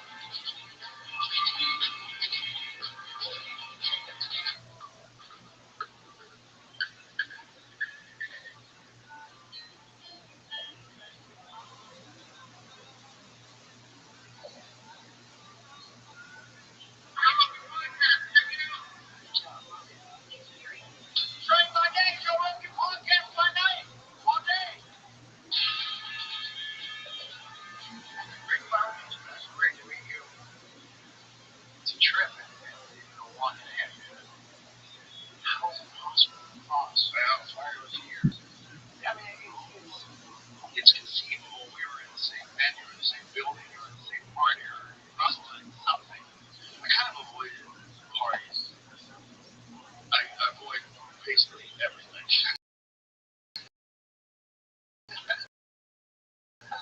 I avoided parties. I avoided anything where there was a red carpet and like even the back door. Seriously? Yeah, I don't like. Wow. I don't like all that fucking look over here, look over here. That is just too fake for me. It just whatever allergy I have to that flares. I'm like I'm going to the back door like this. Yeah, no, I don't blame you. I don't blame you. They stopped showing me where the back door was because I support a similar interest. It's just too weird. But in that case, look over here, look over here. Something happens in that moment. Yeah. And I think it's like it brings you as close to possibly sterilization as you can get without surgery. I think it's that way. Yeah. I think it's like radiation. Like you can take a little bit of it, but you don't want to be on an X-ray machine your whole life. There's always this lady who keeps calling you back to her. Charlie, far left. Yeah. You've looked at her like 7 times already. Absolutely. If it took me this many takes to get a seat right, nobody would ever hire me. You wouldn't get past the first day. I want to get a million pictures, just get that perfect one. A little bit of side eye to the just a little something, like a little purse on the lips, a little something.